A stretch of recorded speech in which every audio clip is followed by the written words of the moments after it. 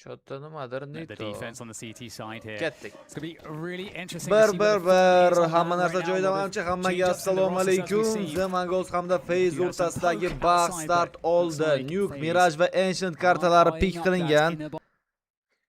Shotda internet ili YouTube'da o'zi ishlamayaptimi? Nimaga bunaqa lag?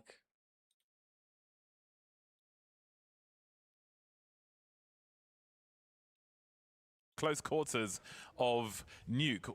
I mean, that's a nasty surprise for FaZe. Is that, I mean, hang on. Mani YouTube'im qotmayapti.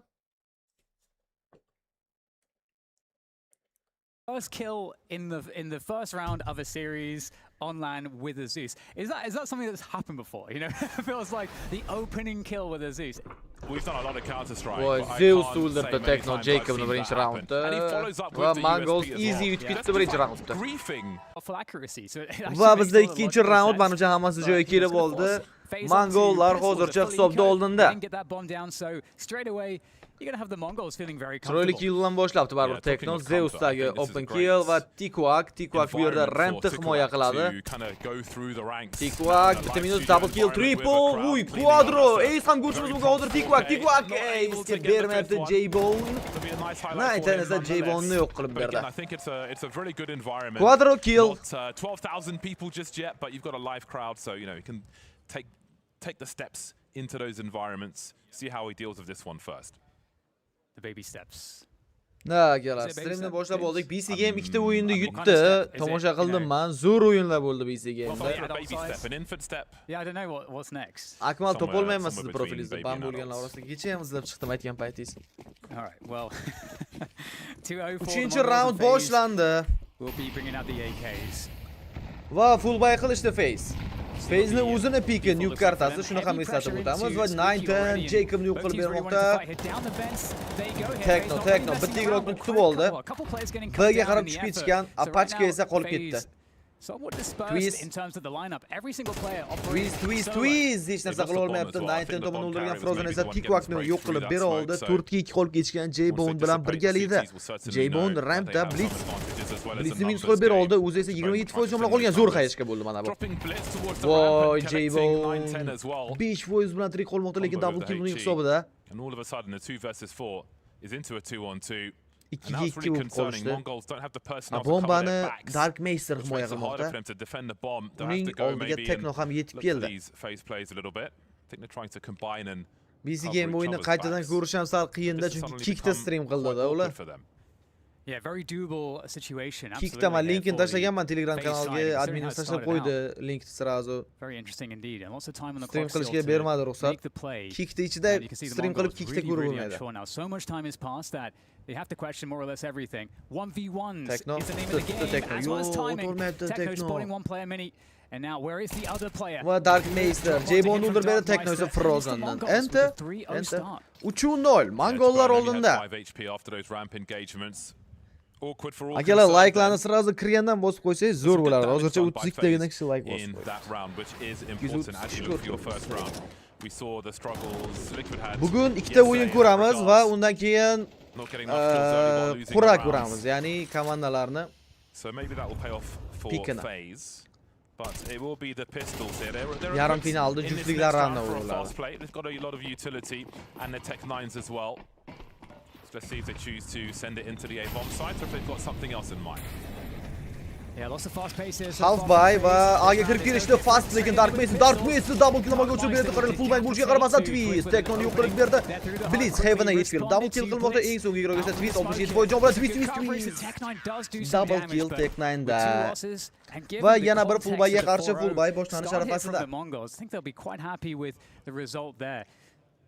Jota FaZe'da ozgina for Mongols, not a single bomb plant yet for FaZe. And of course that was a half buy, so they'll be fine. But in these buy rounds, Dark Meister you've got to get those bomb plants so you can keep those AKs up again. They've dropped a few players for the CTs, but they need to build on those frags in a round such as this where the AKs are coming out once again. AWP is out for 9-10 and 9-10 only. So we'll see how much of a problem he can be early in the CT half. And so far, you know, this might be the first round where we'll get a bit more pressure on the outside, more of a commitment here from the FaZe side. Again, they've had a very fast pace, generally speaking, so maybe looking at a slow round here now as well, trying to mix up that pacing. We'll see how quick they want to go. O'zini Amenga qarab kirib It might kelishi. still be quite quick, in fact, Frozen taking shu the way straight Twist into the upper Amenga bomb bo'lgan side split. to'g'riligicha. The bomb was on the roof though, on Silo. Spotted with a quick engagement. qaytib olmoqda. Someone is on their way towards Secret for the CTs. I think it's 910 with the AWP. Secret desa 910 bor va hozir J-Bone flashlar otib raskillar qilib beradi. Dark Master anti-flash pozitsiyasini yaxshi ushlab bera oldi. Frozen esa teknoni yo'q qilib bermoqda. Open kill topilgan Tikwa Frozen o'ziga razm bera oldi. Tikwa Endi bo'sh kerak. Voy Dark Master. Double kill amalga oshirib bermoqda bu yerda. Dark Masterdan triple mi? Yo'q, Tikwa triple kill qilib bera oldi. They said he's the anchor, the A anchor in many of these bomb sites. Himoyachilari Dark Master hamda Tikwa. Yangi igroqlar Mongollarga round yutib berishdi. After they took that initial space outside, setting up the positioning and the timing to hit a coordinated split into the upper bomb site. Da, yang Mongollarda butun sastavi Mongoliyalik. Hammasi on because they were able to then reposition. Va FaZe o'zining birinchi time outni olishga majbur bo'lmoqda themselves, and the Mongols, they're able to fight the fire with the fire here right now. FaZe, they've been going fast, time and again. Va time outdan foydalanib like bosib qo'ysa bo'ladi. 96 bo'lib qoldi. 4 kishi likedan keyin 100 bo'lar ekan. Keyin o'sha 4 kishi vaqtni insonlar bizani ham xursand qilib qo'yadi. Like'lar ozgina vaqt ketadi. Yeah, timing faster or slower. They're not really dropping Darkmeister on this bomb site. 6 for 1 is Darkmeister, 8 for 2 is Tikwak, supporting his teammate really well there. And again, we're this is round 6 now, and FaZe have not even felt close to getting a bomb plant, which makes things awkward. 6 round boshlandi. Their money's on the cusp of being able to buy. I think 5-0 yana KS qonuni ko'rishimiz mumkin edi, lekin ekonomik ozgina xafada. But FaZe not planting the bomb. Pistoletlarda harakatlanishadi Halfbay bilan. Yeah, and we heard from the desk as well, that perhaps the selection of Nuke was due to FaZe seeing some weaknesses in the way that Nuke has been played previously by this Mongols lineup. But there's been time to patch things up for the Mongols as well. Maybe that wasn't more of an outlier event for the Mongols in the previous Nuke. So FaZe, they might have to start adjusting somewhat sooner on the T side here, away from whatever initial big because this fast place, the upper attacks, the split on the upper hasn't been working out too much. And one thing that's for sure, James, is we haven't had the outside of ramp tested just yet. Smoke uloqtirilmoqda va bu yerda molotov ham tashlab berildi. See the setup here for 910. They are very expectant of the play here from FaZe. Techno. Agressiya, Techno bor. Himoyada va Jacob Blitzni yo'q qilib bergan o'zi Techno hali ham yaxshi o'ynab beribdi. 910 bitta Mizu keyingisida tekkizib ber oldi o'qni. Low HP 9 bilan qolgan J-Bone Dark Master tomonidan tutib olindi. Techno. Ya 910. Techno tegdi o'qunga. Eng so'nggi igroq Jacob. Bu majorda o'ynagan Jacob emas, lekin anchadan buyon unaqa darajada o'ynab bera olmayapti. Tikwak o'zining 9-killni amalga oshirdi.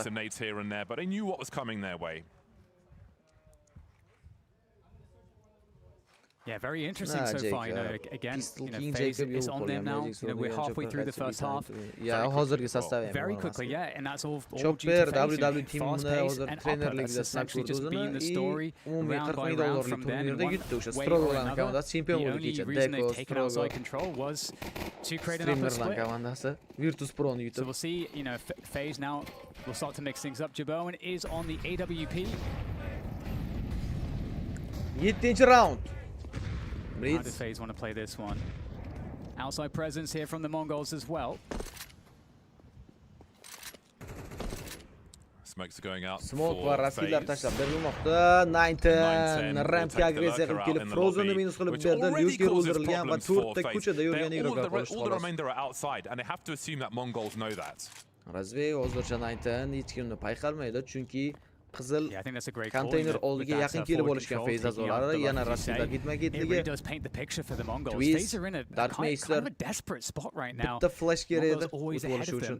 Twist lekin garajdagi iroq Blitz qilmayapti. Blitz ikkita tomondan siqib qo'yishadi. Great baked opportunity for Darkmeister as well. Uning uchun double pick qilib ikkita iroq ham kill topish kerak. FaZe tomonidan. And there are multiple angles. They're walking into a sandwich. Flash zur o'tib berdi 910 va 910ning o'zi J-Bone ham o'ldirmoqda. Twist faqatgina Blitz orqali rasm ber oldi xolos. Turkiya 2 vaziyat. Awkward position for FaZe to be in. All is known. Twist esa Nuke xayolima keladi, Nuke esa Twist xayolima keladi. Your lobby holder immediately. like just full information from Mongol seconds into this round, and again it comes down to can we do any damage once more. The 7th round where they have no chance of planting the bomb, which means the pistols are 9-10 Jacob yo'q qilmoqda. Eng so'nggi igroq esa Twist. So maybe there's a bit extra to come their way, but again, Ma'uzim yana balandroq qilib qo'ydim mana. There's no mileage on the FaZe vehicle right now. Save qiladi kalashda. 7-0. There's two positions here for FaZe. You know, one, the first interaction, as you spotted, was that the kill of the orqa fondagi ovozni yo'qotib bo'lmaydi. Mongols all the info that they needed to understand what the rest of the team was, like you said. And then FaZe, because they decided, okay, we're going to commit to this outside presence as opposed to going back and re-clearing lobby, they can't really easily do that. That's very risky for them to go back and do. You don't know if the CDs are set up in there. You don't have the info, so it feels safer to stay outside and try to make something happen just with these gun battles.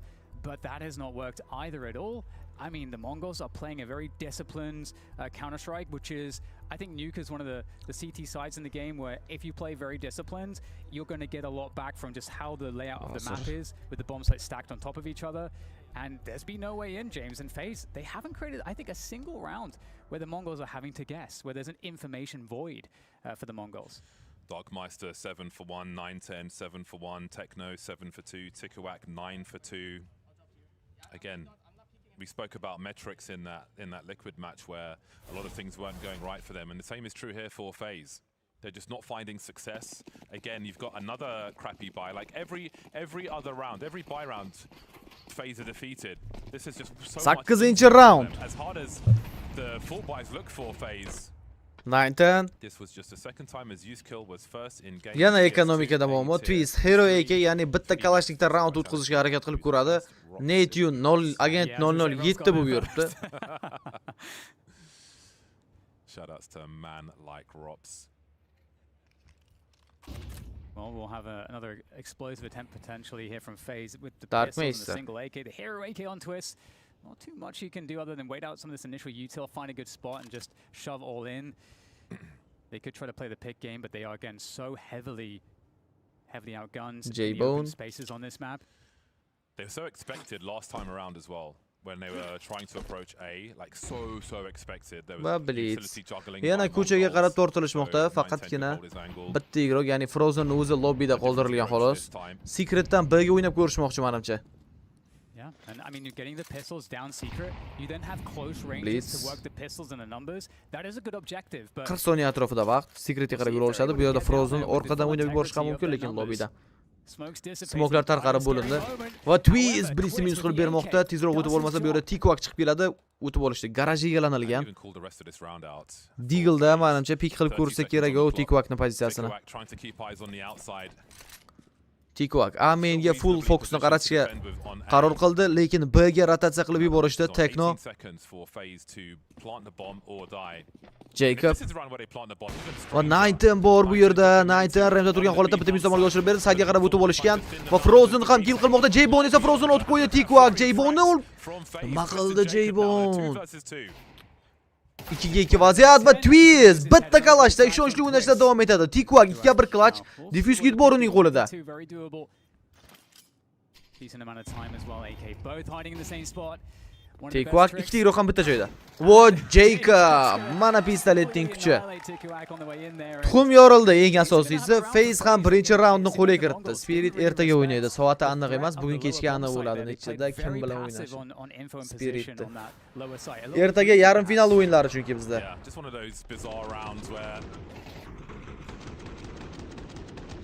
Volbang bilan o'zini igrogini otib qo'ygan ekan. Ko'rdinglarmi J-Bone?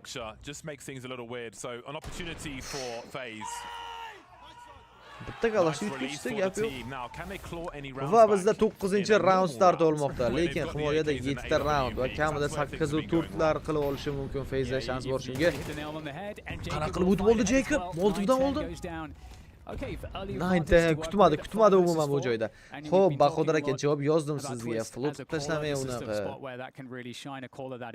5v4 on the T side with lots of time on the clock to work with. Twist making his way outside.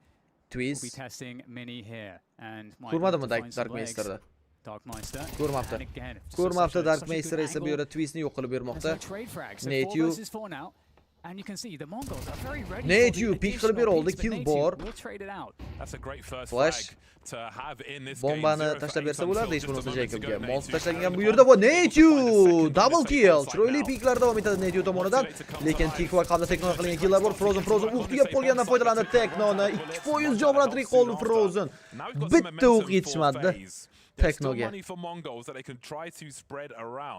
But off the back of an unlikely one for FaZe, they have FaZe hujumdagi ikkinchi raundni qo'yla kiritdi. FaZedan qo'rqish kerak. Bekorga pik qilmagan Nuke kartasini. To'rttadan ko'p raund berib qo'ysa, hujumda Mongollar ancha qiynalishadi va comeback bo'lish ehtimoli ham yuqori. Individual skill on the team, and right now in terms of the o'ynaymiz, bugun ham o'ynaymiz.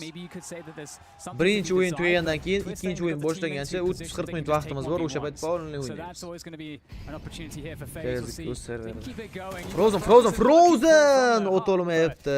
Teknova bilisdan killarni aytirsa, twistni yo'q qilib berdi va o'zlarining boshida bolalar. Dark Master ham yaxshigina pozitsiya egallab olib bo'lgan allaqachon. Saydi o'tib olgan Jacob haqida info bor Teknoda. Dark Master easy tutib olmoqda. Eng so'nggi iroga istadi. Jacob eshitilgan va albatta bilishadi uni pozitsiyasini. Har tomondan agressiya qilib ko'rishmoqchi. To'liq yaqiniga kelib pozitsiya egallanib olindi. Bu bolbanglar orqali deganimizda Dark Master smoke tarqalgandan Jacobga headshot bermoqda. FaZe up, uyg'onish kerak FaZe. Chiroyli o'yin ko'rishimiz uchun. Definitely some good words, I think, to describe this situation. Again, FaZe need to find individual fights here. I mean, that just seems to be something that I think they've realized as well. How can we create a round where we can get these 1v1s? Still, though, the Mongols are also a team that is just packed with individual skills, so nothing's guaranteed here. And for FaZe, it feels like there's a lot of gears that, you know, haven't been tested as far as a T-side nuke goes. 11-chi round boshlandi. Blitz va J-Bone ham o'yini chiqmayapti-da. AWP'da. Bundan oldingi balki KTga o'tsa yaxshi ochilib ketar, lekin bundan oldingi raqiblarga qarshi ancha chiroyli statistika qilib ketayotgan edi.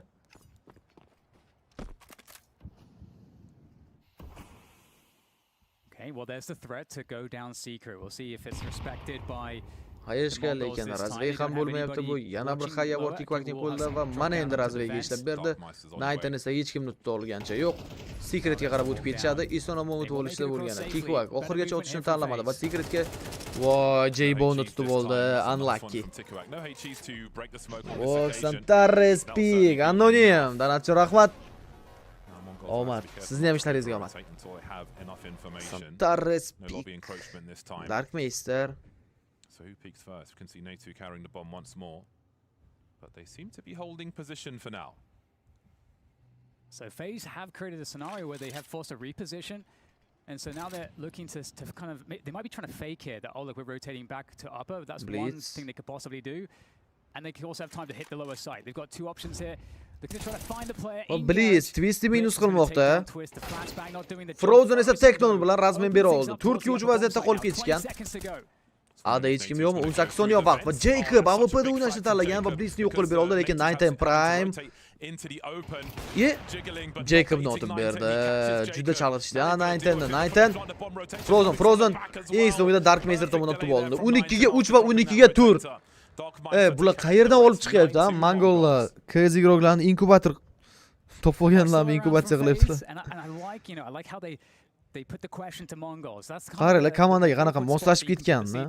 We haven't seen the Mongols be in this position very much where they're having to kind of figure it out and they're having to kind of guess what positions they need to hold for an effective defense here. FaZe run the clock down to the last 10 seconds, but still the Mongols with a great read, good positioning, good performance. And now once again FaZe on an awkward buy. 12-chi round va bu raunddan so'ng jamoalar o'rin almashib olishadi. Tikvak and Darkmeister 12 frags each. Zo'r yetib keldi lekin Tikvak. Doing really strong work for the squad. Twist. Tekshirmaydi Tikvakdan oldin.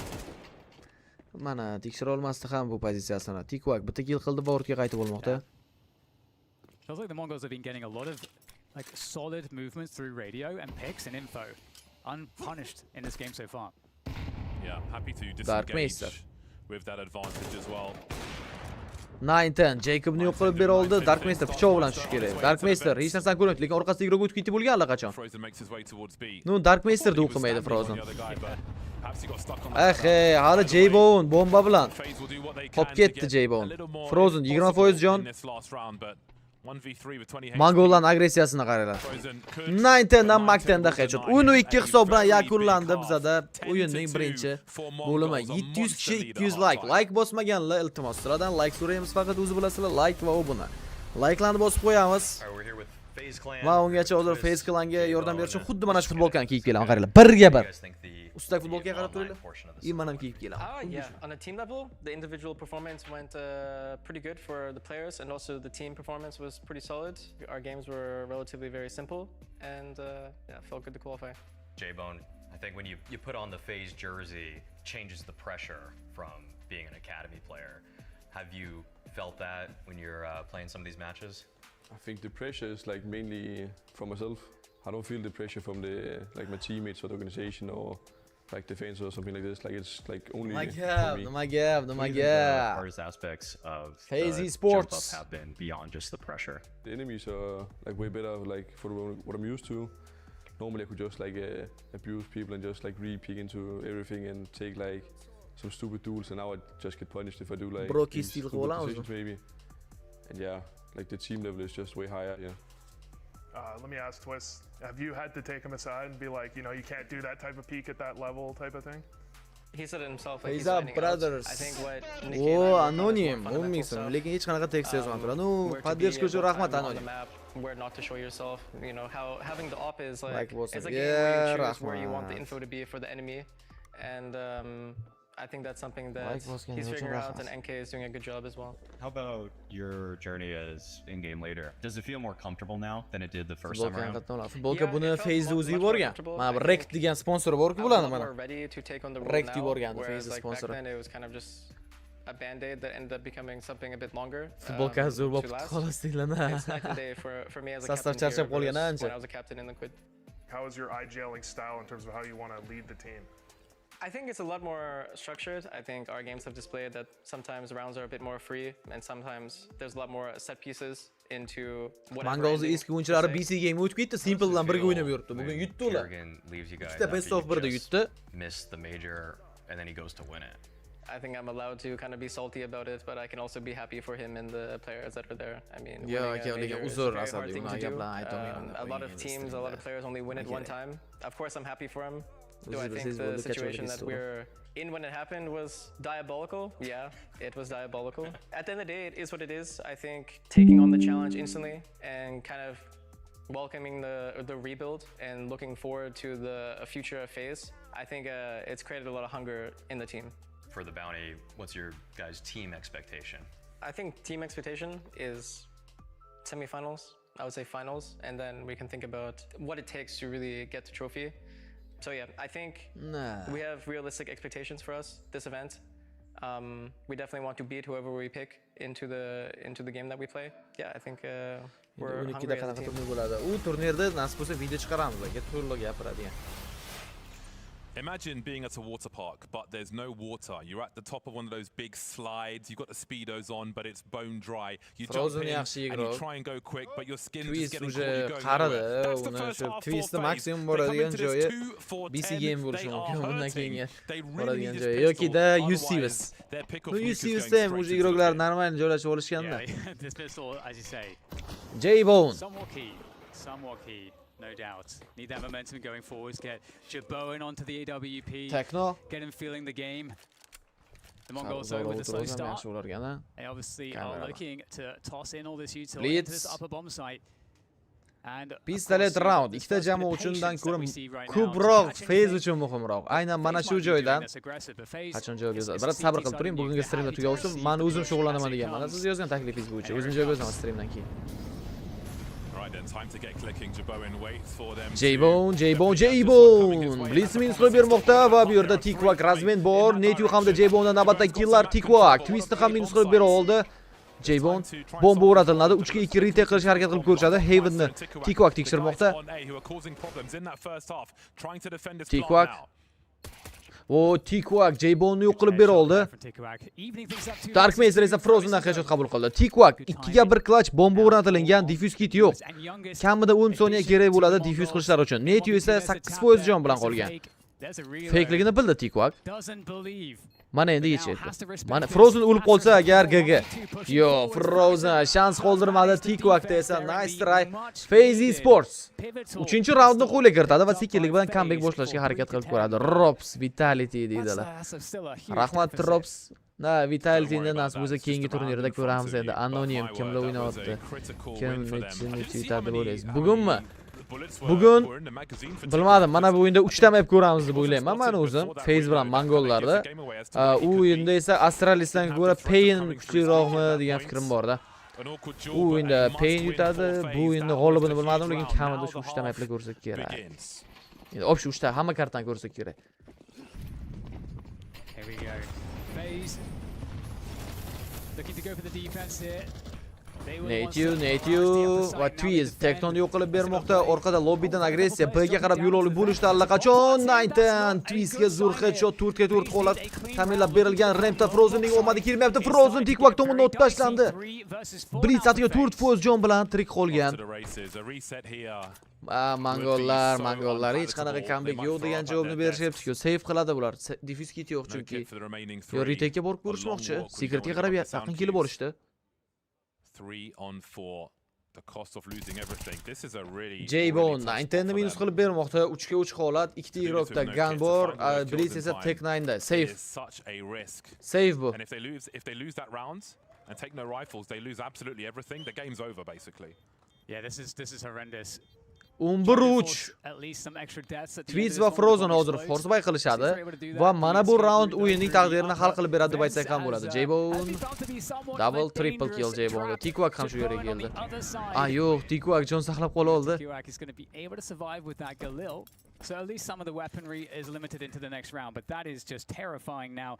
FaZe have to somehow recover the Mongols with a steal there with that ramp drop.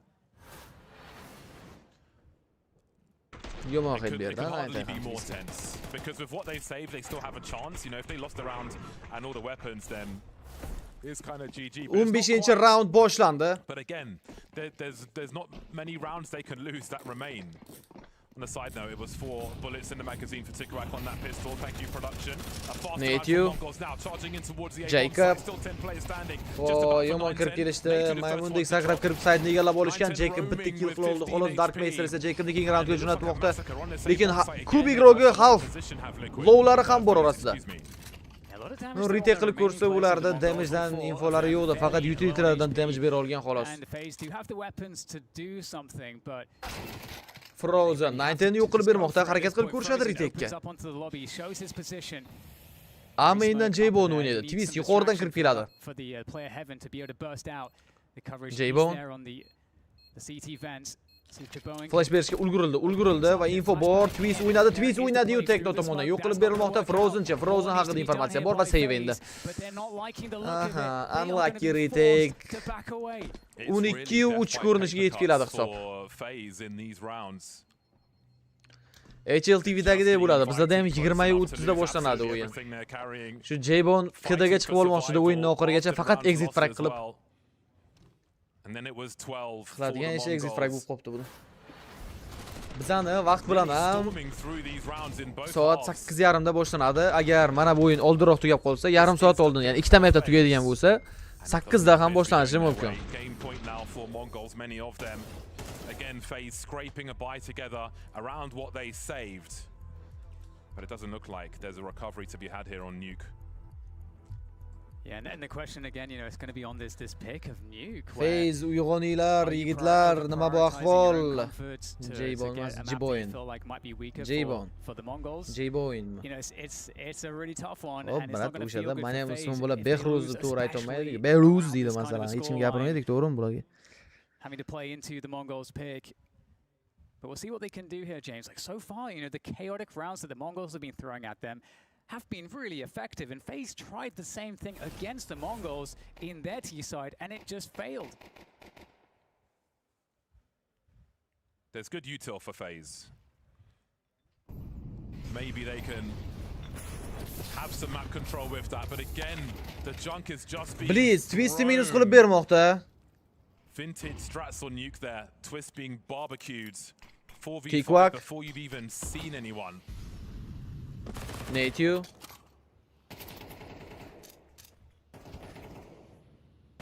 No sweat at all for the Mongols. This has to feel so easy for them. So Qayishga tashlab berildi. 62% bilan tirik qolgan va bizda map point. BC game bugun 9 da o'ynaydi, 9 da. Uni stream qila olmaymiz lekin. Tekno. Ikkita ig'roq ham lobbiga push qilib kelishdi. Rampdan ham yo'llarda o'tilmoqda, lekin konteyner tekshirishmayapti nimagadir. Agar Tekno ikkita headshot berib yuborsa, men 5 ketaman. Qanaqadir o'qib bilyapti o'yinda. 1 Jacobdan razmen. Yo'q, Jacobdan double kill ko'rdik.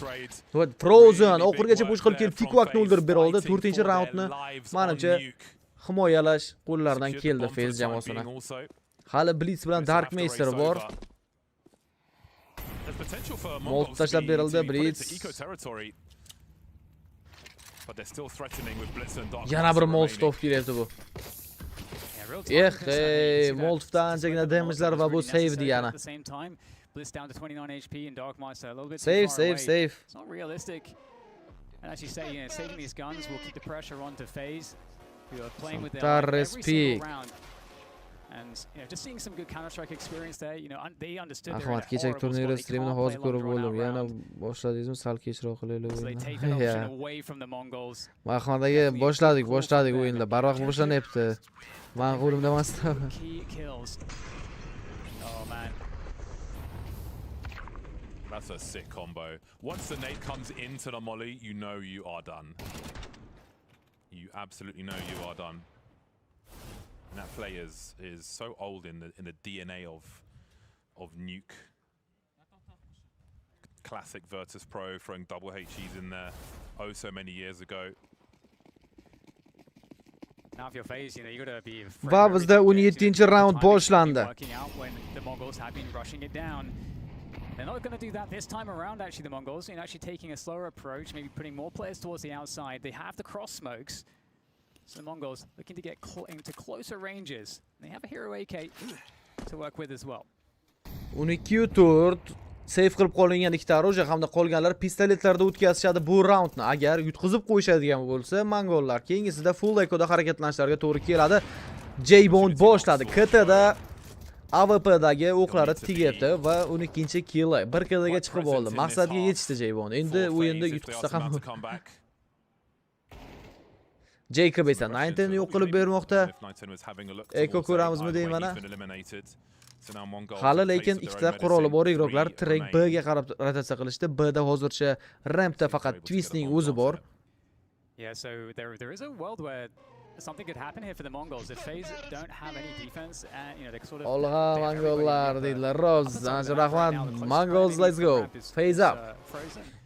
So it's going to get a little bit dicey if they do allow the bomb to go down. There is potential here for Mongols. Lekin mana bu Mongols bosh og'riq bo'lib beradi, Spirit shunga o'xshaydigan jamoalarga. Nima deb o'ylaysizlar? Frozen Tikwakni yo'q qilib berdi. Tikwak salgina shoshdida. Ko'rinmasdan turganda balki o'yin aynan mana shu joyda yakunlangan bo'lar edi. Blitz. Vo Blitz yaxshigina damage bera oldi Frozenga. Frozen o'lib ham qolishi mumkin va Blitz Frozen o'ldirib beryapti. AWP. Voy Blitzdan double kill Tekno ham bitta amalga oshirib berdi. Tekno 2 ga 1 clashda. Diffuse kit bor ularda. Diffuse kit bor. 4 soniyaga yetadi. Ulgurmasaj diffuse qilishga. Voy Jacob qutqarib qoldi bu raundni. Sal qolganda 5 ga 2 yutqazib qo'yishlari mumkin edi. Nice try Blitz. Tikwakning biroz shoshgani Mongollarga o'yinda mana shu joyda tugatishga shans bermayapti. J-Bone esa Dark Master o'ldirgan highlightni bo'ldi. Can you have someone in a position where they can spot the lower rotate? And I think for FaZe they could have spotted out the lower rotate. Ya, u endi nabarat boshqa zo'r komanda. DC game. Simple bilan birga 2 ga 4 raund yutib yuribdi. Muzinyo. And the Mongols, they've got a lot of rounds to buffer. They can just keep throwing stuff at FaZe until it works. With the new squad, we may see growing pains in things like 18-round. Va full echo. against game points on the CT side. Hisob 12-5, 12-6 qilib olsa bo'ladi. Mana endi agar FaZe bir o'ziga kelib olsa, lekin shans qoldirmaydi. Nu mongollar bitta A'ga agressiyasidan ehtiyot bo'lish kerak edi. Qaysi raundligini bilmadim-u, men A'ga hujum qilib yutib ketadi deb o'ylayman. Chunki Nuke kartasida chiroyli raskillar bilan bilsanglar A'ga easy kirib kelishi mumkin. Raskillarni, tayminglarni ushlab bilsa bo'lgani. Twist bitta kill, Twist double killga, lekin 4 dona o'qi bor, boshiga o'tib ko'rmoqchi. Ikkita o'q qoldi, bo'ldi. Qaytdi bu fikrdan. And they're taking pot shots. They just need one bullet to connect. It's Tikwak. going to really hurt for FaZe. 50 seconds to go now as the Mongols. 4 versus 5, still trying to work some of these positions. Just teasing. J-Bone 19 ni yo'q qilib bermoqda. J-Bone ekan. Inglizlar shunaqa o'qiydi-da, buni J-Bone. Which will limit what Bizlar Mongols uchun are able J-Bone. to achieve in this one. J-Bone. So far so good for FaZe. Bilisni ham yo'q qilib beroldi. Natio esa Teknoni minus qilmoqda. In front of you. Nah. He dealt with. Easy round. FaZe comeback qilishga ishonadiganlar bormi? Mongols. So they'll have a good buy with no AWP for 9-10. And boy is he a nuisance with that scope. 13 for he and Darkmeister. Tikwak up there with 17 frags so far. Natu still having a quiet game, 5 for 15. Maybe the CT side is 19-round boshlandi. Hisob 12-6. Yana 6 ta round. Bu degani 3 ta full buy'ni yutishsa bo'ldi. See what they can find on the outside. Couple players out there to potentially challenge J-Bone. SVD account ochib olganmisiz? And a very forward play here from FaZe. Twist, Blitzni minus qilib bermoqda, Twist. Better position around the corner of the smoke. Have a look at lobby though. We've got fast moving action here from Mongols. Are they going to try and take advantage of this timing of the CTs being outside Mana to do 5 ga 4 something on the vaziyat. inside? Everybody around smokes for the time being and it is 3 ta A himoya. Rampda Frozenning o'zi bor hozircha. Unga yordam berishga J-Bone bor, J-Bone. Orqadan esa Tekno kelyapti. Teknoni o'qishmaydi. Teknoning pozitsiyasi salgina xavfli. What can he do with it is the question. Yeah, this is potentially just a collapse of the entire round for FaZe. Mongol versus Spirit ko'ramiz. Zo'r bo'lardi. Twist payqab qoldi Teknoni. Jacob esa 19 ni minus qilib bermoqda. Balki finalda ko'rib bilarmiz mana shu ikkita komandadan bittasini. Spiritga qarshi. Oh man, Tekno. Man, there's so much potential from that play. Yeah, it was really interesting the initial setup from Mongols with the smokes outside. They had Safe. a lot of presence. Darkmeister hamda Tikwak tomonidan 12-7. Saw Blitz getting the worst of a duel around the corner. Ko'rinishiga yetib keladi 20 soniyadan so'ng. In a position to respond to what was happening outside. Maybe they had different intentions if their players make it to see. Asosiy naushnik, ichidagi naushnik o'yinda ovozini eshitadi. Asosiy naushnikda o'zi esa shovqinni to'sadi va mikrofon ishlatiladi unda. TeamSpeak. A lot of different threads out for Mongols, dealt with one after the other. That spatial awareness from Twist, really important, catching that player heading towards heaven. I think that made all the difference while Mongols were trying to pull them from pillar to post. To see if there is a way back here for FaZe, you know, now 5 rounds to overtime. Respeak. Blaze shot. O'zbek o'yinchilari qachon o'ynadi katta komandalarda? Katta komandalarda bilmadim, lekin G2 ni akademiyasida hozir o'sha Hitori bor. G2 ni akademiyasida u ham o'sha bundan keyingi bo'ladigan turnirda qatnashadi. U yoqda tier 1 komandalari bor, tier 2 komandalariga qarshi, tier 2 tier 3 turnirda. O'sha igroq G2 da ishlari yaxshi bo'lmasa, kelajakda balki olib chiqilar. Maybe a game saving frag there from Twist. Yeah. Oh, definitely.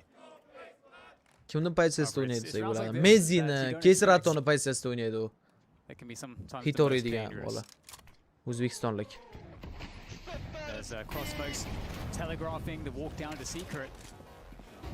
And there are players up here as well in the lobby looking to potentially go into BC Gaming o'yini qachon yana shuncha kommentda turadi. Hozir aytib yuboraman. Twist bitta minus 2 kill qila olmayapti, lekin bu yerda Jacob yaxshi o'ynab berdi. 19 o'qilmayapti, 19. Native va J-Bone'dan navbatdagi killlar va round hal bo'ldi. People in the lobby for Mongols spells danger. Mana sekin yetib kelyapti ular. And they had that there again. So quite a few different looks when they've got 2 people outside, but FaZe have answered both of them. And let's not forget how this half started. it's a hell of a run for FaZe, which it's hard to see coming when you move into this half with just 2 rounds, but here they are. Yeah, totally. BC Gaming'ning o'yini bugun mana yozib qo'ydilar, qarang, Azbek aka yozdilar. Bugun soat 9 da o'ynaydi. Trainvex'ga qarshi best of 1 bittagina karta o'ynaydi. Go forward and the Mongols start to scratch their heads. Jabon outside. It's a hard flick to hit and it's going Jabon. to just pistols though for the Mongols. They need to find some of those close ranges or perhaps a long range deagle headshot. That's close. Bu roundni olishadigan bo'lsa, keyin 12-9 degani o'zi, lekin yaxshi comeback qilib kelyapti. Juda uzoq o'tadi. Tech 9 maybe if it was a deagle. A different story. Blitz. Oh. Kutib oladi Native. Voy, timing. Native ulgurdi Native. Jacob bittadan killar. Native double kill. Native orqadagi yo'ldan ehtiyot bo'lish kerak. Jabon yetib keldi yordamga. Twist o'q tugab qoldimi? Jabon yordam berib yubordi. Ancha qiynashdi lekin pistoletlar bilan ham. Denying the bomb plant. They're only 3 rounds away now. Yeah. Is that threshold where you're like now you're believing. You're really Endi full buyga qarshi full buy ko'ramiz. And on top of that, you actually have momentum at the same time. So it's weird because the Mongols Qaranglar, fliklari ancha yaxshi. Feels like 12-9 have more of a chance to close these 3 rounds just because of how many rounds they've won in a row. So this is a very tricky part now as we move forwards. Are the Mongols going to be able to find that just one key round? Dark Meister. For a pick onto the lobby position. This has not really been tested. Rampda birozgina ehtiyot bo'lishlariga to'g'ri kelar ekan. Ko'chaga smoke va kerakli raskillar tashlab berilmoqda. Frozen double kill amalga oshirib berdi full buyda va u qilmayapti, chap tomonga o'tib ketgan Dark Meister esa razmen ber oldi Frozenga. Twist Teknoni tutib oldi. 4-2 vaziyat. FaZe Clan'dan ajoyib comebacklar. Hozir Hotuga qarshi o'ynayapti G2RS. O'sha Stake Pulse degan men aytgan turnirda. G2RS 5-0 oldida yutyapti ekan. Yaxshi. Bomba B'ga o'rnatilishga qo'yib berishar-ku men. Qo'yib berishadimi ekan? Yo'q, qo'yib bermayapti. Native yetib keldi chunki Dark Meister haqida endi informatsiya bor. Dark Meister side'ga tushib oldi, uni ham eshitishgan. Dark Meister Twist yetib keldi va Jacobdan baribir oxirida headshot qabul qilib olmoqda. 12-3dan comeback. 12-10gacha yetib keldi.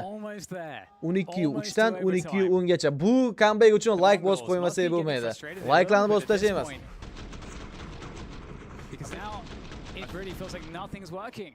Nightbot xato. Nightbotda qaysi bugun deganimi?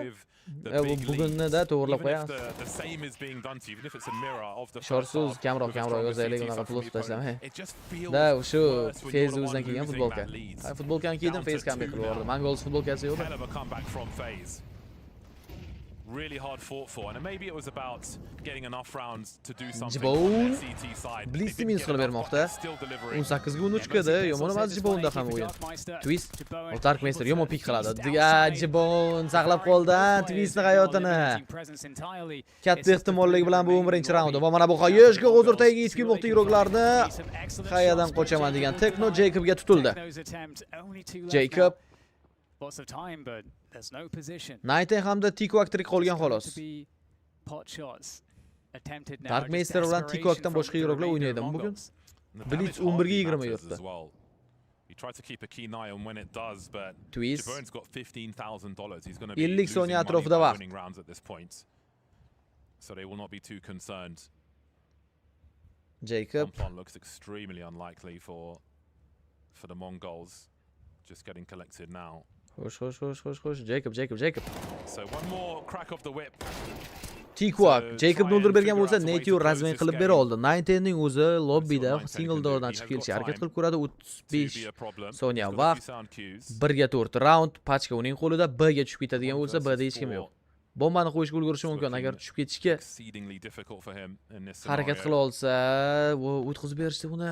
Endi ko'rib qoldim. Va Native tomonidan tutib olinyapti. Yaxshi, Shotirbot nimaga tinchmisiz, charchamaysiz, savollar joyidan. What is the play to avoid overtime? Like, what is the one thing, James, that you call in this position? Kechga ham stream. Da, kechga o'yinni ham ko'ramiz. Earlier on, 12-3 hisobidan comeback. people have risen. 12-11 gacha va biz 24-raundga yetib keldik. Now what kind of look will they give on the outside, Mongols? 19 and TQuack are combined 3-17. But it's all five ready to do something on the inside. Very forward utility from FaZe to try and delay things. Va Nate TQuack yo'q qilib ber. Bu yer overtime degani bu overtime. Blitz Nate o'ldirib beroldi xolos. Jacob 19 tutib olgan eng so'ngiroq. Blitz J-Bone tomonidan razmay qilib berildi. Voy-yo, 12-3 dan 12-12 gacha. Bekorga nuke pick qilmagan ular. Uje mangolar tiltda. No, Blitzning default basharasi shunaqa o'zi. Twistni o'tirishini qarang, kulib. Kayfiyatda. Yeah, that is a great job, and I think it's so good to have a comeback like that when you've got a young squad with new additions. That feels so good. You can do it. You have the confidence. Watershot kim yutadi deb o'ylaysiz bu o'yinda? Mana shu mapda nuke'da mana comeback bo'ldi. FaZe hozir himoyada ketdi. Mongollar bitta round olib turadi-da. Mana shu. J-Bone 19 ni minus qilib beryapti. Boshini ko'rar-ko'rmas otib berdi.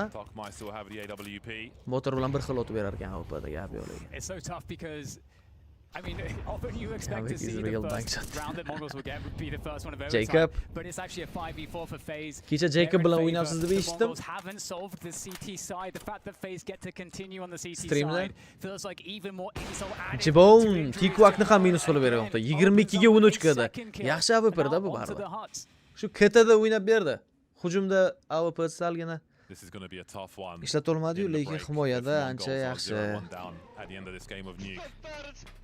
Had a lot of overtimes yesterday in an exciting match. Santares Peak Ziyodulla aka, assalomu alaykum. Va alaykum assalom. Charchamayapsizmi? Sog'liqlaringiz yaxshimi? A potential lurk from lobby that could be pivotal here for the Mongols. They have some position to work with.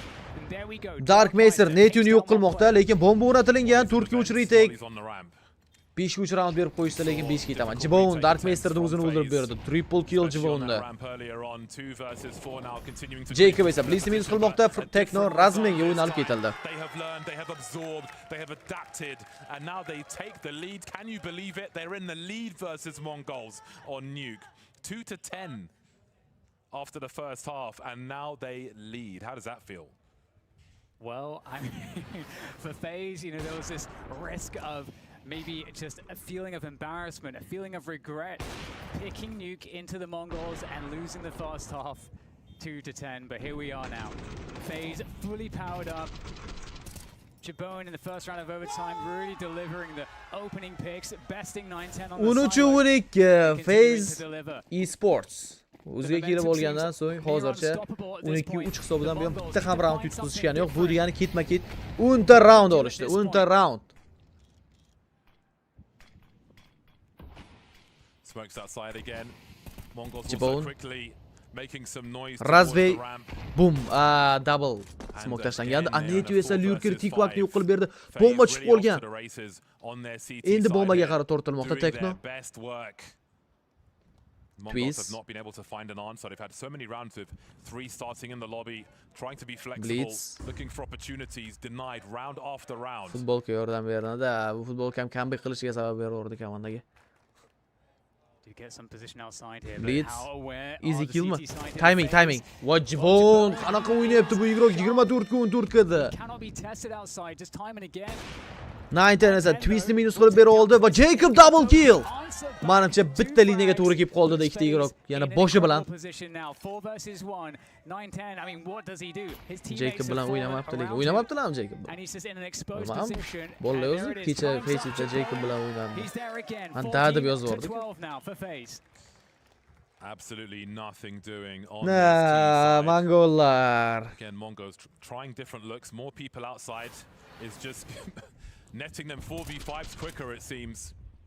And now it's FaZe's turn. Let's not forget that aggression we saw on the CT side from Mongols. From 9-10.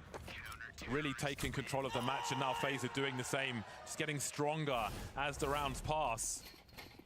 Ketdik. Jamoalar o'rin almashib bo'lishadi mana shu raunddan keyin. FaZe'ni qo'ldan keladi. Bitta raund olish muammo emas.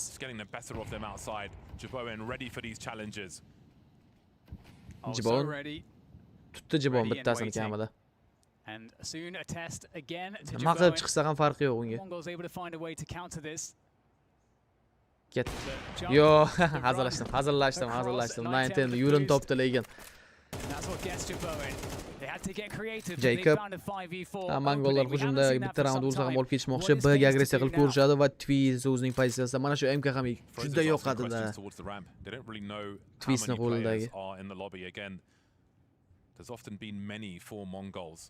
So we'll see if FaZe are able to understand that the threat is mainly going to be towards Yaxshi Molotov Twiz pozitsiyasini o'zgartirib oldi. Twist will show some presence.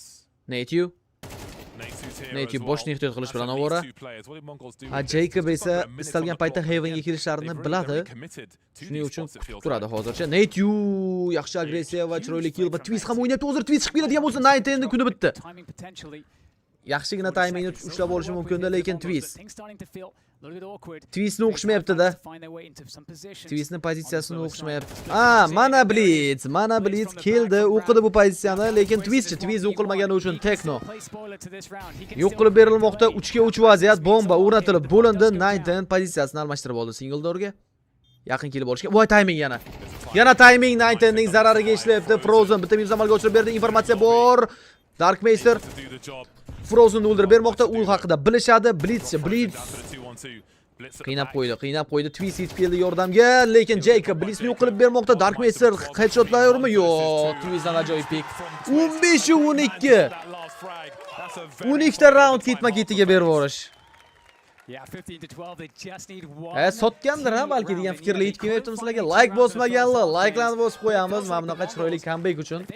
When are they getting any kills in the last 10-12 rounds? They're getting no kills. So from a psychological perspective, you have to give FaZe a massive edge now into this T side. Frozen did great work to go through the ramp alone towards Lobby and give FaZe high confidence of the B play. Of course, Lobby being left open allowed a T to make it through there, but still FaZe able to overcome. Again, I think Twist getting that last frag at half-time as we have a short break and switch sides is fantastic. A lot of timeouts, a lot of discussion through a very high-stress game of Nuke. Shunaqa lekin ko'rdim-dan. Qaranglar, Decider mapda pichoqli round bo'ladi. U ham 50 killida, qaysidir komandalar pichoqli round o'ynamaydi. Qaysidir komandalar davlat pichoqda hal qilamiz deydi. No, bizda efirda ko'rsatilmaydi u narsa. Chunki pichoqli raundni o'tkazishadi, tushunishingiz uchun. Keyin yana 3-4 minut komanda gaplashib oladi. Strategiya nima qilinish adashmasam. Shu yutgan-yutqizganiga qarab. O'sha paytda bizda analitiklarning gapi, undan keyin esa qanaqadir reklamalar shular ko'rsatiladi. Jebon KTga o'tgandan buyon 20 ga tur, 5 KTda tugatdi KTga o'tgandan keyin. Turn to have no margin for error. They just need one round to go wrong, one duel 5 ga 11 yurgandimi? To go wrong. Nate Three outside early for FaZe with a second. Map point, har bitta round map point bu yerda. Blitz bitta minus amalga oshirib bermoqda va Jacob fast razmen qilib beroldi bu killni. Jacob ham o'yin ochilib ketdi. 22 ga 16. 19 o'tkazib yuborganini sezmayapti igroklarni. Bittasi qolib ketgan ekan hali ortda. Frozen qolib ketgan Lurker. Tekno. So does he fight to the death? Oh, he gets that rotation just in time. Molotov kerak lekin bu yerda. Control. Ko'radi hozir boshlarni. Ko'rdi Tekno. Vo. Qo'chishiga esa Jacob qo'yib bermayapti. Yaxshi headshot, 4 ga 3 vaziyat. 19 Lurker Frozen'ni yo'q qilib berdi. 3 ga 3 retake qilishga harakat qilib ko'rishadi. Jibon bor hali bu yerda. Jibon AWP'da chek qilmayapti. Tikwak AWP olgan ekan u ham qo'liga. 2 ga 3 qolib ketishdi. Bomba o'rnatilmoqda Netu tomonidan. Netu o'ynab beradigan joyga yetib keldik menimcha. Jacob ikkita AWP chiqib keladi va Netu Tikwakni minus qilib bermoqda. Ko'rdi. 19 haqida informatsiya bor. Netu yaxshi pozitsiya egallab oldi 19 ni bilishgandan keyin. Bo'ldi bu yo'g'a Darkmeisterni tutib olishsa bo'lgani. Mongollar Darkmeisterga o'q yetmay qoldi, unlucky. Bu tomonda chiqyapti 19. Vo, Netu oldi bu raundni. Netu o'ynab berdik so'nggi raundda. FaZe bitta ham round bermadi. 12 ga 3 hisobidan 0-12 gacha comeback. That is a hell of a run for FaZe. FaZe up. Pick off Nuke to do it Qanday the deb hard way. 2 rounds at half time. Gap bo'lishi mumkin emas. FaZe Esports. Ending up a relief, doing their best work. Bunaqa comeback ancha bo'lganda ko'rmaganimga. Team effort. Like'larni bosib qo'yamiz akalar. 513 like, 600 dan ko'p odam like bosmay turibdi. Hali chiqib ketmanglar streamda. Mayli, keyingi ana unda bo'lsa rozigrish qilib olar ekanmiz. Overtime needed, but at the end of their map pick, at the end of Nuke, we see a win. Mara yo'qda, Mara yo'q. Time out olmadi. Sezdinglarmi? Mongollar bez time out o'ynadi. Chunki Mara yo'q. Trener qatnashmayapti turnirlarda. Trener yo'qligi esa birdan sezildi mana shu comebacklarni berib o'rmasdi masalan. My phone to make sure that this was what I thought it was. This is reality. Yeah, 13 rounds. Trener yo'qligi bildirdi. Like that's just ridiculous. Like Mongols, they had their opportunities, but I feel like some of the T-side calling it led to so many opening picks going. Ikkinchi map 15 minutdan keyin boshlanadi. FaZe's strengths though, and to talk about what they did well. Those A-side anchors did a great job. Jay Bowen, I felt like all the youngsters here from FaZe were really Atak Tikuak bilan Darkmaster zo'r o'ynab berayotgandi-da. 18-27 bo'lsa, 42 da boshlanar ekan. Va bizda reklama time bo'ladi endi aka. Qanaqa reklama deydigan bo'lsangiz, bu albatta KS2.uz serveri. Hozir o'zim kirib o'ynay olmayman, lekin keyinchalik o'ynayman. Mana shu serverga kirib, maza qilib Bunny Hop deysizlarmi streamdan oldin. Og'ayninglar bilan qanaqadir yaxshiroq rejim, AWP rejim o'ynaysizlarmi? Deathmatch bor. Random skills eng qiziq bo'lgan 14 ta kishilik. Har doim odamlarga to'la turadi random skills. Eng zo'r serverlardan bittasi, qiziqarli-da. O'ynashinglar mumkin maza qilib. 5-5 Mirage full, Dust full, Mirage full. Vertigo qo'shilgan, Vertigoni o'ynab ko'rishinglar mumkin. 5 ping bilan ekan. Primerna. Ping minimum bo'ladi. Menda 2-3 ping ham bo'ladi, lekin 1 ping bo'lmadi-yu. 2-3 ping o'ynab ko'rdim. KS2.uz.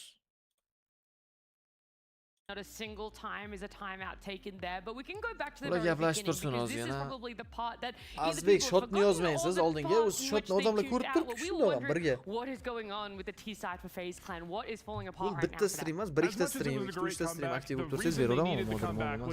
Mongol 225 prime'da. U payt endi gap I wouldn't even question. This was a terrible T-side. And this is what you think of when you think of a twist T-side. What do? You're on a force buy. Give me the AK, boys. I'm just going to take a straight up duel. Then we're going to push lower and we're going to collapse on the squeaky rotate, on the vent rotate, and that's what they're trying to do at the same time as this fight happens in lower. They end up in a 2v2, and then they can find their way fragging-wise to actually close this one out eventually. This is their first round on T-side, on a force buy where Twist said, screw it, we can't win strategically. I'm just going to pick up an AK and go for the frags. They had some really interesting rounds prior to that and after that, but no, I think the kind of more set piece plays for FaZe were just not working out. Usually I would say Tikuok, Darkmeister, those guys were doing such a great job actually in just kind of locking down Tikuok on the rotation, Darkmeister on the anchor spot.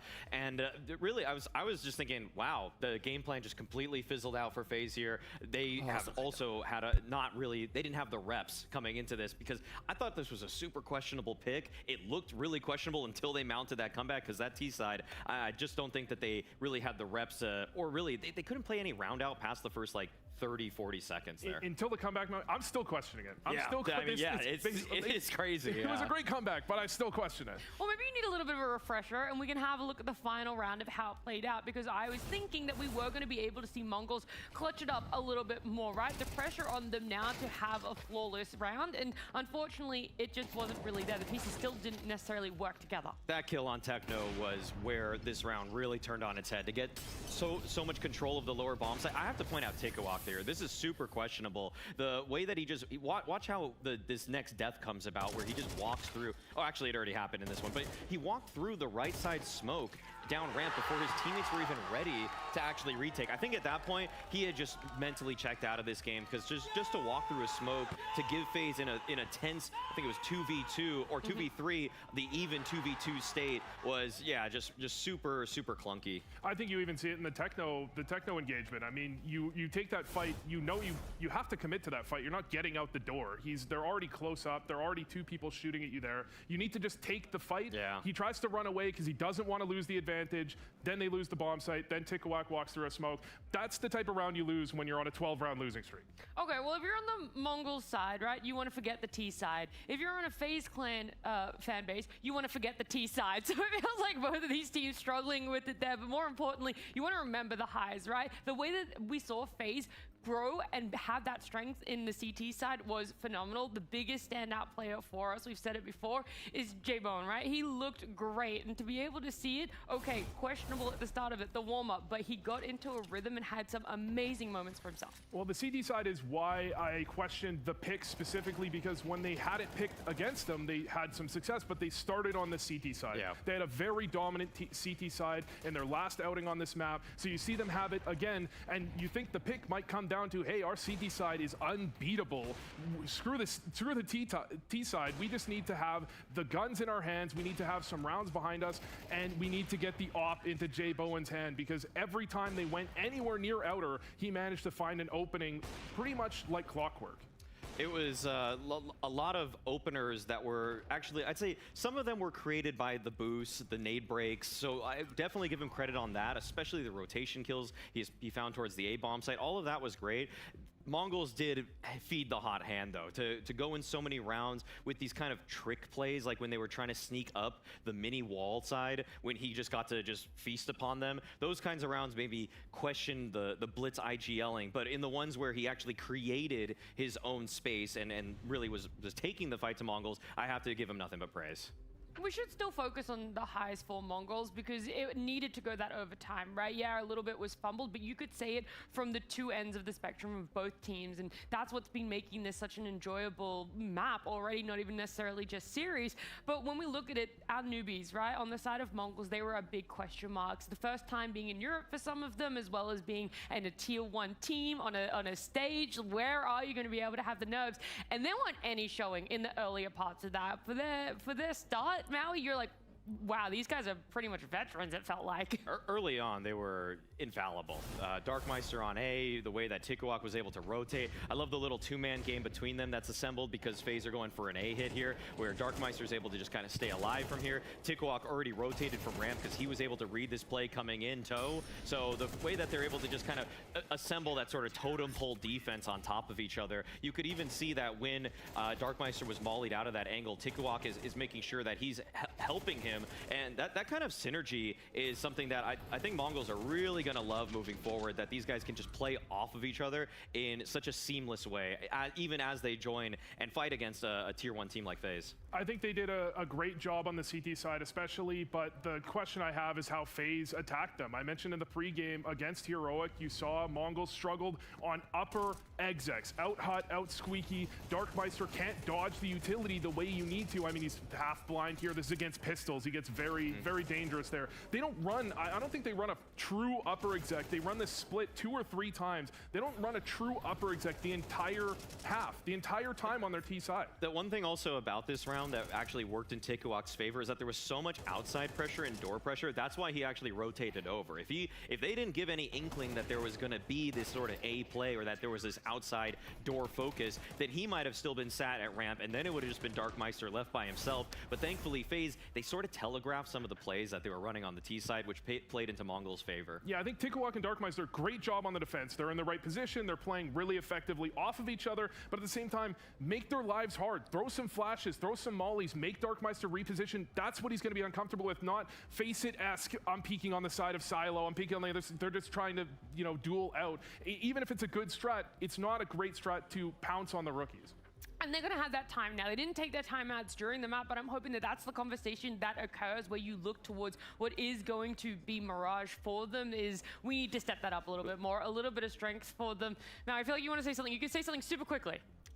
Well, look at them in their chairs. This is what the Mongol special when they don't have Mara. They just sit in their chairs the whole time and they just deathmatch the whole time, or they're just doing aimbots half the time. That's the one concern I have. I don't think it's really a mental reset. They just say shoot harder. That's sometimes the mantra of the Mongols. Well, then we're gonna take a step back. Maybe the Mongols won't do it for themselves, but we will. To just before this series, where Banks was catching up with CHORAK and how he's feeling coming into his first LAN.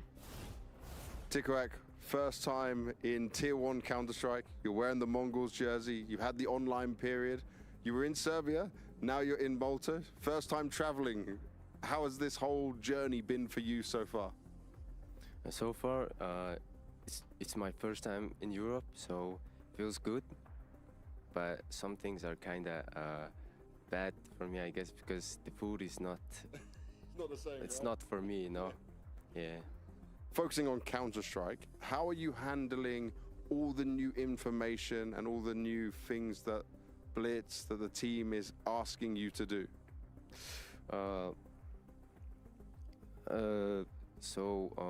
Blitz, we have a lot of tactics, and I've been making some mistakes for some time, and like for now, I think I am like not gonna do mistakes because we've done so much scrims and some stuff. Nice. And yeah, I think I'm not gonna make mistakes. And just your own performance so far, how do you feel about it? Like, what is your thoughts? Not what the team says, not what other people say, but how confident do you feel in your own gameplay so far? About my game plan, I think I'm not 100% being myself right now, because I'm still like adapting to the team stuff and communication and some stuff, and I really think that I'm kind of like not playing myself because I have a fear that I'm gonna like make mistakes and some stuff. Yeah. And I hope this feelings is gonna fade away after some time. Yeah. I'm sure it will. And I also just want to ask you a bit personally, when did you first start playing Counter-Strike? I think it was right before COVID. Okay, not so long ago. Yeah, I think it was 2020 or 2019. Yeah. But like during COVID, I played the most. Yeah. But after COVID, I really didn't play that much because I was doing school and some stuff. And I think in 2025 is when I started taking Counter-Strike seriously. Right. And when did you want to be a professional player? When did you think that like this is what I want to do as a job? I think like at first I really didn't think that I was going to be a professional player. Oh wow. But like there was this like news about like Mongols having a academy team, and I just wanted to like try myself out, and I just gave all my info, and then they accepted me, and that's when I started like, okay, I am going to be pro, and some, yeah. All the information you could want about CHORAK there, from not necessarily enjoying the food for his first time in Europe to also his career start here. He just gave it a shot. He said, "Yo, Mongols, the academy team, if you're interested, I'm also interested." And look where he's at now. Unfortunately, not necessarily the start that they wanted when it comes to being able to win phases map pick, but still in a position where you're in this best of 3. You know how close this competition is, and now you're moving into something that should be more comfortable, Maui, because they picked it, right, Mirage? You would think so, but without having any officials under their belt with this 5-man lineup, it's a worrying prospect for this team, because the way that I'd say Mongols would love to play this map was just that there was just this push and pull across the map all the time. Like Blitz was usually just creating a little bit of chaos in middle, but then that's when you would see players like Mazinho activate from Palace, or just pick their timing so well to just get that free 1v1 on the site.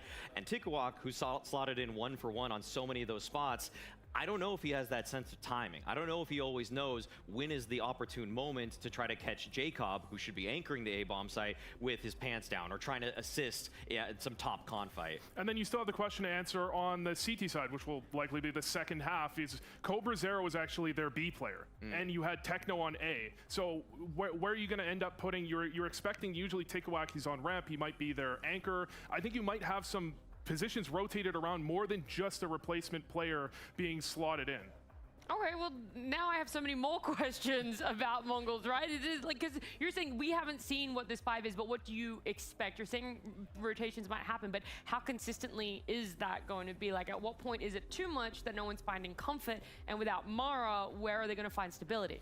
I think the fact that they picked it speaks that they have practiced the map. They are comfortable on it. It is their kind of their classical home map. This is the map where they found so much success against even the best of Mirage teams. You would still never see teams want to pick Mirage against Mongols. But I do harken back to what you're talking about, the push and pull they had. I think when they had the change up with Senzu, they played a lot more grouped up. And when they've made this next change, I think they're playing even more grouped up in terms of the execs they need to be going for and their ability to push and pull teams when you have a 5v4 and you know how the rotations are going to be working, that you can still take a great engagement. That's one of the things that I think we were missing from Mongols right now that was really classic to their Mirage. It was so integral to their success on this map. That's also kind of why at the end of last season they sort of moved away from Mirage being their pick to Inferno, because then it just became Blitz and Techno with 6 years of experience playing next to each other on Banana, controlling the primary action. But the problem is that Techno himself recognizes that he's not quite as sharp as he was in the past. Like he's been kind of relegated to, well, I wouldn't even say relegated. He just simply isn't really that guy anymore. And I think that this is where Mirage feels the most like the whole of Senzu is unfilled. Nobody stepped up to the plate entirely. Yes, 9-10 can be great on the CT side, but on T sides, I just don't think they always have that same kind of spark, the opening force that Senzu used to be when he's fighting along with Blitz, and they know exactly how they want to play off each other, getting con or getting short control. FaZe could potentially close this best of 3 out, though, in a 2-0 overtime for Nuke, and now we're seeing it for Mirage, where they've played it before Vu, but was it convincing in a fashion that, yes, a 2-0 outcome is likely, not just a statistic that could happen? Yeah, I don't think they were particularly bad on the map. I don't think it was as impressive enough that I would have expected them to allow it for a map 3 if Mongols didn't pick it. You know, this is a map where FaZe, they have their execs, they have some really well-coordinated executes if they go for it, but I think they struggle when teams get a little bit more effective on their defense, when they can't just find control. We saw in a couple of their series, they struggled with actually getting control of the early rounds, the early stages of mid, getting con control, getting ladder control, really proved troublesome for them, and then they would have to fall back into executing. Mirage is turning into, over time, more of a CT-sided map, and a lot of teams are struggling with that. I don't think FaZe necessarily have great answers when those problems arise. So that's why I think that FaZe probably need 8 minimum rounds for their defense here. Maybe with a pistol you could allow something like 7, but no, I think 8 is a minimum. But I'm pretty scared for Mongols here, because I think that the J-Bone, Twist, Frozen trifecta in middle can be potent enough against a Mongols team that is in a very much so fledgling state. Well, the benchmark has been set. FaZe are going to need to fire up, or at least continue over the fire of what was a strong finish for them in Nuke. We'll see exactly how Mirage is going to start between FaZe and Mongols. Loss is necessary for growth. It certainly is, but maybe this is too short a period of time for the youngsters, the new mans on Mongols to recover. We shall see. The numbers are growing for Mongols, so perhaps there is some opportunity in that respect. There certainly will be for them in Mirage. The potential is there. Vavizda o'yin boshlanish arafasida. That FaZe need on this CT side. So if Mongols can keep a level head, perhaps they can take it to a 3rd map. But again, there is growth to be had from loss, but first, maybe there's some mourning. I think it's hard to recover from a lead like that, especially when you're so young with a crowd in front of you. Yeah, and I feel like there's a lot of holes here for the Mongols in the boats, but we'll see if they're able to still make it to their destination. Birinchi round. The Mirage. The Mongols will be starting out on the T side. Let's go. FaZe so much success on their TT side on Nuke. We'll see exactly how this B apartments play is going to find its way into the B side. FaZe are not on the side right now. Jacob is top mid though already. Very quickly to rotate over to help Twist. Twist raskidlar qilib berildi va B ga agressiv tarzda yaxshigina sakrab kirib kelish oldi. Twist hech kimni tuta olmayapti. B to'liq qo'lda. Bu kim otdi Twist? Taking one in the face, 10 HP for him. Qanaqa qilib boshiga o'q tegdi? Frozen Jibon. slowly start rotating over from the A bomb site as that bomb is Headshot blocked. ko'rmadik hozircha yusuflarda. Bomba esa bemalol urantirib bo'lindi mongollar tomonidan. 3 ta map ko'rishga nima deysizlar bu o'yinda? Native. Whoa, Jake Pistol King boshladi killar qilishini, lekin Blitz ketma-ket killar almachi olishdi. Ushbu holat hosil bo'lgan Darkmeister Native yo'q qilib bermoqda. Frozendan bitta minus bor. Tikwak. Jibonning o'zi clashda diffuse yetib bor, lekin Tikwakdan double kill mongollarga birinchi raundni olib berdi.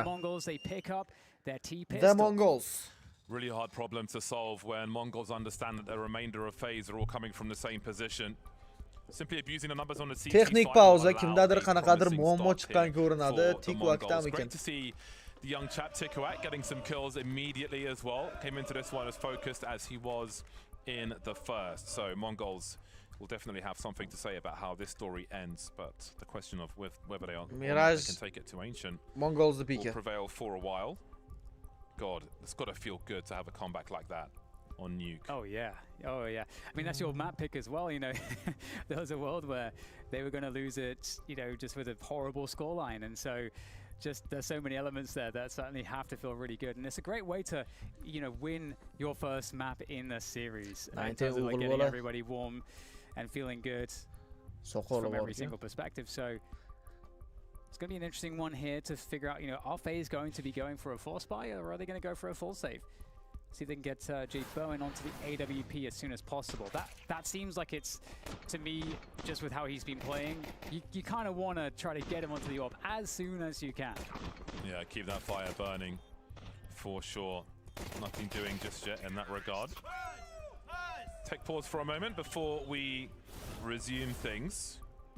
Yeah, we saw good output from both snipers on the first map of the series. I'm sure that will continue on Mirage as well.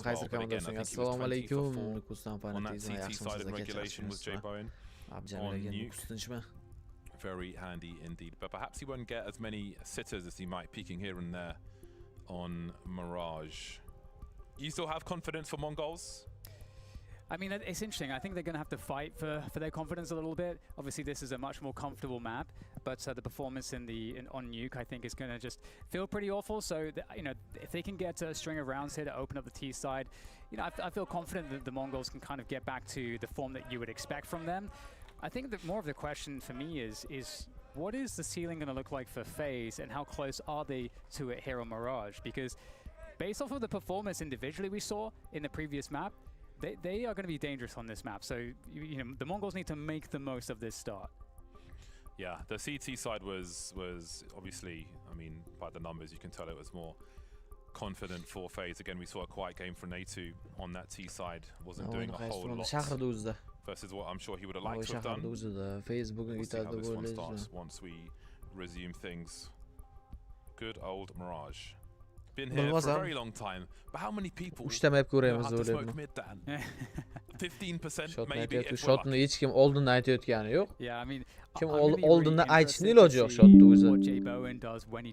Chunki live ko'ramiz o'yinni. Map in which you can be aggressive kind of everywhere and keep the opponents guessing, and there's a lot of strength in just showing that that's kind of the game you want to play with the AWP, because then the T side has to treat every single position, both extremities and mid, with the respect that, hey, I can't just walk into angles for free, and that tends to add a cost to you kind of going anywhere and feeling safe about it. So that's another reason why I'm like, I want to see J Bowen getting onto the AWP very quickly. On the flip side, one thing we were talking about during the break was his move to top flight Counter-Strike.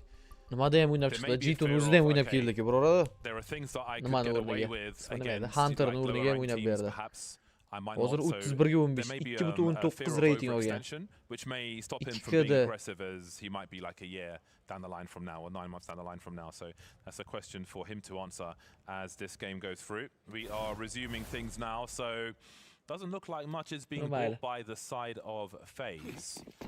HE grenade for Twist is the only notable thing really, as Mongols are in anti-eco territory. Yeah, we'll see how clean that looks from them. We've got a big Dark Mace surge on catwalk here from the phase side. Va full eco round stack B shortda turib olishgan. Midda faqatgina bitta igroq u ham Twist. So Twist can't really get active from that position to draw any crosshairs, and it's just going to be, you know, the lineup there from phase to just punish the player that tries to. B ga kirib kelishmoqchi. No pachkani olib, menimcha Tekno rotatsiya qilib yuborsa kerak deb o'ylab turibman. But it still remains to be dealt with. Mongols with good position to start off the rounds, keeping their options open. And these Mac 10s can get to work as well. I mean, they I don't think they understand how many people from short there, but they are circumventing. Dark Master esa Isonoma o'tib oldi, faqatgina Blitz qiyinchilik holatda qolib ketgan. Ko'rdi ham igroqlarni, informatsiya bor, Agi kirib kelishdi va bomba bemalol o'rnatsalar bo'ladi. Blitz bitta kill razmen, Dark Master qilgan killga Jacob javob qaytarmoqda. Jacob 910 tomonidan yo'q qilib berildi. Frozen hamda Jibone tirik qolishgan xolos. Ikkinchi raund bu. Mongollar foydasiga bomba ham o'rnatildi. Ekonomika o'ziga keltirib olingan. Agar keyingi raundni yutqizib qo'yishganda ham yana bir full buyda imkoniyat bo'ladi. I love the confidence of 9-10 there, not wanting to give anything away for free to phase. Weapons on the floor, happy to hold position with full armor and deal with the threat. It's really good work, good urgency from Mongols. Again, they can't really afford to give anything away by being slack to a FaZe clan who are still on a high from that comeback on Nuke. Opposite can be said for Mongols, but it's a good start. They've righted the ship early on Mirage. Yeah, they definitely have, and Frozen depoga o'tkazishga, Frozen narxi qimmatanchi. Mana shu arenaning ko'rinishi har doimgidek bir xil arena Maltadagi o'sha. Va bizda 3-raund boshlandi. Fullbayga qarshi Fullbay FaZe jamoasi harakat qilib ko'radi birinchi raundni aynan shu joyda qo'lga kiritishga. Raskillar tashlab berildi. Flash va ketma-ket bu ishladi. Blitz Jacobni razmiy qilib berdi. 19 o'ldirgan ekan. Frozen javob topmoqda. Hali Blitz haqida informatsiya bor. Frozenga headshot. Blitz double kill. Eng qizig'i Jibone pozitsiyani ham berib bo'lgan allaqachon. Tekno Jibone yo'q qilib berdi. Eng so'nggi igroq shortdagi Native Void Tikwakdan headshot. Yomon bo'ldi. Mongollar yana qanaqa start olgan bo'lsa, Nuke'da xuddi shunaqa o'ynab beryapti. Lekin bu safar ularda shans ko'proq, chunki hujumda o'ynashni boshlashdi. Bilamizki, Mirage kartasi himoya uchun ancha qulay hisoblanadi.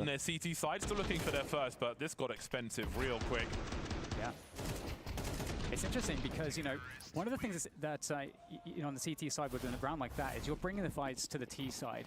The Mongols haven't necessarily showed that they have a default that's super effective yet, so we'll see how the rounds progress. We'll return to that story in a moment because it looks like the Mongols looking to go for maybe cheeky timing here on the T ramp. They're in a pretty close position there to start peeking into the site. They know they're going to be against pistols.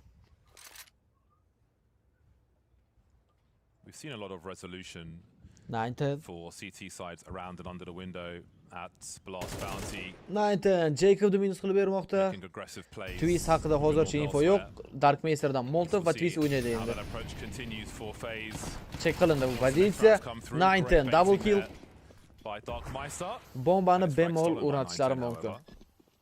But again, that's something I'll be looking out for in the rounds to come. And if we do see some spawn-based plays from Jibone, be it A or B, with the AWP, there's lots for FaZe to construct in the rounds to come. The best thing here really is if there's a way to steal a weapon away, but doesn't really seem like it's all that likely. Jibone, yeah, looking forward to seeing the AWP coming in for him on the next round, but maybe there's a world where this 5-7 could deliver a rifle to a teammate for the next round. I mean, again, that really is the best case, and Jibone might have a couple victims here. It depends if they go deeper. They might not. Yeah, I think they should be good in their spots. Exit fragga harakat qilib ko'rmoqchi. Yaxshi joyda save qilishdan Mongollar. Hamma rojalar keyingi raundga olib o'tiradi. Puldan umuman muammo yo'q. Exploding, maybe there's a way you can get in there and sneak in, steal the gun away, but something for another day. Yes. 4-0 for Mongols. The AWP is back for Jibone, looking for his first. Va FaZe jamoasi time out olmoqda. On a CC side, that'll partly be where Mongols choose to go. FaZe Esports. Jibone's got middling spawn. Could be better, could be worse. So don't expect anything crazy at the beginning from the FaZe side. But again, they've lost 4 rounds already. Yeah, and what's interesting is that you could maybe look at that very aggressive round that we saw from FaZe previous in their first gun round. It's maybe a round that can buy space into the future rounds, because the Mongols should be now wary that, hey, FaZe might just go very aggressive in the very opening timings of the round. If you're thinking round to round and conditioning, maybe that's the idea for FaZe. Maybe it gives J-Bone, depending on his spawn, a little bit of extra space to work with, because the Mongols maybe will slow down their opening of their rounds, maybe giving up a little bit more space to just account for these more forward timings that FaZe might find at the beginning of their CT side. Does Techno keep the Mac 10? Could definitely throw a spanner in the works. Something unexpected for FaZe once the unpause comes through. But again, Blitz, 9-10 Tikuak doing the heavy lifting early for Mongols. Dark Meister as well, little adjustment on the desks, and yana texnik pauza. Back into things soon. Yeah, I'm really curious about Chota bularni o'yini sal sekin start oladi, keyin birdan qiziq bo'lib ketadi. And just gamble, and that could be pretty painful. Like bosmaganlar o'zi texnik pauzadan foydalanib, like'larni bosib qo'yamiz. For some of these defaults, and that will give FaZe a little bit more space to work with. Techno's got one of the better spawns in the direction of B, but he will be, I think, deploying the smoke into mid, and it's going to be a prompt looking one towards Adan. So quick it will be by all the indicators. Ready to swing on the ramp then. Jacob will have a flash. Techno buyuradi. Jacobni o'ldirib bermoqda. Full baydagi agressiya ham o'xshamadi. Bechora Jacob. Techno'ni kirib kelganda qarang, Makten bilan va Jiboning AWP'sini olib qo'shdi. AWP'ni endi save qilib qolishadi. Menimcha Frozen faqatgina bitta kill qila oldi, xolos. Twist jinni movementni Tikuak tomonidan tutib olmayapti. Nateyu solo 30% jon bilan va save qilishga qarab yo'l oldi Nateyu. Yeah, Mac 10 means freedom and chaos. I don't think there was a helmet to fight against that Mac 10, so it was a quick deletion on the ramp.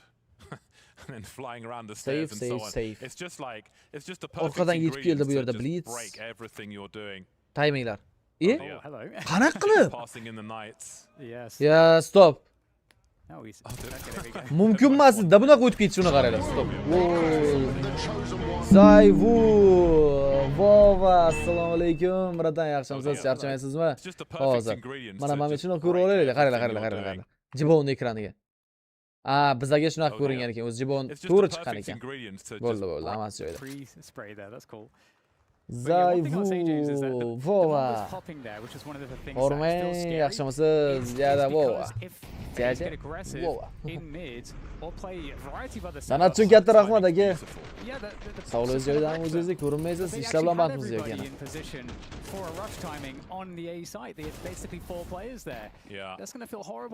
Half buy qilindi. Half buy qilindi bu raundda. Va risk qilishga harakat qilib ko'rishadi. Jibone has a scout. Tikuak.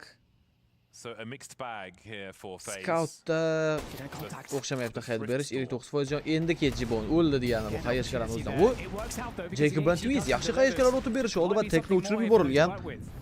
Blitz Dark Meister hech narsa qila olmayapti. Twist 5-7 o'tib tashladi uni. Blitz bitta kill qila oladi xolos. Bir Frozen o'zini uzatib qo'ygan triple. Quadro. Bitta kill qiladigan mumkin. Blitz nima qilib tashlading? Ace. Bitta kill qiladi bu desam, ace qilib ketyapti mana bu yerda Blitz.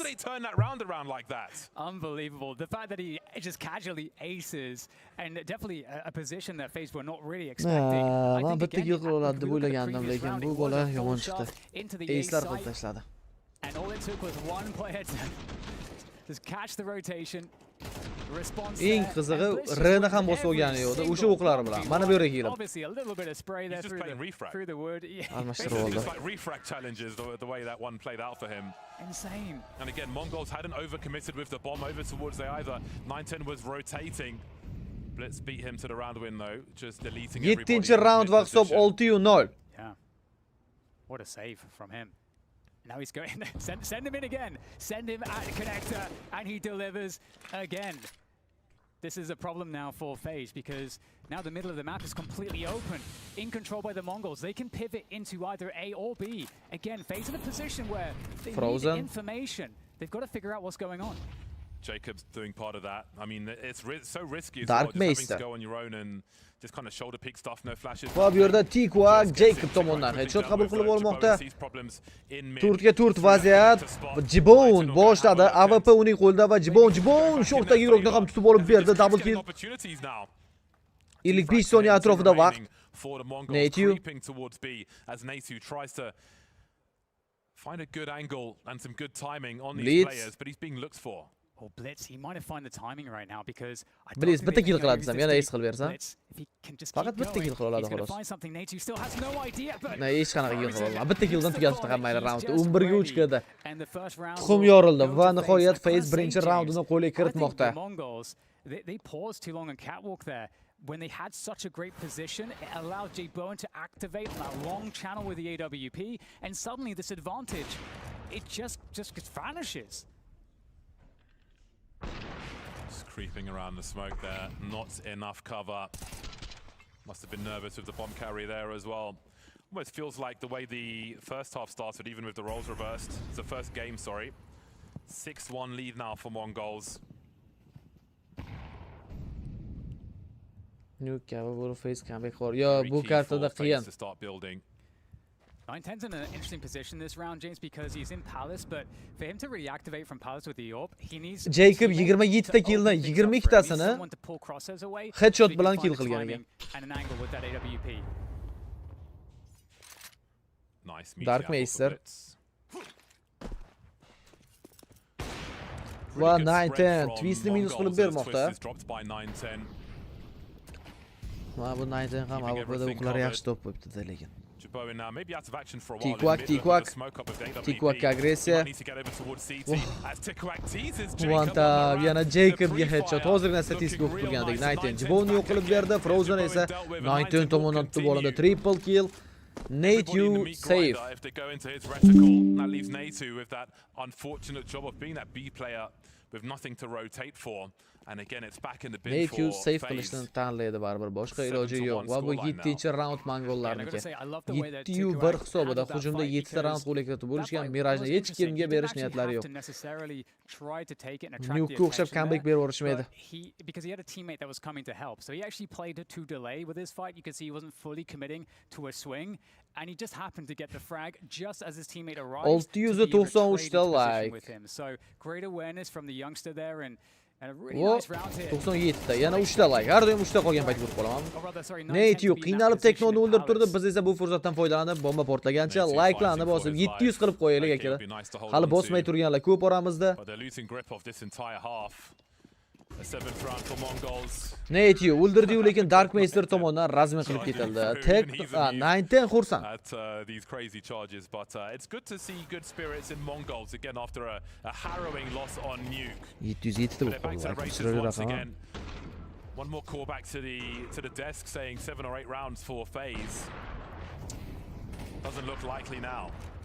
Yeah, just the defense falling apart there, and everybody from the Mongols doing their job.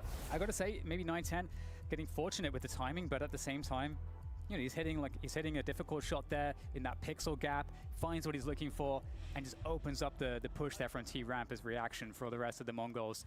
So just honestly, I love the calling from the Mongols, and you can see that they're starting to feel confident. The only thing that kind of looked sketchy was that round where the A hit didn't really work, even though I think that was a good call, and it was Blitz who just aced anyway. So 7-1 the scoreline now for the Mongols, as they're not letting FaZe in.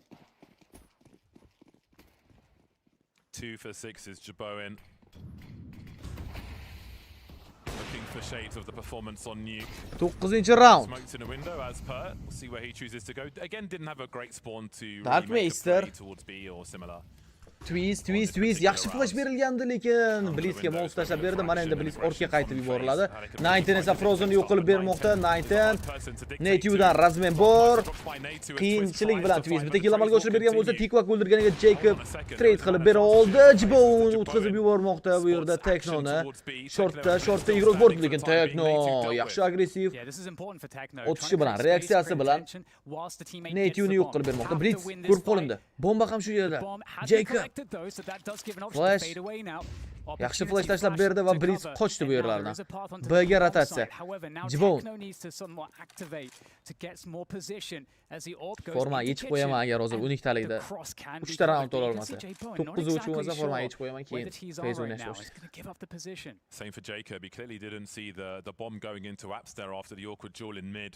Couldn't round the corner in time. Now Mongol's cut noise. Makes sense for FaZe to move together. Blitz. Jiboin's lost his angles over towards B. B'ni berib yuborishdi. Blitzni A'ga rotatsiya qilib yubordi deb o'yladi, menimcha. Bomba o'rnatilgan va retake qilishga harakat qilib ko'rishadi. 2-2 vaziyat, diffuse kit bor. Ya'ni side'da ko'rib turibmiz, shortda hamda side'ga yaqin turgan joyda. Jibon agar Blitz Karosdan pik qiladigan bo'lsa, flick qilishi mumkin. U shortdagiroq haqida informatsiya bor. Tekno va Jibon Teknoni yo'q qilib berdi. Blitz esa 2ga 1 clashda Blitz Jibonni yo'q qilmoqda. Keyingi o'yinchiga esa Jacob. Diffuse kitni olib olgan Jacob qo'liga. Kim yutadi bu clashda?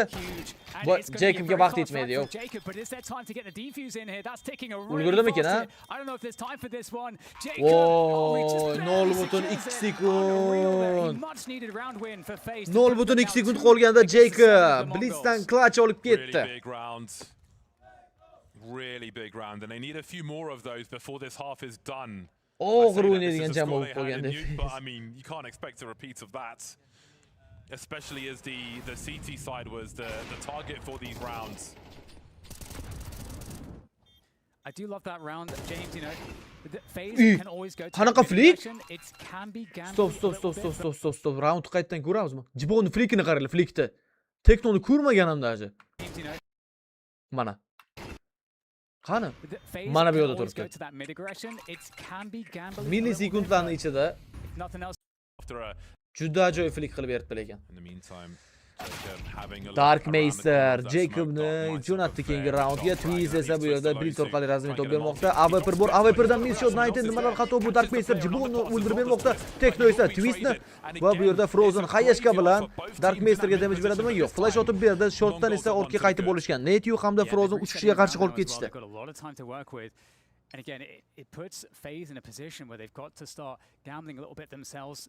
Frozen making his way over towards the B sides to cover that position.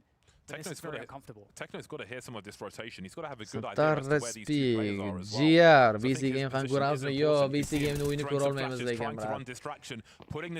Chunki ruxsat yo'qda uni ko'rishga. Va Netyu bitta kill informatsiya bor endi. Wow, Tikwak boshiga o'tib ko'rdi-ya. Netyu 2ga 1 clashda.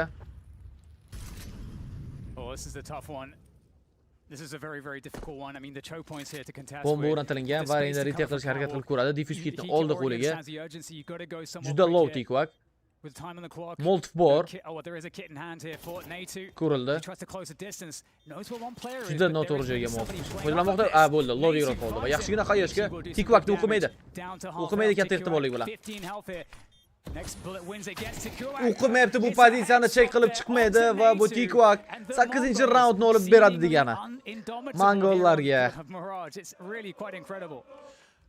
Really nice work in the late round from Mongols again. Just had someone under the window. Uni 2 bilan o'tgandimi? Nuke kartasida. Got some sound cues. They need to find Joy a way almost into that bomb site, into these positions, so that third man pulls them back towards mid. Tikwak gets into position, and then Mongols can punish and make it really hard for FaZe as well. As good as they did to round get back into the boshlandi. bomb site and get it down to a 1v1. It's a good setup there from Mongols, who keep their foot on the pedal. 8-2. Pistols out once again for FaZe. Full eco round keyingisida full buy qilishadi. Rasivlar tashlanmoqda, lekin bu yerda pistoletlar bilan ham round yutib ketish ehtimoli bor. Endi qiyin masala. Chunki Blitz twist yo'q qilib berdi hamda hamma planlarini menimcha buzib tashlashdi ularni. Netyu. Yo'q, Jibon hamda Frozen bittadan kill amalga oshirishdi. Turski 3 round. Jacob. Netyu 9 yo'q qilib bermoqda. Pachka esa shortga tushib qoldi. Mana endi shans ko'proq. Netyu hamda Jibonda kalashniklar bor. Darkmaster kitchenga yetib keldi va Frozenni minus qilib beradi. Suyish kerak. Suyish kerak. Mo'g'ul bo'lsang suyasan. Mo'g'ul bo'lsang suyasan. Darkmaster! Sen blitzmasan, blitzmasan. Boshiga o'tib o'zi ham. I'm in physical pain from watching that. Oh my god, you can't be doing that. You can't be doing that. Unlucky. Can't believe you've done this. Wait, it's another unlikely round for FaZe, but it doesn't matter how these rounds come. Oh, not from the third person. Oh, days. Qanaqa suyish bu? Yoniga o'tib ketib pichoq urar ekan. Mana bunaqa qilib urmoqchi bo'ldimi? Nima qilmoqchi bo'ldi? Listen, you've got to be brave enough to try. Trenovka qildir. Blitz shogirdlarni. Full eco round yutib ketdi FaZe. Pul yo'q endi bularda. Va B'ga rush qilib ko'rishmoqchi. Rush B round. Smoke. Eshitdi, lekin ulgurmaydi.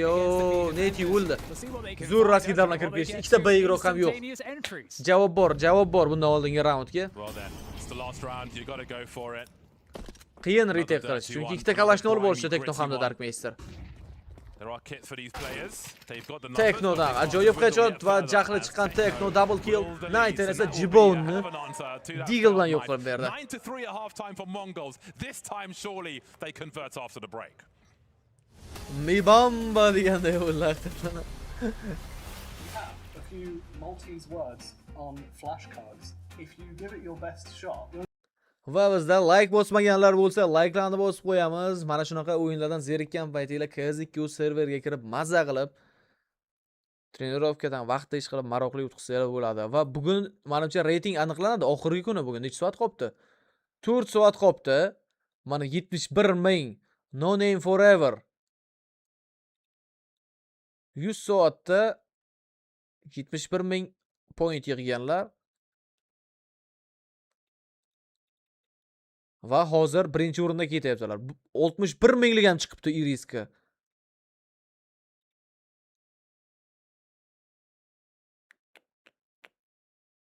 $300,000 so'm, bu kishiga 200,000 so'm, bu kishiga 100,000 so'm. Mana bu Azimov qizga, lekin 3-o'rin uchun kurash normalniy ketyapti. 3 kishi bitta o'zi ban olib ketibdi. Cheatdan foydalangan menimcha pul topaman deb. Atak soqqa qilib ketishadi. 100,000, 200,000, 300,000, umumiy 500,000 sovrin jamg'armasi. Iyul oyida. Bizda 2328 ta o'yin. Mana bu bilan deyarli bir xil. KD 133, lekin 4 ta igroq o'ldirganman, 3 ta o'lganman, 3 ta assist qilganman. O'ldirishlar soni bo'yicha pul berilmaydi, общий o'yin ochkolari bo'yicha beriladi. O'ynalgan vaqt bo'yicha bo'lsa, mana bu Spider-Man o'zi ham 151 soat o'ynab beribdilar. Symmetry degan bor ekan. Premium sotib olgan ekanlar-da bu kishilar. Admin. Gold olganlar bor ekan. Yaxshi.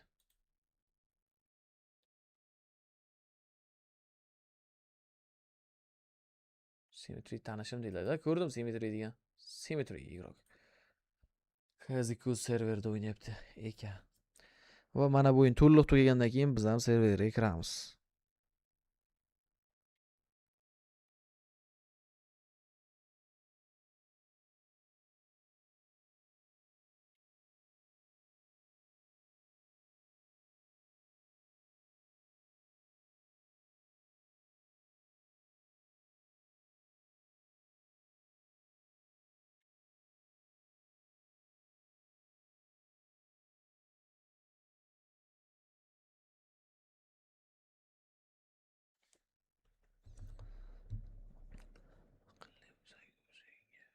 Frozen eng yaxshi o'yinchi Faze'da, yaxshi. Xudo uchun Prime sotib olish kerakmi? Yo'q, Prime sotib olish kerak emas. Copyright qilgandan keyin konsolga qanaqa qilib o'tkazadi? Streamni tomosha qilib turing, qanaqa o'tkazishni ko'rsatib beramiz. Chunki men o'zim ham kiraman-da.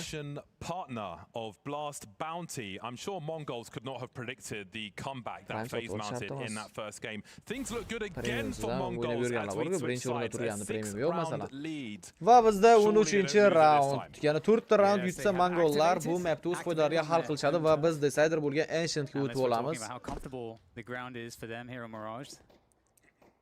But we'll see what FaZe can offer up. Ancientda bilmadim, lekin Mongollar shans ko'pmi deb o'ylab turibman-da. Pretty ready for this. You got a flashbang set up there for the peak to hold off the push here. But FaZe Major har 6 oyda bir bo'ladi. It's going to make a world of difference. But there's 3 players very far away from the Mongols. Rasiylar qilib berishadi va B'ga kirib kelishmoqda bu yerda. Tekno o'tishadi endi. Birinchi bo'lib bizlanadigan yo'q Tekno. Blitz Frozen ustib oldi va Native low hopga qolgan Teknoni yo'q qilib bermoqda. Blitz side'da yashirinishga davom etadi. Blitz orqadan har tomondan chiqib kelishdi va Jacobdan headshot bor. Native 9 kitchenga yetib kelishdi 3 kishi bo'lib, birdaniga hozir retake'ni boshlashmoqchi, bomba o'rnatilib bo'lgan va Native'dan chiqish qiyin. Chiqish qiyin Native'dan. 9 esa Jacobni yo'q qilib berdi. Birga o'ynashmasa, retake qilish ancha qiyin. Native low va Jibon yaxshi o'ynayapti bu yerda. Jibon double kill. FaZe esa hujumdagi birinchi raundini qo'lga kiritdi. 9-4 hisob. Yeah, FaZe could close the gap very promptly.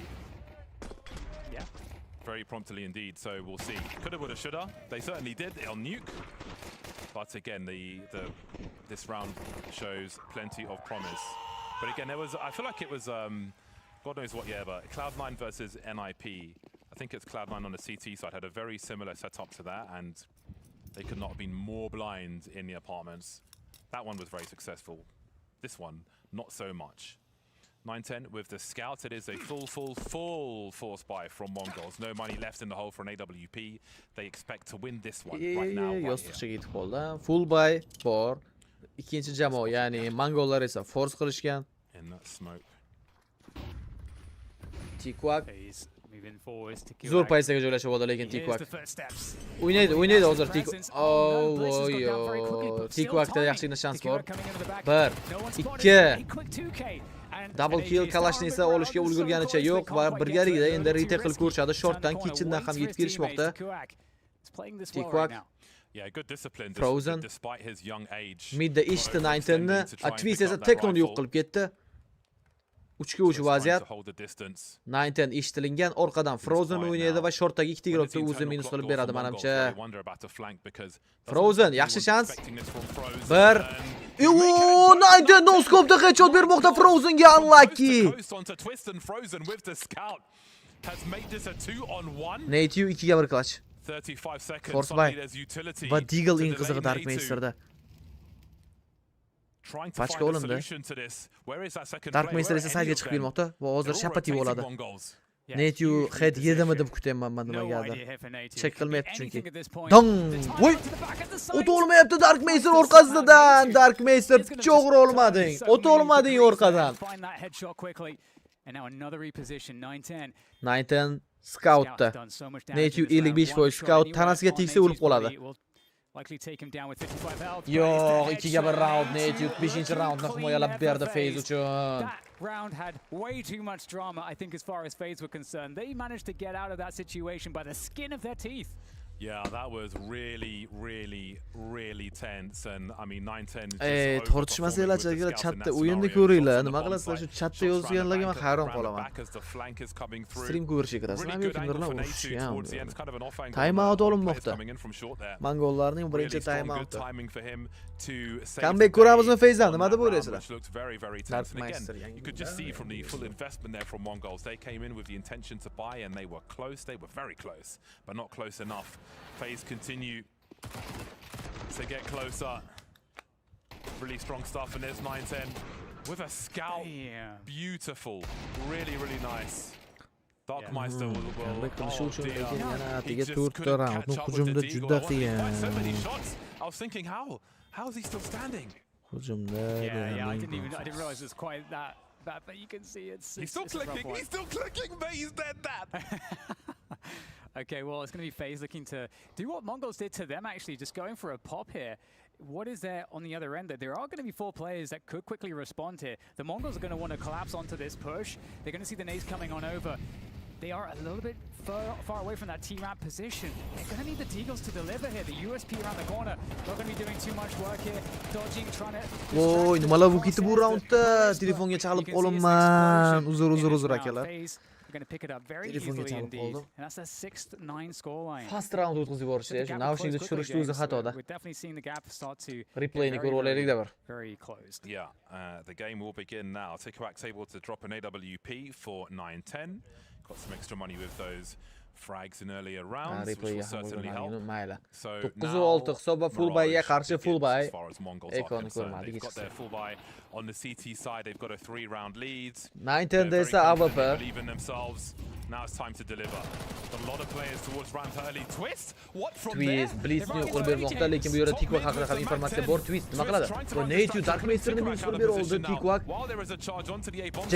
Jacob da ajoyib headshot. Nima qilib tashyapti FaZe? Tikuak.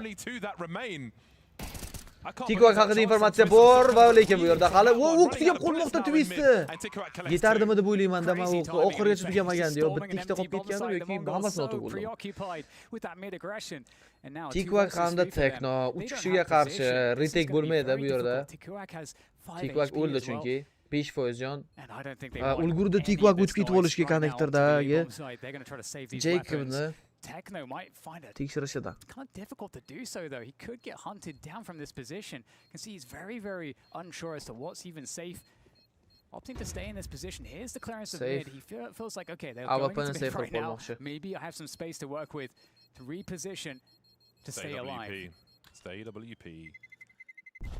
Surprise. 9-7 va mana shu save qilingan AWP keyingi raundni olib bersa hayron qolmaymiz. Qayerga ketyapti Blitz? At this very moment, the Mongols have every single crosshair and everybody pointing towards mid as 3 FaZe players walk up T-ramp into an empty bomb site, and it's a full buy round from the Mongols. So it seems like they kind of read the positions there in such a way that exposed. 17 round boshlandi. That's exactly what FaZe wants to see. 9-7, 9-3dan keyin 4ta round ketmagan qo'lga kiritdi FaZe. Va agar mana bu raundni ham qo'lga kiritadigan bo'lsa FaZe, keyingi round full echo va hisob tenglashishigacha yeta oladi. Heavy presence FaZe. What a pain in the butt. Imagine hali o'ynashni boshlamadi. Shuni esdan chiqarmaydi. O'zi hujumda unchalik yaxshi o'ynay olmaydi-yu, lekin himoyada ham ko'rdik, qo'yiladigan yo'q. And this round is a completely different pace from FaZe. Yana bitta overtime ko'ramizmi? Something aggressive from the Mongols, but that boost actually might be really nice here. Looking for it. Zo'r boost lekin Jacob urib tushirmoqda Blitzni. Qayashga ham otib berildi bu yerda Tekno. Kamgina damage qabul qilib ortga qaytib oldi. 9-10. Tekno. Flash. Va Twist ham bu yerda yana bir midga rasket smoke bor tushadi. But again, it's been fought in apps pretty much its entire round for FaZe. Along with that action in the underpass. 45 seconds. Frozen will be left in situ as the rest look for a split of the B bomb sites. Yeah, this kind of works out from the Mongols a little Tikuak. bit because they don't have close positions. O'tkazib yuborishi shortga kirib ketish mumkin, lekin Tekno hamda 9-10lar bor bu yerda himoyada. Jacob yana bir razmenda 9-10 Frozen'ni tutib oldi. Bu timinglarda tutib olish mumkin-da hozir. Jacob deydi, o'ldi Jacob. 9-10dan triple mi? Double kill hozircha. Jibon shoshmoqda. Jibon bitta o'zi tirik qolgan. Tikuak tomonidan tutib oladi. 17 hisob. God, all these rounds are really tense. But my word, is it hard to bait a shot from 9-10? We saw it on 9-10 zo'r o'ynab berdi. Like bosmaganlar bo'lsa, atiga 10 dona likeimiz qoldi, 800 bo'lar ekan. Likelarni bosib qo'yaylik. That looks so rough for Mongols with the developing situation on that B bomb site. But 9-10 is chilling, throwing mollies just enough space to avoid the fire at the same time. Narrow victory. It's got to feel like going the way of Mongols there from the FaZe POV or some of those engagements. They'll have the rifles for round 18. Va bizda 18-round boshlandi. anything in mid to kind of give them that moment that they can burst off of. But the Mongols actually voiding in the mid position pretty much entirely. They're playing a more passive setup. Tikwak va mana bu duel hozir mana shuni ham juda qiziq, katta ehtimollik bilan Tikwakning qo'li baland keladigan duel. 19 katta ehtiyot bo'lish kerak. 19 connector check qiladi. Konga qaraydi hozir. Qaradi Konga. Va bitta igroq mana Jacobni yo'q qilib bermoqda. Bu yerda Blitz o'ynadi. Blitzdan ham double kill bor. Ga yaqinmiz. Keyingi raund chunki pul yo'q. Jibon bitta minus. Smoke Frozen hali o'ynash kerak. Frozen. Yana Pavlsga qaytib keladi. Jibon ajoyib pik Jibondan va 19. 19% jon bilan tirik qoldi. Lekin bombardimon bo'lib ketdi Jibon. Dark Meister oxirigacha push qilgan holatda Jibonni yo'q qilib bermoqda. Frozen haqida informatsiya bor va Frozen Dark Meister tomonidan tutib olindi. Assalomu alaykum. Monisibek, tinchmisiz? Charchamasizmi? It would have gone poorly for them. You have FaZe looking to contact all the way through connector, but look at this position. This position with the AWP from 910 playing ticket is one of the best positions to play against a connector contact play. So the Mongols just had the right, whether it's the right read, I'm not sure, but it was the right setup in how they were playing passive to deal with the contact. Voh, Hitori bilan tak yomon o'ynab berishdi mana bu raundda yana. 12 ga 5 kda Hitorida. Yaxshi o'yinchi mana shu. Hitori degan ismni eslab qolinglar. Top komandalarda ko'ramiz, xudo xohlasa. 1-2 yil ichida. 19. Va 19 Jibonni minus qilib bermoqda. Dark Meister esa Jacobni yo'q qilib berdi. Map point. Welcome. Easy round Mongollar uchun 12-7 for the remainder. What remains here of Mirage? They move to game point then 12-7 of FaZe.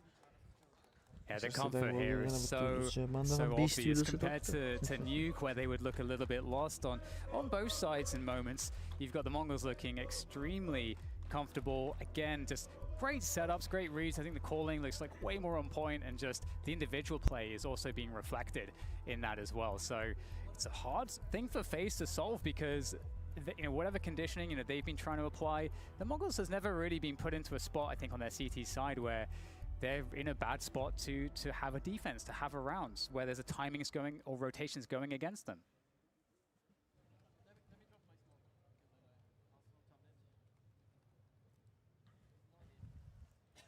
A lot of Molotovs for FaZe. They don't have all the util they might have liked, but they've got the AKs. They've got the talent as well to force the action. Tikwak and Darkmeister, though, also have AKs, which maybe equalizes some duels. They've both proven very dangerous on the Mongol side.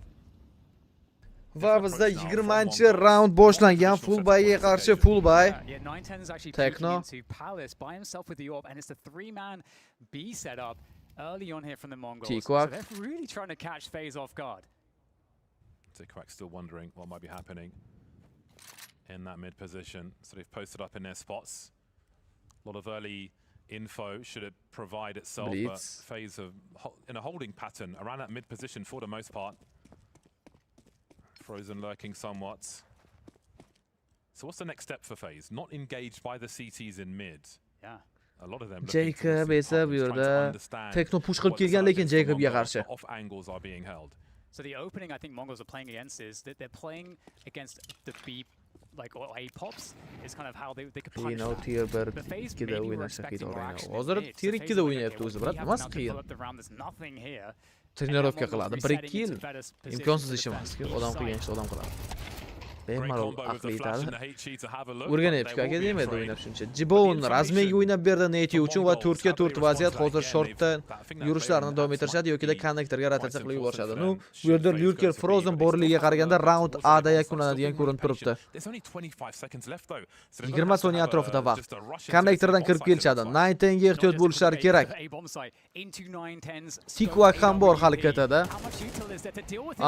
Tikwak bitta kill 910 ham o'ldirmoqda. Jibon esa Tikwak tarazma qilib berdi. 910dan double kill, Frozen 2 ga bir clashda 910 roundni yakunlab qo'ydi triple kill bilan. 15 daqiqadan so'ng bizning 3-chi decider kartamiz boshlanadi. Qiz 2.3 saytiga kiramizmi yoki birdan map tugagandan keyin kiramiz akalar?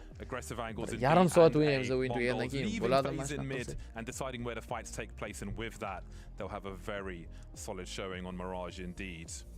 Really nice work from them. Yeah, going into Ancient is going to be a very interesting affair between both of these teams. Both teams have, I think, found their respective ceilings in various scenarios on their respective map picks. But going into Ancient, what can we even say about the Mongols' form on Ancient? I guess we're going to have to find out. Hech kim meni kelajagi oldindan bunaqa baho berib bo'lmaydi. With how they looked in Mirage here, the fact that it didn't feel like they were weighed down too heavily by the loss on Nuke, it does give a lot of promise towards Mongols. I mean, they closed it out. That's what's really important here. Of course, not only the fact that they were one map down already, but the fact that they were able to do it, right? That instills a little bit more confidence to you, especially in the new guys, Tikuak, Darkmeister, showing up, having good displays for themselves and closing out a map. It always helps if you start out 6-0 up. I mean, their T side was dominant to begin with. I think they had a really good idea of the way that FaZe play this map. Since FaZe do have film, they have tape on this map. They started with the A hits, they go into some mid aggression. They've got the kind of the playbook was actually very deep for Mongols on the T side, despite some hiccups in the mid round, some slow reactions. I think they still had a very strong T side, which led them into a CT side where they have made some changes in the positions players are playing, but they could still manage to close it out. I like this look for Mongols. It wasn't the same as what it was when they had their old players in Cobra and Mazinho. It wasn't as much of that sort of push and pull nature. It was a little bit more focused, I think, in most of the, whether it's map control or for those early A hits like Vu mentioned. So I think this is a more practical way to play when you have guys that you might not necessarily be able to rely on. It wasn't like Tikuak was always playing up that Mazinho spot, finding the perfect timings, which I would have wanted to see, but you know, they find other ways that are a little bit more practical for today's CS. I just don't know when I'm going to stop doubting you, Maui. The fact that you're like, oh, they need at least 8 rounds minimum, otherwise they won't win. I feel like I saw a couple of FaZe rounds in that second half where I'm like, oh, maybe the 8 rounds wasn't needed in the first half, but no, you were right once again. They needed a much stronger beginning. I think 3 rounds isn't. I needed to word it in a way that made Maui look good, all right? But come on, man. He's putting it all out there. I got to give him props for it. I think what would they have had? If they had 8, they would have ended up with 11 or 12. So barely would have got it to the point they needed to. No, the T side for FaZe, unfortunately, was just not in a shape that was necessary to try to beat a Mongols team, even one that is going through changes.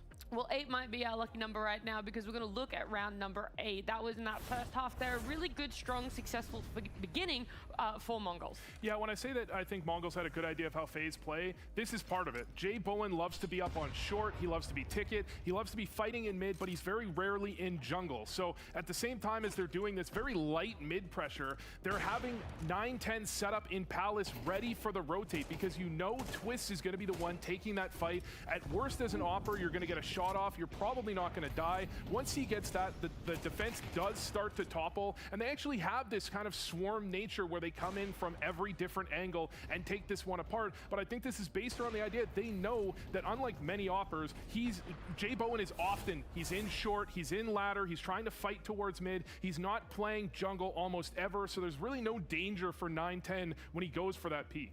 A really good read. I mean, the way he's able to play into the bomb site too, just procedurally clearing the angles, also more or less knowing where the next fights are going to be, shows why 9-10 has become such a force for this team.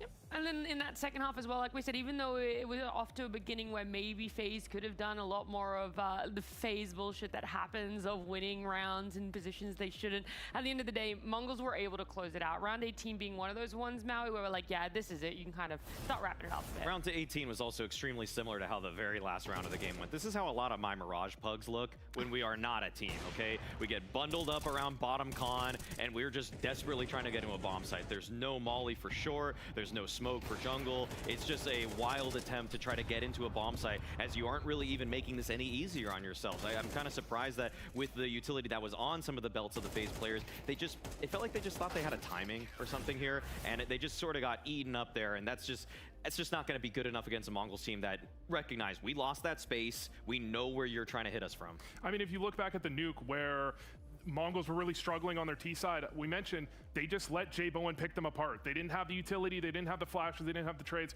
That's what that looked like. Yeah. That was 9-10 peeks out from Ticket, and he goes, oh, well, there's a free kill right in front of me, and oh, I can re-peek and there's more. You know, it is not making their job easy, or not making their job hard. Yeah, it's making their lives easier, at least, which is really nice, and you want to see that hat here because we wanted to be able to see a map through. But someone else that's probably aiding into that a lot more outside of the individuals, but having this stronger game plan and goals, Blitz himself, right? We've already talked about how much more onus is on him, bringing some new players to a LAN, not having a coach, but it's nice to be able to see that we have faith in him IGLing and showing up as an individual.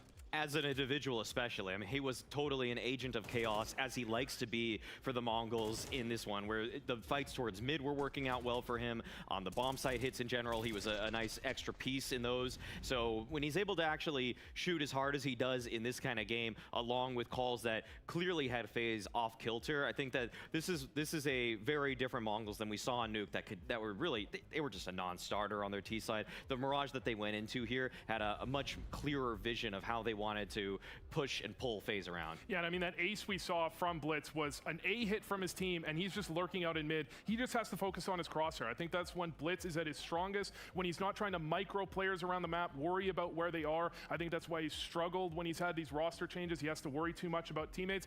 He calls an A hit, I go out mid, I've got 5 kills, no problem. It's great to see that, and when we hadn't seen Mirage coming out of this 5-stack yet, that's where the questions are, is Blitz going to be enabling himself in a way, right, as IGL, but is there going to be that element for everyone else in the team to just feel comfortable in what they're executing? It does. It looks great for them, and we are going to be seeing a map number 3, but a bigger question is posed.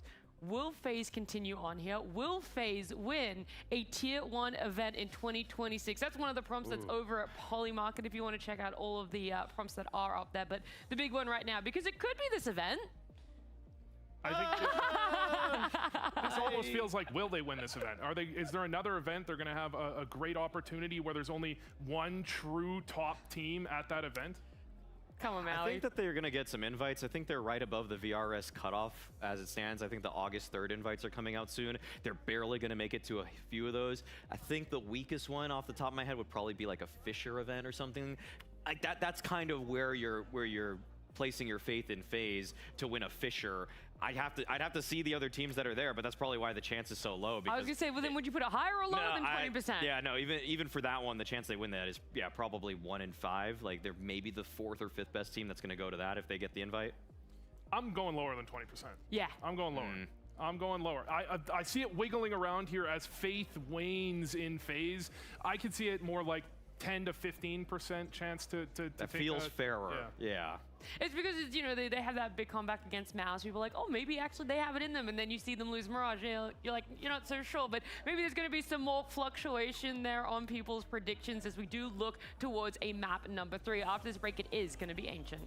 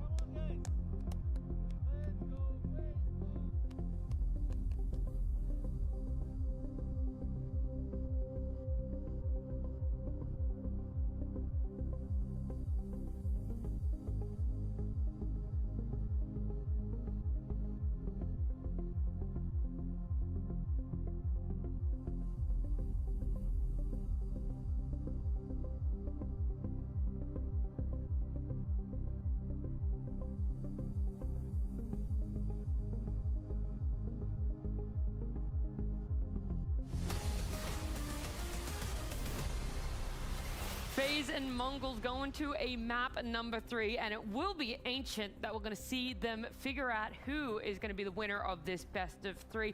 And Ancient was decided, Mal, because Blitz did say in the pre-series interview that they had seen the demos of FaZe on Cash and were not comfortable going up against how strong that they looked. And so it feels like you should have significantly better answers than on Ancient. You should feel more confident if that is the one that you didn't want to go up against them. Any YouTuber worth their salt has already made a video about how good FaZe is on Cash, okay? I personally haven't, but many So you're have. not a good YouTuber is what we're hearing. Neither have I. So. Guys, anyway, if you want to send in your resumes over at Blast.tv. So yeah, obviously, I think Blitz, that is. I think he saw all of those. He saw all the YouTubes. He saw that it wasn't worth it to try to challenge them on it because they just had so many nades. They had so many different strategies. And even though they played it earlier at this tournament, it was just too tall of an order. But now they're flying into the unknown, where they're playing an Ancient that they haven't played since the Cologne Major, let alone with these 2 new rookies on the team. Well, if he's saying he's seen their Cash and he was worried about it, he thought they played really well on Cash, he surely has seen their Ancient since they played this like 7 times at the XSC event. Yeah, like so many times. They played this a ridiculous amount of times. The unspoken thing there is we've seen their Ancient and we think it's vulnerable. We think there's openings, there's struggles for FaZe on this map, and they've had some pretty good results on Ancient, but it's not been perfectly consistent. I have to imagine Mongols have seen something they want to try to attack. Is that a sentiment that you agree with Mongols then? Like you yourself, when you've seen it played out 7 times, that there are some weaknesses that you could take advantage of? Unfortunately, I think their Ancient is actually pretty solid. It's just that their Cash is so much better. Okay, it's like S2 compared to A tier. Yeah. I mean, I think that there's actually a lot of strengths for FaZe 2 when you get into Ancient. Weirdly, J-Bone, since he's joined the team, has been their best T-side player, which you don't usually get from an Opper. But it again kind of goes back to the ability he has to, in hectic situations, find really clean trade frags. And whereas before I was saying sometimes it's a weakness that he whips between angles too frequently, on Ancient, there's actually a lot of nice mid-range fights for him that he can actually capitalize when Mongols players eventually swing into his angles. Well, our FaZe players, getting all my words mixed up, they're getting themselves in their seats, getting ready here. And we've gotten the pleasure of being able to see a FaZe comeback in map 1, a Mongols domination in map number 2. And so it does beg the question, what exactly are we getting as we head into Ancient? That is a great question. What are we going to get? I think we're going to get a great game, and it looks like that is what the predictors also think here, James, because that's pretty even. And I think it's going to be... I'm leaning FaZe, but I do think this has the potential to surprise us. I like these numbers that we are being provided. It's going to be a very tight game. You look at the results on paper for Mongols recently. There it says 20%. In recent matches on Ancient, but in all of those matches, I think they've got at least 11 rounds. So pinch of salt with those results. A little thing here, a little thing there, and they could be very different numbers. So they came with a plan of avoidance of Cash, a plan to be happy to take things over towards Ancients, or Dust 2, of course, if that wasn't vetoed, but Ancient it will be. I think from the beginning, the guys and girls on the desk said 3 maps. They were absolutely correct. I think that we are in for a great crescendo for FaZe and Mongols to see who makes it to the semi-finals. It is time to decide, time to spin the block for one of these O'yin squads. boshlandi. Decider map Ancient kartasi va hujumda o'ynayapti FaZe. FaZe imkoniyati yuqorida hisoblayman hujumda boshlaganligi uchun, chunki KTga o'tganda himoyalanishi mumkin, lekin bu yerda 910 Netuni minus qilib bermoqda. And he's off, he's run away. They're trying to find him, but into 910 double kill qilishgacha qo'yib berilmayapti. Bu yerda Blitz chalib qolganlar, ikkita tomondan siqib tashlashdi. 910 bilan birgalikda Frozenning yolg'iz o'stirik qolgan 3 kishiga qarshi va ace clutch qilish 53% jon bilan imkonsiz bo'lishi mumkin. Frozen smoke ham hozir tarqaladi bu yerda. A, B hamda midda igroklar bor. O'sha tomondan siqib qo'yishgan Frozenni. Qaysi tomondan ochib berar ekan bu Dark Meister? He does have the bomb, and he's heading in the right direction for a 1 versus 1, which could provide opportunity. And he's got time to fish as well. As he shows to one player, the net might close elsewhere. He's looking for opportunity to be provided. And in that respect, Mongols are being patient. Look at the range being held there by TickWhack. Frozen down to 15, put out of his misery by Darkmeister. Mongols strike first. Yeah, no, I mean, like you were saying, it did really look like if he somehow manages to connect those long-range headshots against TickWhack, that actually Maybe there's a world where he can actually make something happen there. At least a bomb. Mongollar g'alaba bilan boshladi Ancient kartasini. I mean, this is the kind of stuff that really starts to sap the energy, and then just great fallback there from 9-10, enabling him to play the bait setup with his teammate Blitz. Ikkinchi round boshlandi. 0 Mongols start here on the CT side. A full save from FaZe. They have purchased only 2 flashbangs. Na, ikkita flash olishgan va Ekoda harakatlanishadi. But yes. Agar Mongollar yutsa, bu Darkmeisterning birinchi karyerasidagi g'alabasi bo'lar ekan, ya'ni LAN offline o'yindagi.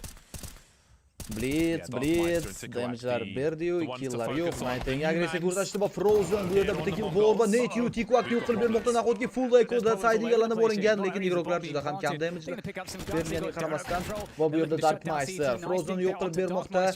Temple'dan ham Blitz o'ynab berdi. Jacob Teknoni yo'q qilgan bo'lsa, Darkmeister o'ldirganiga J-Bone javob qaytardi. 13 jondan tirik qolgan Blitz full echo, ikkita flashka bilan FaZe hisobni 1-1 ko'rinishiga yetkazib qo'yadi. And waiting for FaZe to be collected. Keyingi o'yin mana bu tugagandan keyin taxminan yarim soat atrofida radisa bilan boshlanadi. Behruz omadagina o'ynadi. Adash, donatsion rahmat. FaZe not giving us time to even read the overlays with that charge. Great way to turn things around. Again, the first 2 maps, regardless of what side they were on, save was a struggle at the beginning of each map. But that's a great response. I think winning that second round, if you can put that CT uchinchi round boshlanadi. 1-1 match can be a really good way to start a deciding map of the series. There's one more match to come after this one. Don't forget, as much as va endi fortify qilish navbati Mongollarda bo'ladi. That P250 getting to work for Frozen to open things up, but this really was Mongols getting destroyed uber quick. You don't often see near full Glock eco do anything. Endi planshetni yubordi. Endi bo'ldi. Jura bugun nasibida streamdan keyin chiqarib o'raman planshetni. Some cave control being worked on here by the Mongols. Going to try to make sure they can control outside of B and then have quick reaction into mid. That's kind of the plan there, but FaZe moving up mid might be able to defend against it. Walking into 5-7 territory. Tikuak Netyudan headshot Tikuakga. Vo smoke ichidan ham yaxshigina damage bera oldi. Blitz atguvchi pozision bilan tirik qolmoqda. Nayten smoke orasiga yetib kelgan. Bu yerda Netyu bor. Smoke tarqalgani bilan Netyu Naytenga headshot berishga tayyor turibdi. Eshitildimi ekan Naytenning pozitsiyasi? Nima deb o'ylaysiz? O pritsel turishini qarang Netyuda va oy Nayten bitta minus amalga oshirdi Jacobdan razmen. Frozen Darkmeister low HP 7 HP bilan tirik qolmoqda.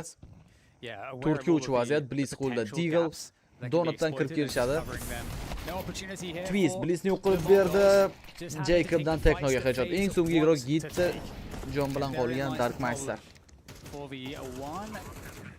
2-1 ko'rinishga yetib keladi bomba portlagandan so'ng va mana bu yerda Frozen Darkmeisterni oxirigacha o'ldirib qo'ydi. Boshlagan ishini yakunladi. Just like you say, they get control some position, they understand how they need to deal with the potential problems. Liquid chiqarib yubordi Vitality'ni Liquid. So looking smooth here for FaZe. As the desk alluded to, it was 6 games of Ancient played at XSE for FaZe, so there was a lot of data for Mongols to work with. So we'll see if it continues to be smooth once the buys come through once again. Maybe there are 4th round boshlandi. On the T side for Mongols. We shall see. For now though, it is the pistols broken full early. Echo round. Finally a chance for FaZe to have an early lead in this series. Jacob. Again, very trying time in the previous 2 maps, but it's a brand new day as far as they're concerned. Check qilib bormoqda har bir pozitsiyani.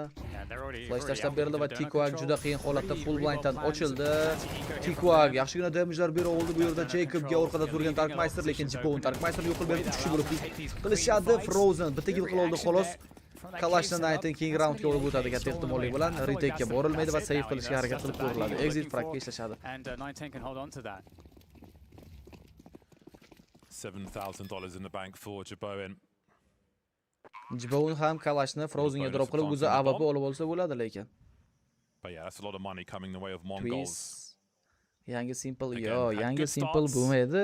O'shanaqa darajadagi iroq bo'lishi mumkin. Hech kim chunki o'zini masalan futbolda ham yangi Ronaldo, yangi Messi deyishni xohlamaydi. O'zini ismi bilan eslashlarini Third round xohlaydi. versus Mongols. Be nice for 910 if he can hold on to this AK or one of his teammates.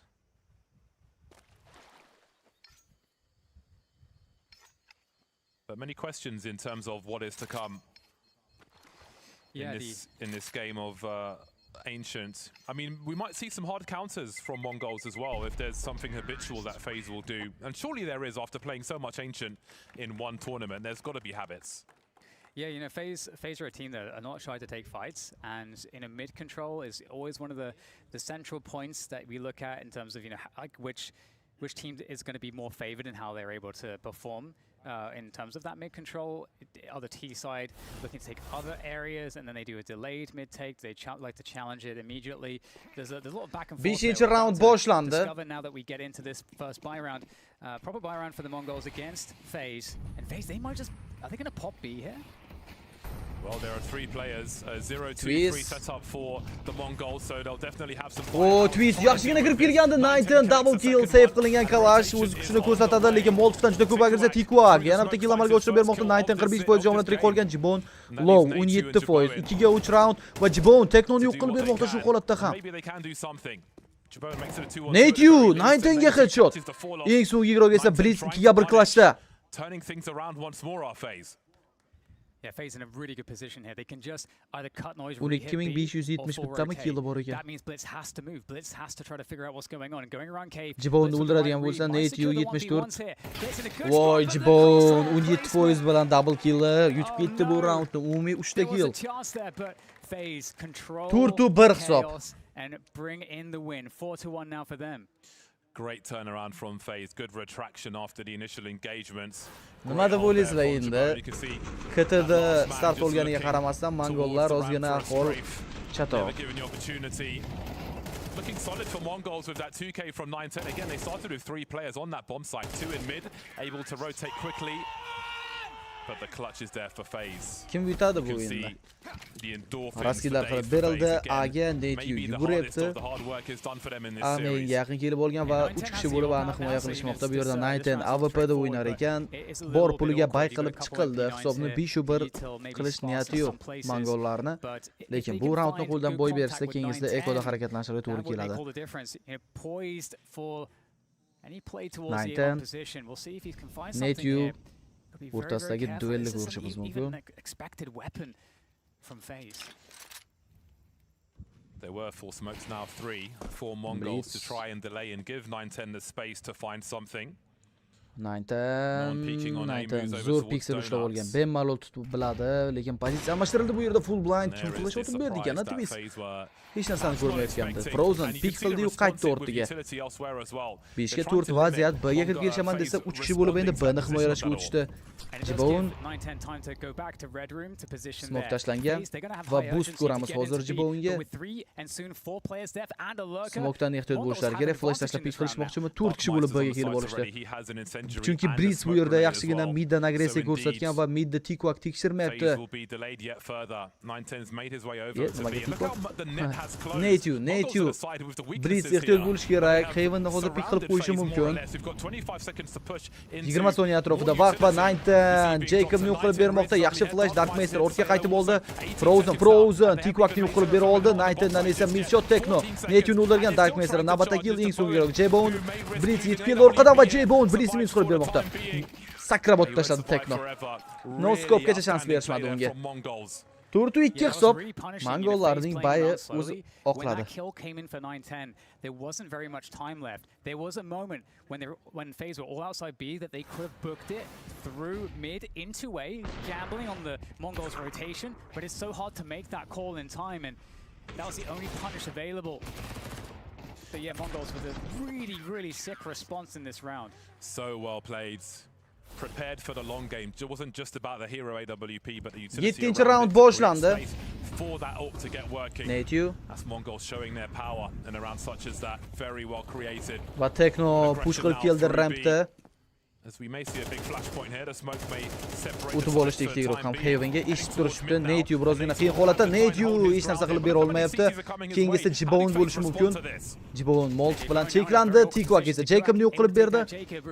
Darkmeisterdan Twistga qachot Frozen. Razmenda Frozen donalab o'tyapti, lekin hech qanaqa o'qlari tegmadi. 2 ga 5 raund davom ettirishdi. Boshlashgan va bitta kill topilgan. Hozircha 4 kishi qolgan Tekno esa 11% jon bilan. Jibon va Jibon bu yerda Tikuakni yo'q qilib berdi. 19 esa orqadan yetib kelgan. 19 o'qimayapti. 100 puning qo'lida va AWP dan menimcha yo'q qilib bersa kerak raqiblarni. Ikkita guruhni ham ko'radi hozir. Voy 19 dan xato. Lekin Blitz bu yerda rasmiy qilib bera oldi. Jibon esa 2 ga 1 raund 50 soniya atrofida vaqt yerda turgan Arujani olsa o'ziga menimcha foydaliroq bo'ladi. But he does have opportunity. That element of surprise, if the timing is in his favor, could open up the say bomb sites. Tutdi Jibon. Bo'ldi, A ga bombani o'rnatadi. 2 ga 1 raund. Bomba KT ga qaratib o'rnatilmoqda. Teknoga qarshi, Tekno juda low, 11% jon bilan. AWP'ni oldi Tekno qo'liga, lowligi sababli va A maindan harakatlanishni tanlamoqda. Netyu eshitmaydimi? Eshitdi. Voy, tekshirdi. Bo'ldi, ko'rdi ham. Voy, Tekno ham damage yetkazib bera oldi bu yerda. Yaxshigina Xayoshga 19% ikkita low igroqlar va J-Bone navbatdagi clutch. WW J-Bone uchun 2 ga 1 raund. 2 ga 5 yutib ketishdi umumiy olib qaralganda. 2 ga 5. So much development from both sides. 5-2 hisob. Mongollar nimaga tilti kirib qolishyapti? Afez esa bunaqa yutilgan raunddan so'ng time out olishga qaror qilmoqda. But that's a really big one to secure. Keep that early lead for FaZe. A timeout to just kind of recalibrate and understand what the climate might be on the Mongol side maybe. I mean, they were talking about the T statistics for Jay Bowen, James. He's 10 for 2. So it seems like the trend is following in this game. He is delivering for FaZe in this much needed third map.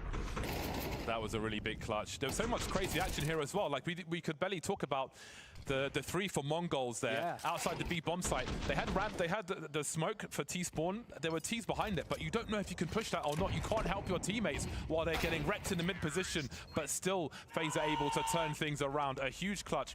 Jay Bowen got tagged by the AWP through the boxes. 8-chi round boshlandi. Yana fullbayga qarshi fullbay va mid to'liq Mongollar tomonidan egallanib bo'lingan. Midliga chiqib keldi bu yerda Jacob Blitzni yo'q qilib bermoqda. Razbay hamda flash qilingan raskidlardan so'ng Twist esa B'ni check qilib beradi. B'da hech kim yo'q. Bombani bemalol o'rnatishi mumkin ular. Midda agressiya. Yana midda Jacobni quvlashmoqda. This early in the round, Jacob. I don't think Mongols can do anything reasonable except to save their weapons at this point. Save mi deymanda? Yeah, nothing else makes sense. Diffuse kit yo'q. Jibon. May post up for. Na, utilitylarni oldi Tekno, Blitzdan tushib qolgan va endi save qilishga qarab yuriladi. 6 ta round hujumda juda ko'p degani. So outmaneuvered on this occasion by FaZe, who continue to build a solid lead on their T side. Uni 2 da Jibon. So far so good as far as FaZe are concerned. No loss bonus here for the Mongols. You know, that got reset very recently, so just a couple rounds of that now coming into this one. So they do really need these weapons saved. Hech bo'lmasa save qilib qolishdi. Pul normalniy. Blitzni o'zi bayqilib chiqsa, keyingi round, bundan keyingi roundda ham ya'ni ekonomikada avtomatlar sotib olishning yetarlicha puli bo'ladi. Is okay, but 6-2 FaZe, they are looking very good right now on this T side, and it's hard to see when it's going to stop with how they're playing. Yeah, now we start to ask how many rounds is the minimum that Mongols need for a good opportunity in the other half. They'll be able to buy around what they saved. 9-chi round boshlandi. Yaxshi Xayoshga yetib keldi. Va Tikuak 58%. Уже half o'yinni boshidan. Tekno, Smoke, KV igroq borligi haqida informatsiya bor FaZe'da va Mongollar bu yerda 3 ta B, 2 ta A himoyalanishmoqda. Tikuak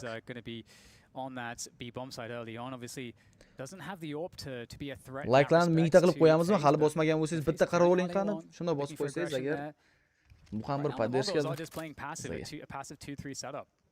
And we'll see exactly what FaZe decide to do, because the ball's essentially in their court at this point. They get to dictate the action. Molt tashlab berilgan. Forward control, Cave gets taken away the closer positions to the T side at least. Tekno. J-Bone posted up.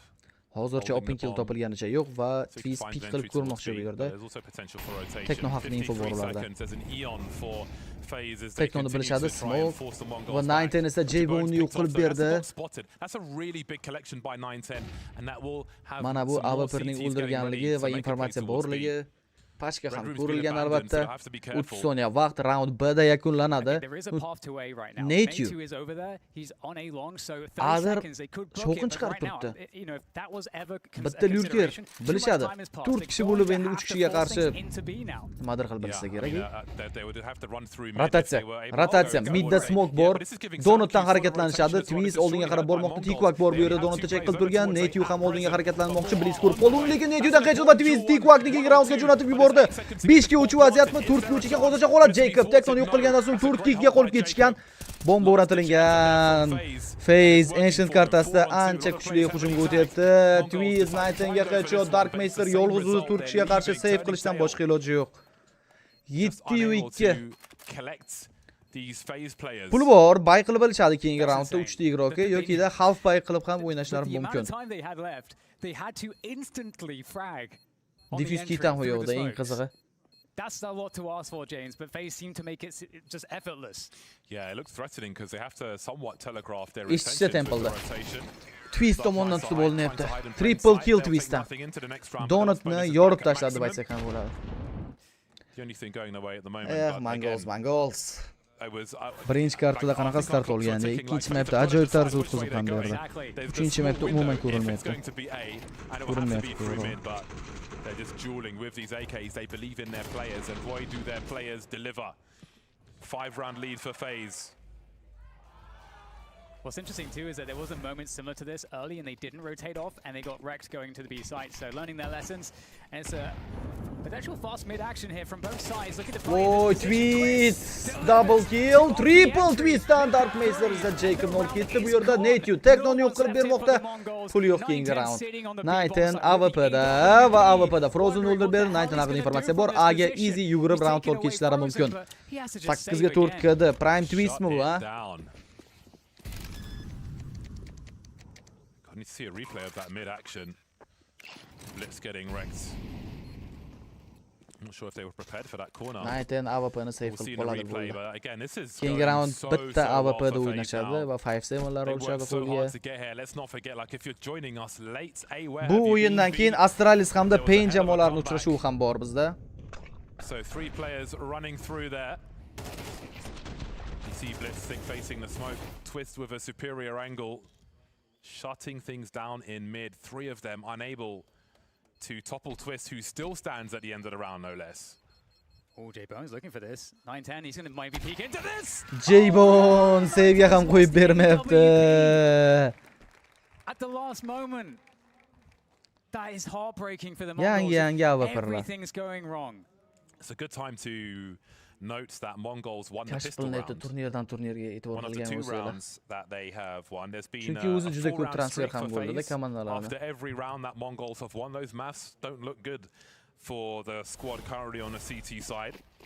11 round boshlandi. Bir Nateyu ham ancha moslashib olsa komandaga, Jacob keyin o'sha Budapest majorda o'ynaganda o'ynaydigan bo'lsa. Aga easy kirib kelishdi. Shuncha buy qilingan orужаlar hammasi save deymanda. Retake qilishga diffuse kit ham yo'q, bomba ham o'rnatilib bo'lindi. Tezroq harakatlanishmasa vaqt yetmay qolishi mumkin ularga. Nateyu orqada. Va Nateyu Blitzni minus qilib bermoqda. 4 kishi bo'lib qolishgan. Temple'ga 2 kishi joylashib olgan bo'lsa, Tikwak Donutdan o'ynashni tanladi va Tikwak haqida hozircha info yo'q. Tikwak endi ko'rib qolindi. Low HP. Nateyu orqasidan kelmoqda Tikwakni. Diffuse qilishga vaqt yetmaydi va Nateyu easy tutib oldi Tikwakni. Reddagi igroq tekshirilmagani sababli Dark Master tomonidan Nateyu o'ldirildi. 9-2. Qanaqa xorlashgan bo'lsa, Mongollar xuddi shunaqa xorlanyapti o'zi. Jacob save qilishga bermadi Teknoga ham. 12-chi round. They've gotten aggressive on B. That's been one of the aggressions they've shown to try to take initiative, and they've been aggressive on mid. You know, these are the two most common spots. So if you're expecting them to feel like Broki hozirgi paytda Jibon ancha kuchli Broki'da. Atak Broki ham prime paytda ancha yaxshi o'ynagan.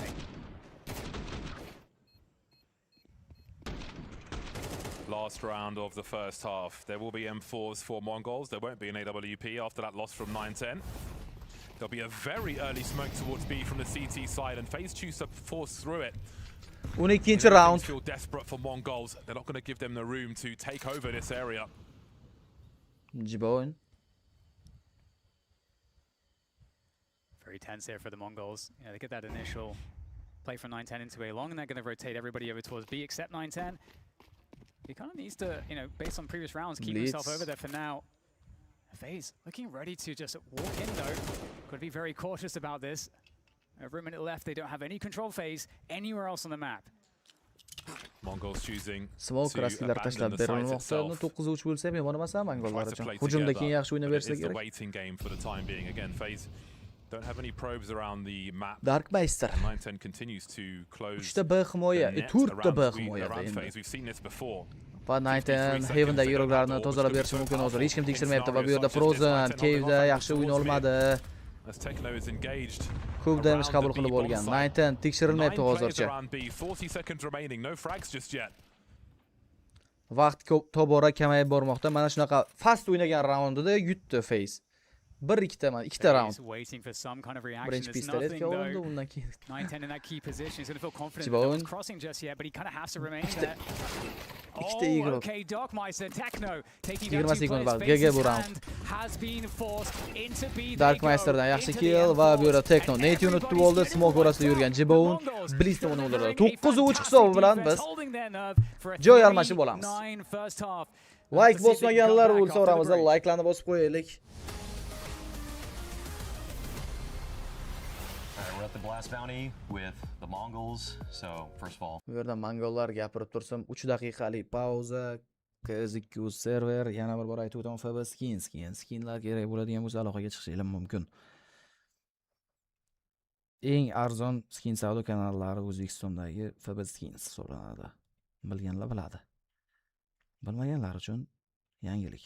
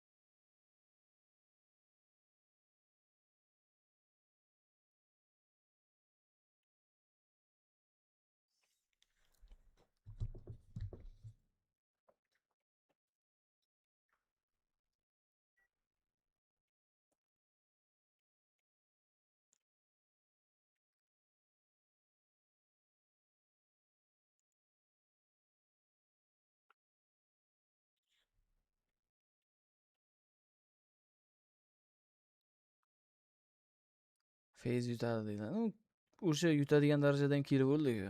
Agar FaZe Spirit pick qilsa kerak. Yaxshi o'yin ko'ramiz. Mongol chiqsa ham o'sha yarim finalda Arvayli komandalar qoladi. Bundan keyingi o'yinda Pain bilan Astralisda bilmadim-ku kim yutib chiqishini. Atak hozir yomon jamoalar yo'q emas, bor. Qolgan jamoalar bizda Spirit Mouse, masalan, deylik FaZe bilan, Astralis mayli. 4 ta normal komanda chiroyli o'yinlar ko'ramiz.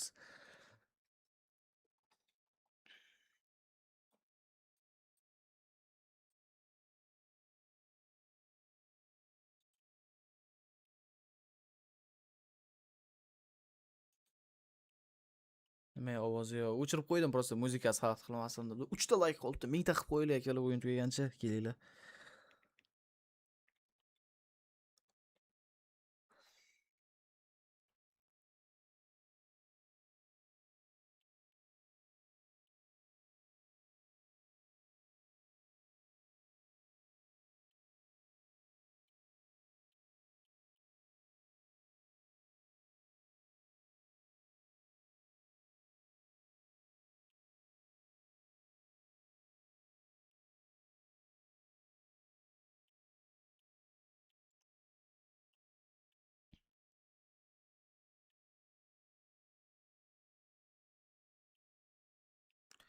Ketdik. Birinchi pistoletkani yutqizib qo'ygan FaZe. They're going to have to find some Ikkinchi combustion pistolda before omadni FaZe sinashga take off and harakat leave qilib him in the ko'radi. dust here. 6-round lead at half-time. FaZe have risen Nima at the qilasiz, perfect hal time qilib o'yin uchun. in this series.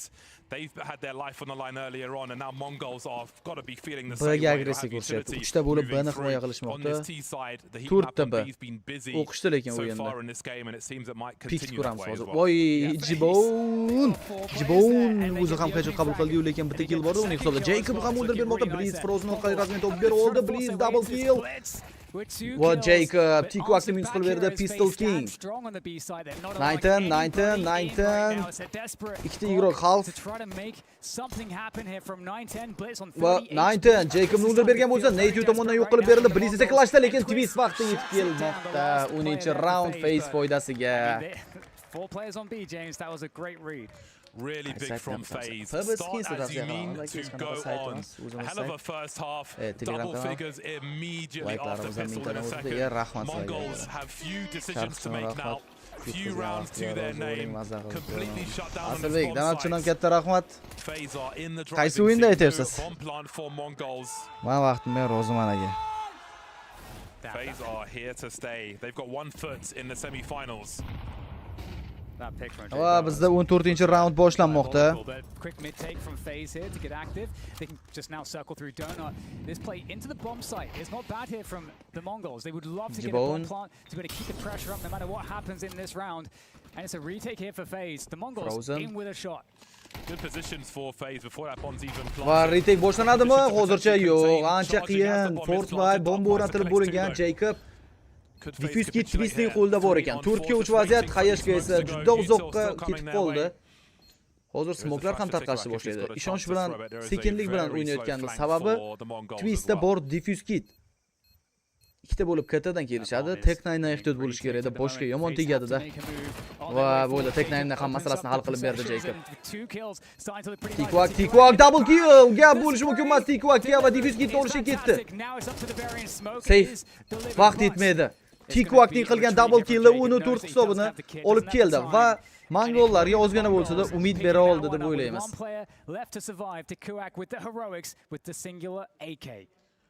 FaZe reset on their CT side for the most part, just like the Mongols were in the first half. Is this the run you ask? We already saw a great one. I don't think that can be topped what we saw from FaZe earlier on. Moving through the smoke. Good synchronization, but just too many man on road on that bomb site. They were handily dealt with. Mongols have got a lot of climbing to do before they catch up to the likes of FaZe, who will go for the force buy here. Ovoz bor-ku aka. Telefoningizda muammo bo'lishi mumkin. 15-round. Reset FaZe straight away after winning the pistol, and now they're going to be feeling some renewed confidence. It's a big comeback to make, but they're going to start off with that mid control. They've got that outer cave control as well. And the question is, have FaZe stacked? What is FaZe doing in a round like this? Jacob. Aggression, so you've got to be worrying about the stack or a potential trap.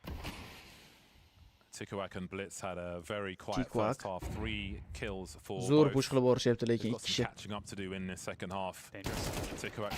Tikwak qilgan killga Frozen javob qaytardi. Yana ikkita igrok turibdi bu yerda. Frozen double kill, triple ga esa Blitz qo'yib bermadi. 3ga 3 vaziyat, yaxshigina informatsiya yig'ib bergan bor Jay.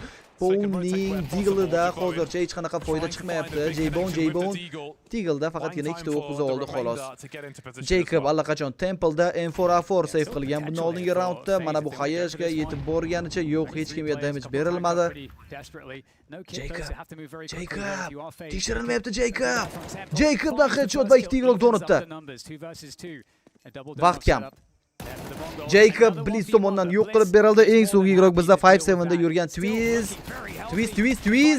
Blitzning triple kill 5-raundni himoyalab berdi. Mongollar uchun hisob 10-5. Va biza full echo ko'ramiz endi. FaZedan 10-6 bo'ladi. Lekin comeback qilishi ham mumkin. Chance bor. Important second frag from Frozen and spotting the bomb carrier also. A lot of information for the remainder of his team to play off of. And they responded quick enough. 16-round boshlandi. Putting FaZe on the pistols then. The force buy has failed. Full echo faze'da yaxshigina hayashga bu. Voy, oyog'ini tegib portladi. 12 HP bilan qolyapti J-Bone. 1ga kirib kelib bombani olib o'rnatishni borishlari mumkin. Mid va donatda joylashib olishgan Phase jamoasi a'zolari. Looks like it might make Face convinced that they can jump out and where is everyone? There's 9-10 nobody agressiya. here. Blitz, bitta kill, Blitz. Ikkita kill amalga oshirib bermoqda va bu yerda Blitzdan navbatdagi triple kill. Hiddaga chiqib oldi shu bahonada. Va fullbackga qarshi fullback ko'ramiz endi. They got some deep mollies towards B as well.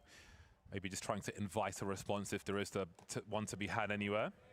So carefully done. The threat was small. Now the threat is reasonably high. The M4s come out for FaZe. They won't have the money from AWP on this occasion, but they'll have plenty of plans, plenty of ideas. Regardless of how much Ancient they play, the XSC recently, round. they had a hell of a first half. We did wonder if Mongols will maybe have some mid egallanib olindi deb ham aytsak bo'ladi. Qaytadan retake-ga ham harakat yo'q. Shunchaki fast A o'ynab yuborishyapti. J-Bone bundan informatsiya berishga ulgurgancha yo'q va side egallanib olindi allaqachon. Darkmeister Razmenda, Nateyu nima qilib tashladi bu yerda? Frozen yetkildi yordamga. Vo, flashni kim otib bergan bo'lsa ham gap bo'lishi mumkin emas bu flashga shunchaki. Kim flashni otdi ekan? Birga bir clash Blitz yana 3 ta minus qilgan. Twist bilan birgalikda Mind Games boshlandi bu yerda. Twist o'qiyapti eng qizig'i o'yinda. Lekin Blitz har bir burchakni chek qilib boradi. Twistda ham xuddi shunaqa. Birinchi bo'lib kim harakat? Twist oldi-yo. Twist oldi-yo. Twist 11-chi raund yutib bermoqda FaZe'ga. Endi Blitz, endi nice try triple kill. Bundan ziyod nima ham qilib berarding jamoaga? 3 ta round ketma-ket 3 tadan o'ldirib bermoqda. My word, war of attrition on EA bomb site so quickly indeed. A straight up rush in, but still they leave without the round despite all these numbers here. Great flashes, Jaboin with a good transfer there as well, leaving it doable for Twist. Yeah, like you said, that second kill from J-Bowen made such an immense difference. And now look at the Mongols go. They're going back into A. They want to redo into the bomb site. Bu yerda J-Bone Darkmeisterni yo'q qilib bermoqda. Tikwak esa Jacob orqali razmen ber oldi. J-Bone zo'r yuryapti. Blizchi Netewdan headshot. 9-10dan esa miss. Amendagi iroqlar va J-Bone triple kill. 17-minusi. Teknoning yolg'iz o'zi nechta kalashlamashtirsa ham foydasi yo'q. Bu raund berib yuboriladi. Keyingi raund ekonomikada muammolar bo'ladi. O'yin boshlanganda aytgan gapim yodingizlardami? Terror bo'lgan, hujumda boshladi FaZe. Bu degani FaZe'ning shansi ko'p ketsa kerak. A perfect storm for FaZe. Va xuddi shunaqa ham bo'ldi. But they are in full control now. Tekno Bizi game o'ynayaptimi ekan, hozir bu o'yin tugagandan keyin. Qarab kelay qani. Da o'ynayapti ekan, ko'ramiz bizi game o'yinini. I guess a couple of kills. That's a lot to ask for, honestly, in this position. The Mongols maybe having a read and having seen some demos. It's hard to say, but if there was a weakness on that early A-rush timing, FaZe have patched it up. They must have asked themselves what is expected of us going into this game of Ancient. Doesn't seem like Mongols were ever able to catch up. J-Bone 4 kill, Quadro 2 frags now, leading the charge. Endi aka bu yerda men naushnik turibdi. Tushunasiz, ko'chada yurgan paytimda normal. Pishonamni ochib yurgan kezda aka yozdi. Juda issiq-ku havo. Sal qaytadi sekin o'zimiz ko'rsatishga ham qaytib olamiz. So destructive for the Mongols. Especially given that J-Bone also defends against the entry fragger. That just killed 12-6 Tech9lar, Deagle'lar va B'ga agressiya 4 kishi bo'lib Blitz midda o'ynayapti. And the Mongols, they don't have much here to work with. Most players for them outside of B at the moment. Raskidlar utility ham bunaqa ko'p emas. They don't have a primary weapon. Fast o'ynashga harakat qilishadi. If you've got enough utility. Va Jacob then the B bomb site can be promising for yomon chiqib kelishdi lekin Jacobga qarshi.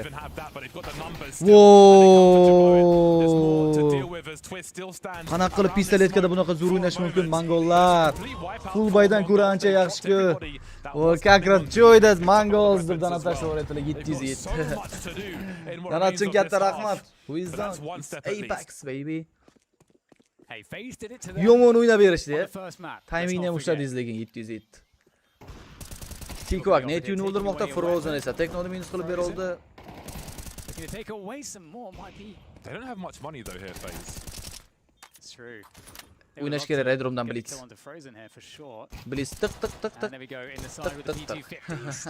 12-7. Hali o'yin tugamas ekan nektarlar. Mana bu o'yin tugasa sразу o'tamiz BC game o'yiniga.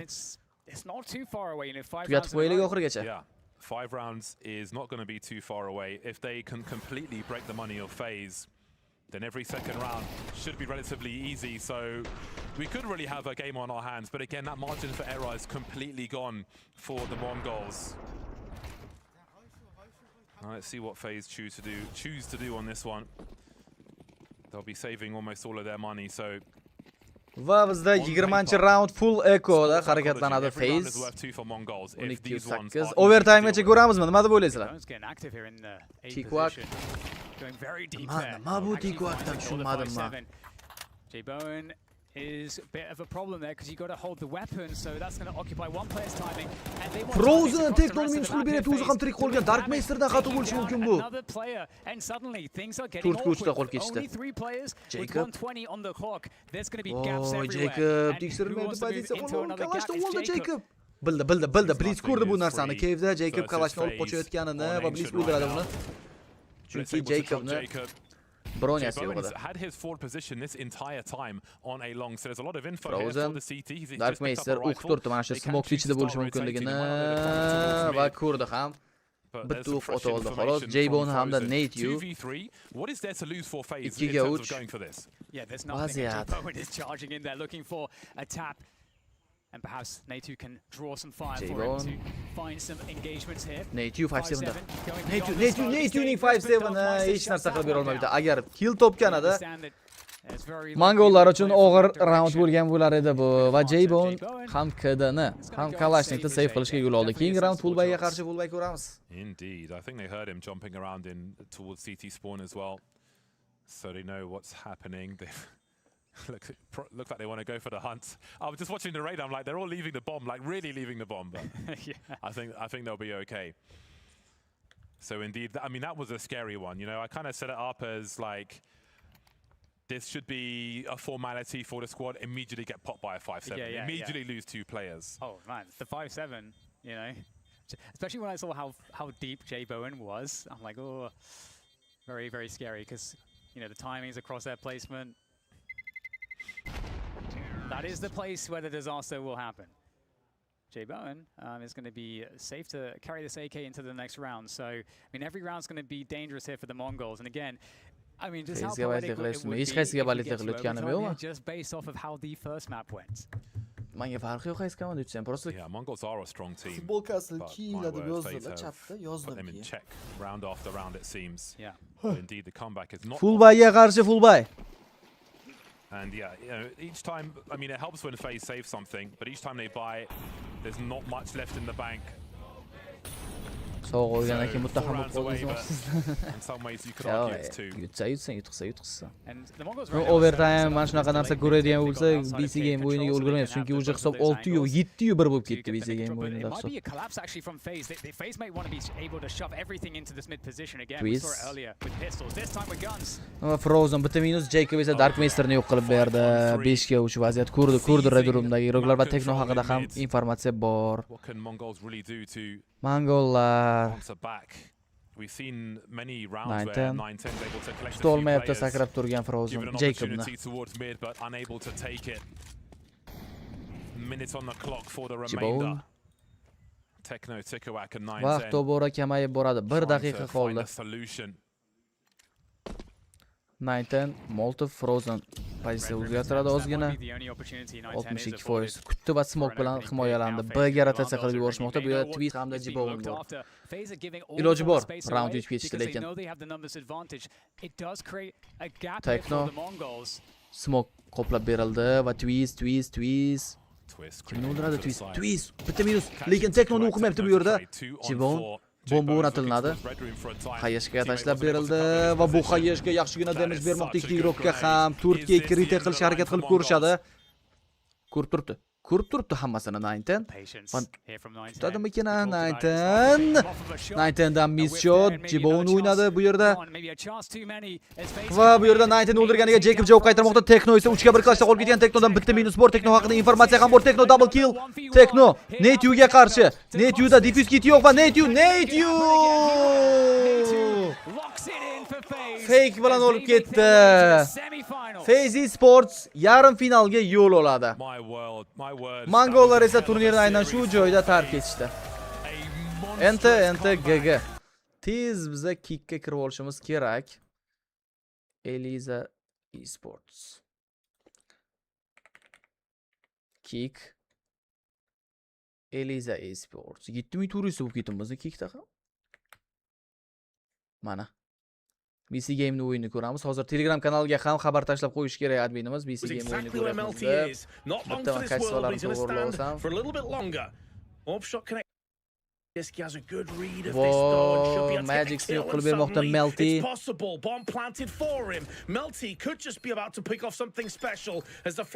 Birga bir vaziyat. Va Melty elektronik yo'q qildi. 7-2 hisob, yaxshi, hech bo'lmasa ulgurdik ko'rishga. All right, then you can hear the crowd there absolutely fired up behind that one. This is such an important clutch, and must say I was impressed by especially the second kill for electronic there, but yeah, huge for Melty, and it's one of those things where knowing who was left in the round, the fact that it's Megas, he has a moment where you can tell that he kind of realizes, oh wait, that's the B player that's left. I've got to be careful that I'm not going to get shot in the back. So great awareness, great shots with the AWP, and yeah, just not enough utility maybe for BC Game to clutch that round. A smoke on top of the bomb there would have been sick, but just wasn't available. So second round for Trainwrecks. They must get more. I feel like they've got to get all the rest of the rounds here. This is going to be a tough second half, no matter what. BC Game have already done a pretty good job, and look at the speed with which they hit this bomb side. Electronic is always going to be it's going to be an A hit. And Mzinho bu yerda birinchi killni topmoqda. Simple. Miss shot, Senzu double kill. Magic esa Lapani yo'q qilib bera oldi. 3 ga 1 vaziyatda qolib ketdi Melty. For the defense, flank is coming in all the way through. Even if the bomb had been planted, it would have been tricky. Electronic uni yo'q qilib berdi. He's going to go down. Yeah, that bomb drop onto just outside the con on the staircase was horrific.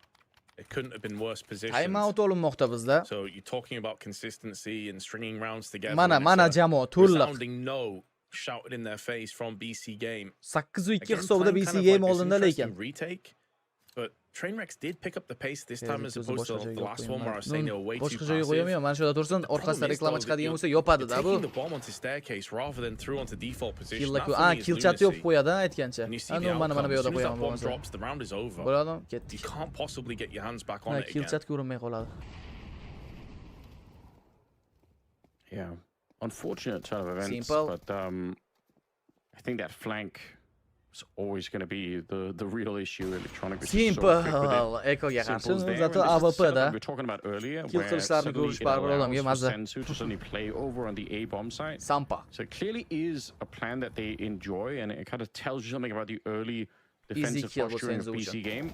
Sampa on a bit of a mission. Whoa, Sampa double. Sampa triple qilish ham mumkin bu yerda electronic bor. Madman this guy is trying to get the round mana back endi on the Sampa side of his qiyin team. Realizes holatda. Electronic is over there.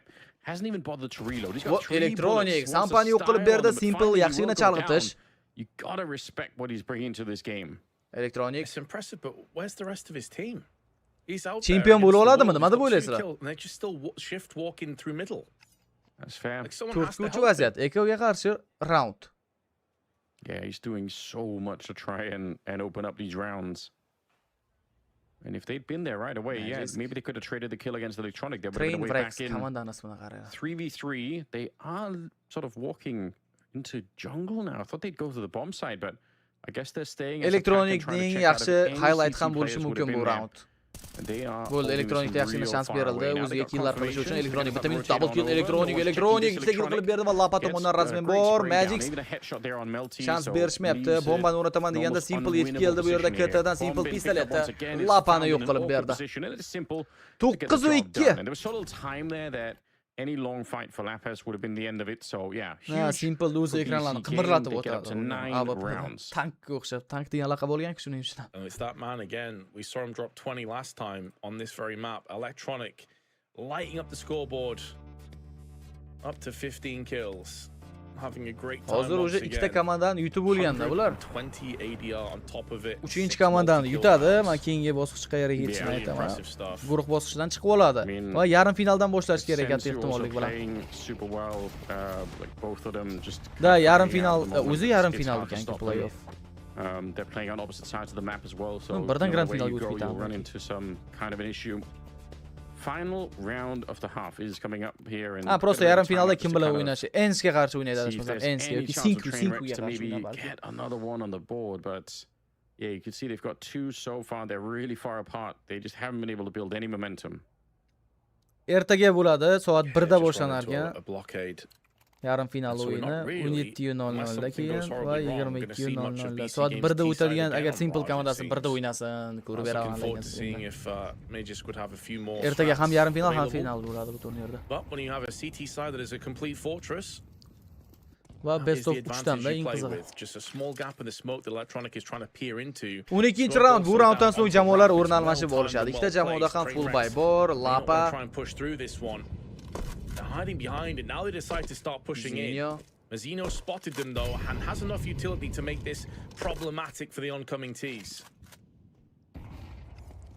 Deep flash going over there just to slow them down. Ayashga raskidlar tashlab berildi, lekin saydga to'liq egallab olishgan. Hozir Senzu flashdan keyin o'ynab bersa kerak. Menimcha Senzu chiqib kelgan va Senzu aman yo'q qilib berdi. Senzu voy elektronik bilmagan holatda o'ldirib yubordi va KTga sakrab kelmoqda. Zinyoning o'zi qaytdi ortga 3 ga 3 retake qilishga harakat qilib ko'rishadi. Hattivati degan igroga low. Hattivati. Hattivati agressiya. Mizinyo bor bu yerda. Magic bor ekan. Hattivatidan qachon Mizinyo 100 bilan o'tashlayapti uni. MK olib borga qaytadi. Simple. Bomba o'rnatilib bo'lingan connector, ya'ni stairsga yaqin Deagle. AWP'da pik qilsa o'ldirib qo'ygan bo'lardi. 9-3 hisob. That will be the final round going the way of Trainwreck. See if they can come back into it after this break. Reklamalarni ko'rib chiqaylik qani. Mayli qo'yinglar, reklamani ko'rmaylik shu yoqda. O'chirib qo'y. O'zim bilan gaplashib turinglar ozgina. Pauzadan keyin davom etadi o'yin.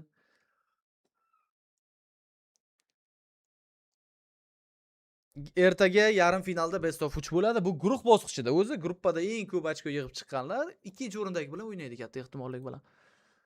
Xo'sh, hozir men endi bizning o'zi asosiy o'yinimiz qachon boshlashini ko'raman. Pain bilan Astralis o'yini ana bo'lgandir vaqti 21:05 da boshlanar ekan. Kakras mana bu o'yinni tugatgandan keyin vaqtimiz yetsa K2.0 serverga kirib bir duel otishib qo'yamiz. Atak reklamalar, unaqa vahima reklama emas, Honorda reklama qilyapti hozirchi. Turnirda o'zi esa necha millionligini aytaymi, qancha yutib ketadi. Birinchi o'rinda olgan komanda 8000 dollarga yutadi. Juda arzon turnir. Finlandiyada bo'lyapti chunki turnir. Hamma Finlandiyaning komandalari bittagina BC'ga taklif qilingan. Full finlandiyaliklar. Bularni ko'rib turib nima qilamiz? Hamma komanda Finland bitta VC game.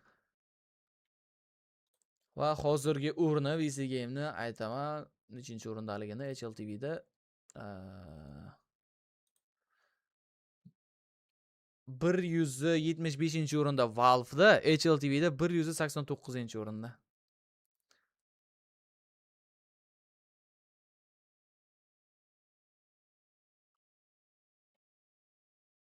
Magic Capitan. Ketdik o'yinga qaytib olamiz. Yeah, and the event, like, to be fair, from what we saw in Group A, I think it's safe to say that they have just looked like the best team. That's what we expected to happen. Yes. Yeah, it is interesting with Mazzino. Bu komandalar aka nima qilish kerak-da? BRS ochko yig'ish kerak turnirlarda yutib. Shuning uchun mayda turnirlardan boshlayapti. It does feel like he's on A alone a lot of the time. But that's something that, you know, with time is going to become a little bit more. 13-round boshlandi. Qani Simple fanatlar nimaga unaqa kamayib qoldi? Yo'q. BC game though looking like they're going to have a rating pasayib ketdi. Chunki ratingni ushlab turgan igroklar ketdi sastavdan. Hamma sastav 3 ta igrokni almashtiradi-ku. O'sha uchun rating 0 ga aylanadi. Quick jump there and now we know he's definitely going to be showing up. Ama nima qiladi bu yerda? Amadan bitta kill bor, lekin Razmin hozircha qilingani yo'q. Tezroq push qilish kerak. Simple Amani yo'q qilib bermoqda. Bomba o'rnatiladi va Mazzino esa kitchendagi igroklarni bir agressiya ko'rsatib Jazolanmoqchi bo'lib ko'rdi. 4 ga 4 vaziyat. Retake qilish boshlandi. And eventually try to push 3 people coming in from that short position. Va Simple double kill amalga oshirib bermoqda Glockda. Glockni ko'rdinglarmi skinni Simple'da? Magus goes down. That's a long shot for Motivati at the back bench. Mana tushunmayman. Mzinyo razmenda, Mzinyo double kill, Mzinyo triple mi Simple 2 ga 1 vaziyatda qolib ketmoqda bu yerda Metti. Legendga qarshi desang ham bo'ladi. Triple kill. O'nga 5, 2 ga da Simple. They are well on their way to winning this map. Oh yes, it is the same outcome. They played against Havu earlier on Mirage. They did the exact same strat. It fell into place nicely. They did secure the 3-0, and that's when Havu started to mount a comeback once they had rifles. The problem here for Trainwrecks is they may not be afforded that luxury because they've left themselves Rabbit Glockni o'zi ham well borni deyman. Unknown 5 ga 5 qilaylik aka. Siz ha. Nasib aka, bolla o'zi igri tekadi ekan-ku, men chaqirmasdan borib olgan bo'lgan. Insanely high. One of the top players at pro level when it comes to headshot percentages is Mazinho, and he saw that just headhunting every single player coming up against him. Da, doim har bitta qatnashgan turnirida yutib birinchi o'rin olib ketaversa, bemalol tier 1 ga chiqib oladi. Endi borgan sari turnirlar ham qiyinlashib boradi. Yeah, I mean, if with the rest of BC game, the way they've been playing so far, he might be the only one that's kind of been lacking a little bit. I don't want to say it's not really been a problem. It's not like they've been missing him in the game. Astralizni ko'ramiz, ha, kamida bitta ikkita mapda tugasa zo'r, Astralis ikkita mapni ko'ramiz. Magic, Amani yo'q qilgan bo'lsa Meltidan kill, Senzo, Mzinyo, easy minuslar va Hativatini hech kim o'qib. Kimni so'ymoqchisan sen? Mzinyonimi? Hativati bor hali sanga. Can't get the actual final stab in. 11-3. Keyingi round fullbayga qarshi fullbay. Lekin komandasi yaxshi yig'ilgan, ha? Simple. 72.6% headshot percentage. That is absurdly high. To put it in perspective, most players average between 45 and 55%. So this guy is like next level when it comes for the headhunting shots. That's pretty awesome. Yeah, we want that. We want more of that. And I think definitely, I would even say, obviously, that Mongols team was much loved, and I think for good reason. But I had sort of a sense towards the end of it, even that Messinio wasn't kind of being allowed to really spread his rings, or he wasn't like having the impact that I kind of associated with him when he really burst onto the scene at the beginning. So maybe he could kind of show that he's got more to him in this lineup. We'll see how that plays out down the stretch of it here, but they are cruising to an early victory. There's just no denying it. 11-3 going to be the scoreline behind this one, and Trainwrecks will probably only have one shot ready to shut this down once they pick up the rifles. Simple. Donat qancha edi? Simple brat. All the pressure on for this one. LT was great on the CT side of Nuke earlier. In those positions with the AWP. A very different ball game here though, up against him. Magic. It would be great to see him lighting up the scoreboard again. Va bu yerda Lapa Magicni yo'q qilib bermoqda. Senzo esa Lapani o'zini razmin qilib bera oldi. Hativati, Sampa. Simlarni qaranglar xunukligini. They needed to keep as many players alive for as long as they could. And now Melty is kind of forced into an awkward angle out in the open to watch Con simultaneously. Melty. Another flash forces him back. Mazinho can't Melty elektronik minus qilib bera oldi, lekin Mazinho tomonidan razmin bor. Sampani bilishadi. Mazinho o'tib tashlayapti Sampani ham. Simple Kalash 3-2 vaziyat, bomba o'rnatiladi. Ko'ramiz endi. Lurking around in the underpass position, so the timing here could be really difficult for Trainwrecks to guess at. The bomb is not planted yet, so that might be one of the few clues that something is up and that they should worry about the flank, but right now they're both very focused on that A bomb site. Simple minus qilib bera oldi. 2-2 holat. Bomba hali o'rnatilgani yo'q, ammo esa Senzuni yo'q qilmoqda. Mazinho 2 ga 1 clashda. Mazinho. Amadan yaxshi pik. Esports manager o'ynab bo'ldim. Birinchi bo'lib o'zim o'ynadim. Ko'ring. And to be honest, I think BC game could have played that a little bit better. Yeah, I absolutely in Magic agreement with you on that. Electronic o'rniga almashtirish kerak. You know, it's a bit of a sigh of relief, but at the same time, Anonym. BC game would be a bit disappointed. They had everything they really could have needed. They were looking for spots. Simple ham qarang, hujumga chiqadigan odam emas. Lekin rahmatchidan atlovchiman, Anonym. Not paying off for them. Ko'ramiz, vaqt keladi, simplechilarimizdan kiradi streamga xavotir olmang. The exact same thing happened against Melty. Havu earlier. They got the pistol, they got the subsequent rounds that they needed, And then as soon as Harfu established their CT side, they went on to 4 or 5 rounds in a row. So we'll see if history repeats itself here for BC game. Maybe this 5ga 5 vaziyat. Senzu va oxirgi buy roundi. Bundan keyingi raundda pul yo'q BC game'da. Maybe they're right on the cusp of walking away with an early and quick victory here, which no doubt is ultimately what they want. But yeah, we want to learn more about how Vegas approaches this. I think what we've seen so far match point is try to keep it pretty simple on the T side, and again that's ular tezroq tugatib qo'ymoqchi emasdi o'yinda. Bizda 9gacha nima qilamiz keyin 9dan 5gacha asraysiz o'yinni boshlanadi. We saw Mirage as well, where they will Molotov out that firebox and then obviously set up the grenades towards jungle and connector. No one's playing that firebox position. Sampa is a little bit further forward. Flash, rasiylar tashlab berildi va Melty hech narsa qila olmayapti. Sal qolganda Digoga pick qilib qo'yardi uni Senzu. Sampa check qilinadimi va elektronikdan headshot easy kirib keladi va side egallanib olingan. Yaxshi ishlashdi rasiylar bilan. Lapa Senzu Lapani ko'rdi. O'zining yo'lidan o'tib qo'yish ham mumkin, lekin Lapa ishonchli o'ynab berdi. 4ga 4 vaziyat Magic bo'lmadi bo'lgan. To take that pressure away from Sampa to allow him to peek either onto the oncoming ramp plays or the palace plays. He can't do both at once. He got overwhelmed. Diffuse hit bor ikkita igroqda. 4ga 4 vaziyat va KTdan 3 kishi bo'lib harakatlanishmoqda. Magic low qilib qo'ydi. Magic hech narsa qila olmayapti va bu yerda Simple razmenda, lekin Simple mana bu yaxshi reaksiya. AWPda o'tgandek Goyo va Melty bilan birga clash Simple'da. Another kill if he can. Melty gets one in return, but Simple just to hide and buy a little bit more time. The flash setting up, and he's already wasted so much of the clock. I think Melty's in too much trouble, unfortunately. It's a good shot to bring down Simple. Does spin around with the kit in his back pocket. Simple. Duelda yutqizgan bo'lsa ham match pointni hal qilib berdi BC game uchun. BC game up to 12 rounds. It's good to see smiles on their faces, man. They were fist bumping at the end, even though Melty lost. Sure, I didn't win the round, but that's still pretty cool. And that's it again. It's to kind of bring this full circle. Trainwrecks are a team that would probably have never imagined in their lives they'd be playing against a player and a team like BC Game and Simple in particular. And yet here they are, soaking it in, enjoying the experience, even if they are on the receiving end of a bit of a slapping at this point.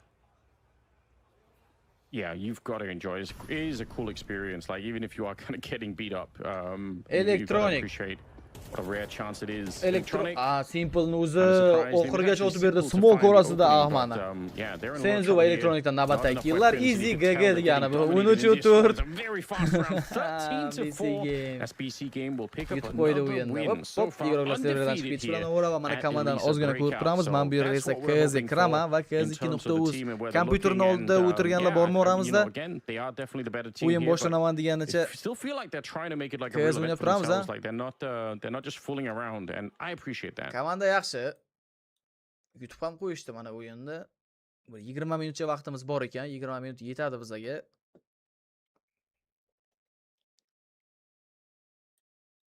Chatni bu tomonga olib o'tsam.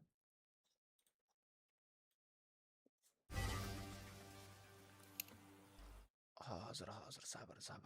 Kompyuterim ozgina kutib tursang hech narsa qilmaydi. Aha. Gaming uchun degan joyi va o'yinda boshlanish vaqtini yozib qo'yaman bu yerda. Phase emas endi Astralis versus Pain. Soat 21:05 da boshlanadi. Qaysi server o'ynasak, ey? Davay kelinglar, oddiy 5ga 5 o'ynaylik. Oddiy 5ga 5. Men kirdim. Oddiy 5ga 5ga. Ovozingiz past eshitilyapti. Endi hammi? Endi ham past eshitilyapti ovozim. Pichoq qalay pichoq. Rops pichoqdan. Chiqamizmi 5ga 5 o'ynab olamizmi? Birinchi raund o'sha boshlanyapti-da.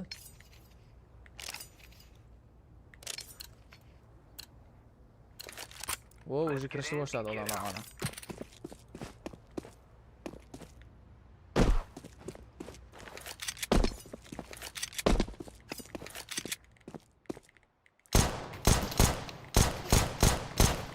Nima tegmayapti o'qlari?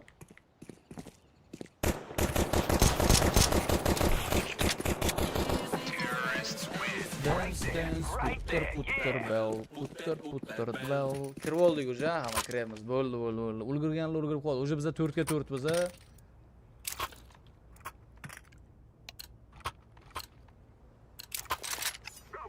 Go. Buncha zo'r mana bu pichoqni animatsiyasi. Vertolyot-ku, ha? String sniper bo'lmasa.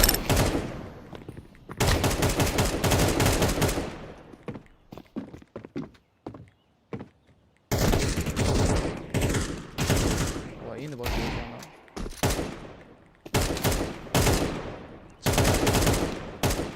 Chiqmasa kerak o.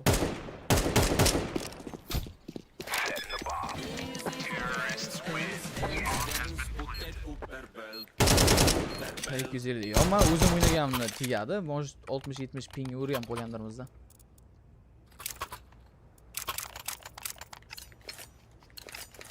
Menga nima kerak emas, smoke bo'ldim. Takka pulse. Hozir pulse ham qilib turgan bo'lsa bittasiga 5 ga yetaman. 2 lotosda plus satrak deydi kuladilar. Ha endi borda.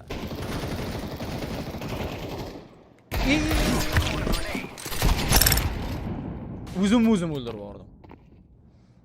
Pulse bitta.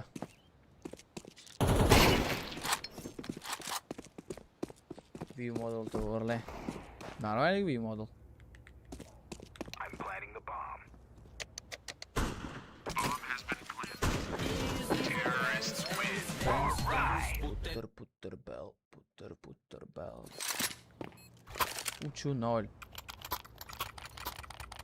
Tak. Beshga 5 o'ynaymizmi o'zi?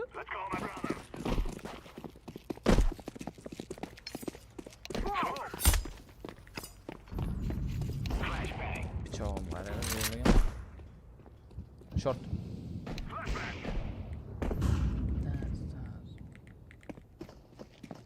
Dance, putter.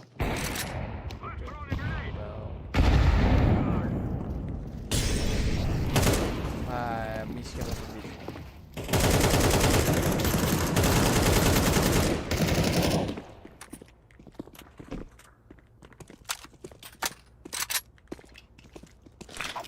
Hoppa.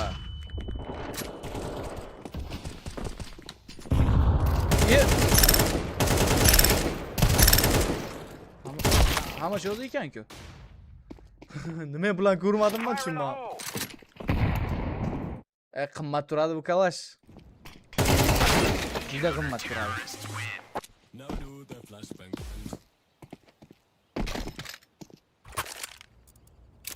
Hamma joyda turgan ekan ko'rmayman. Mana bu Echo galil, Donk galilda. Antonay Martinlarda skin yo'q. Deagle'da Prince Stream. Let's go.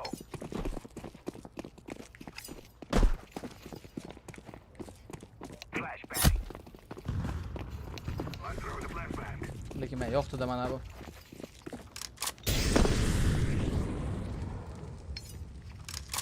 Pichoq, bunaqa pichoqdan men faqat namla qilib yuring keladi, vertolyot.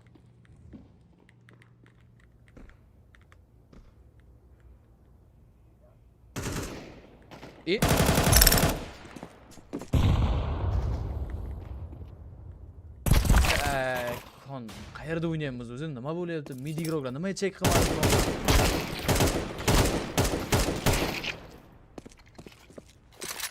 Assalomu alaykum. Yaxshi rahmat o'zi. Yaxshimisiz? Yaxshimisiz aka? Sog'lar joydan va amal shotgimi? Dance, putter bell.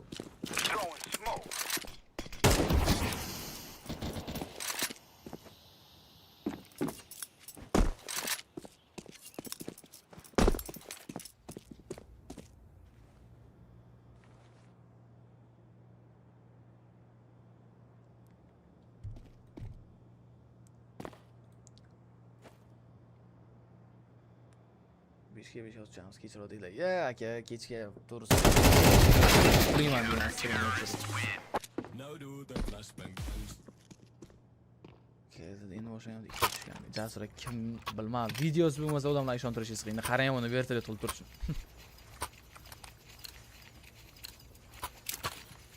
Let's go people.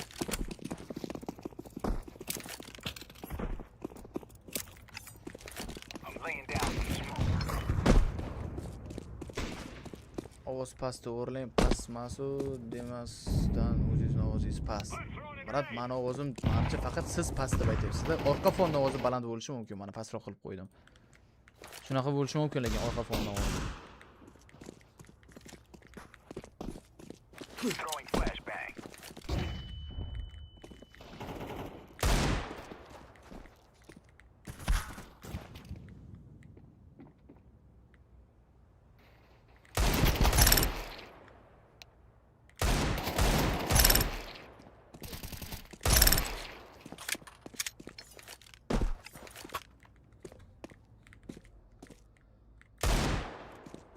Pachkani nima tashlab kelgansizlar?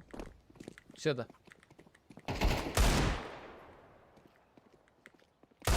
Vooo, 4 ta hit berardim ha. Naushniksiz o'ynayapti. Da, naushniksiz o'ynayapti menimcha. Tegibdi lekin 75 deganman.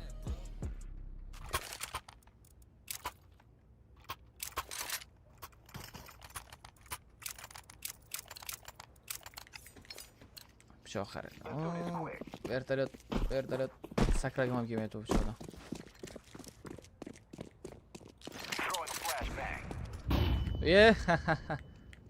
Shortda bor, hech ko'rinma.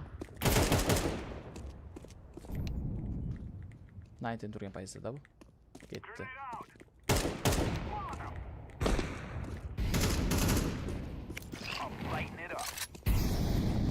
Yonib ketdi уже u игрок.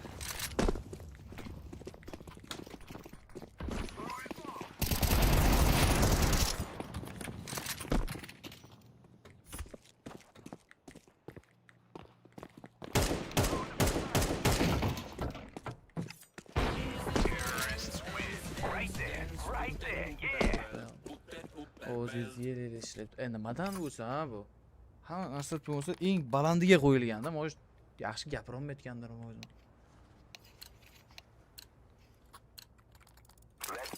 Qaranglar, hozir men sizlarga stairsni qanaqa qilib pik qilishni o'rgataman. Pulsdan push qilib kelmagan bo'lsa bo'ldi bittasi. Push qilgan 100 talik.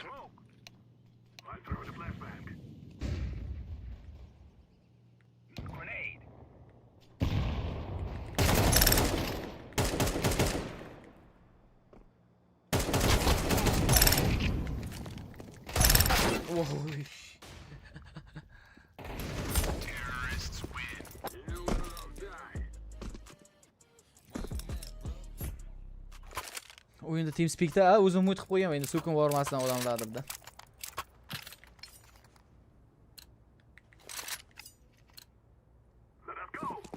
Mikrofonni yaqinroq qo'ying.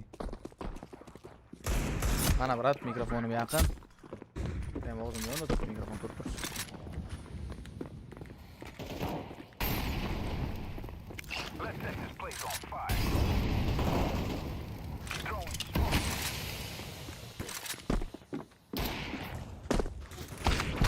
Kim o'tyapti?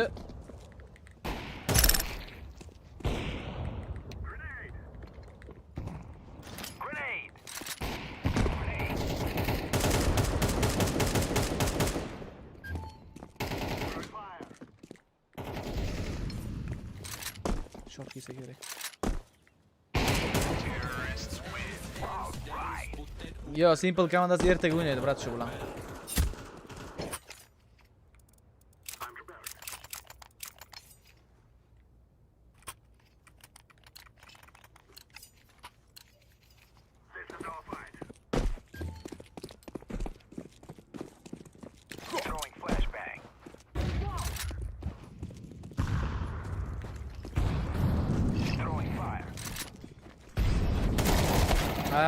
Shoshdim-da. Nakleykalarsiz, o'zingiz nakleykalarni olib tashlasangiz bo'ladi, любой skinni. Niko deya. Necha soatdan kam? 1000 soatga ham bormasa kerak menimcha. 1000 soatlar atrofida. O'ynagandir, mana ko'p o'ynamaganman. Oldin ko'p o'ynaganman, lekin 1000 soatda ham juda kam vaqt ichida o'ynab tashlaganman. Shu bilan mana streamga kirib ketdik-da.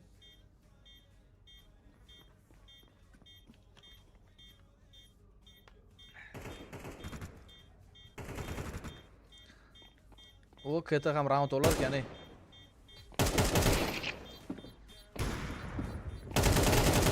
yana bitta orqada. Yo, boshqa yo'q. Yechmadim bombani.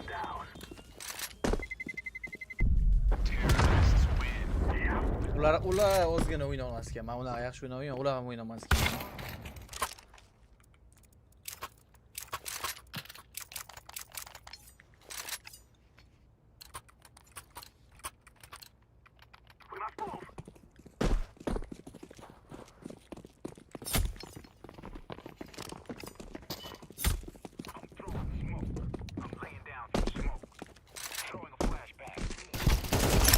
Ko'rmanman, ey. Bitta hayashga yetadi menga.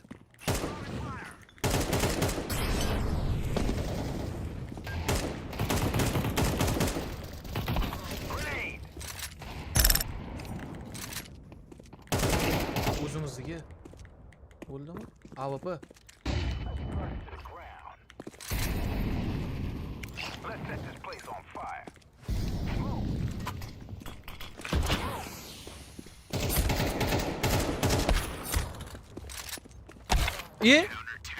Smoke tashlamagandim.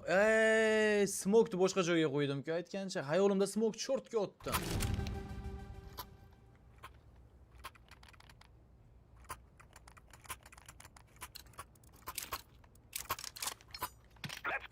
Nechta FPS mana tepada turibdi, 300 FPS atrofida stream bilan birga.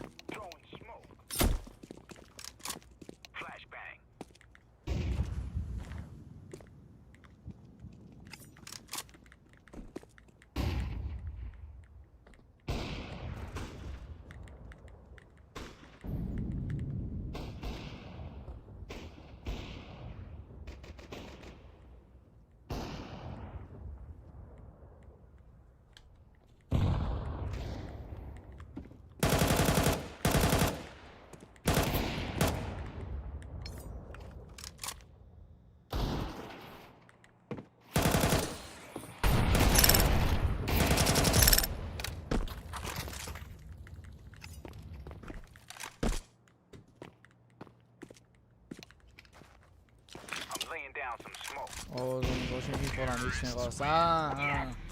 Mayli, biror infosidan o'ynaram, kartaga qarab.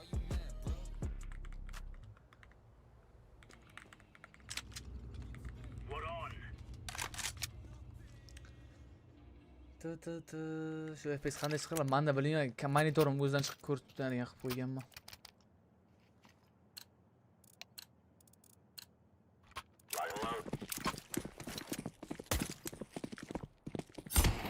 Nomad oddiysidan qo'yibdi-da.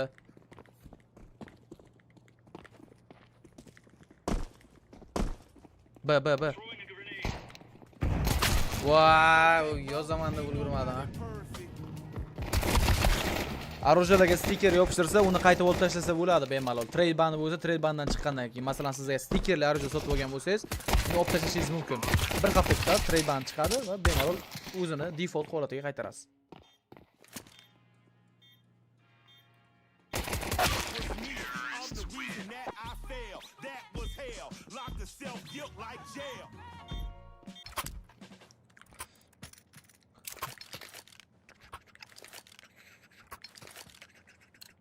Besh minut olibdi o'zi o'yinni boshlanishiga. Bitta igrogimiz chiqib ketdi Prime jaga.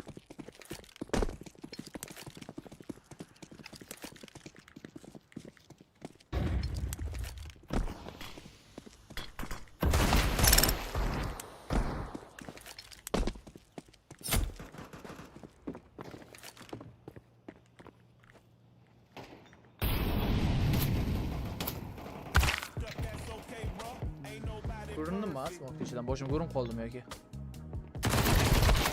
No, rahmat akalar o'yin uchun. Men ham chiqaman shu joyda. Server bo'sh, kirib maza qilib o'ynashinglar mumkin, davom ettirib qo'yishinglar mumkin o'yinda. Quit.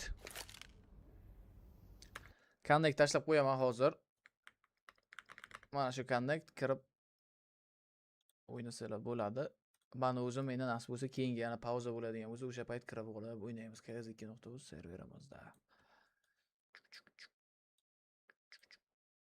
To'g'irladik hamma narsani streamga. Bu tomonda ham to'g'irladik. level of opposition, and generally speaking, higher level of opposition. Stair's been one of, for me, the top 20 guys this year. I think they've been trying to change Snow up a little bit. He was kind of in some split positions role-wise. Serverda o'zida skin changer bor. Bemalol skinlardan foydalanishingiz mumkin. Hali 10 minut bor ekan o'yinni boshlanishiga. Tepada yozib qo'yilgan. You know, you see that game against Astralis, he drops over 100 ADR. That's not the Snow we see consistently. Whereas on the Stair side, you don't see him necessarily dominate in the top-tier matchups when he plays a Vitality. He's going head-to-head with their best players very often, and he might struggle to find consistency there. But I think against this level of opposition, we generally see a Stair that is consistently the better player. Well, this is that weird position that I'm in now because you're giving me one information on a player overall not really performing that well in Snow, but specifically up against Astralis. So when we look at Pain as a whole lineup, then is it, yeah, I do favor them just that slight bit more, knowing that we might have a Snow that really steps up. I honestly got pulled over by Hooksy a little bit. I do prefer Pain, but when he said they have no idea what's coming for them, I believe them. I have no idea what's coming for Pain. I thought they were going to win.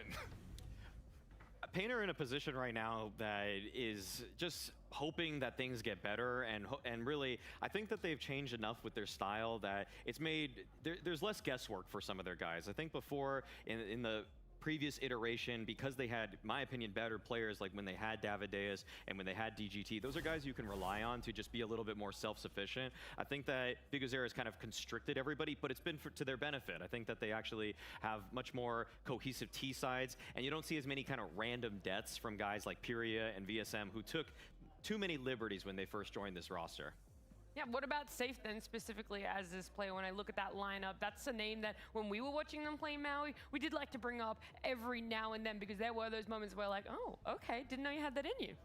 Yeah, when Safe first joined this team, I felt like it was just kind of it was like an emergency plan for them because obviously NQZ in the previous season benched himself. He then transferred to MIBR, and then now they're having to bring back Safe. And at first, he was also quite bad. He would go neck and neck with Fozy for Vu's way of sugarcoating it terrible. They were both pretty bad oppers. But now at this bounty, you're seeing a new side of him. You're seeing him regain some of that form that.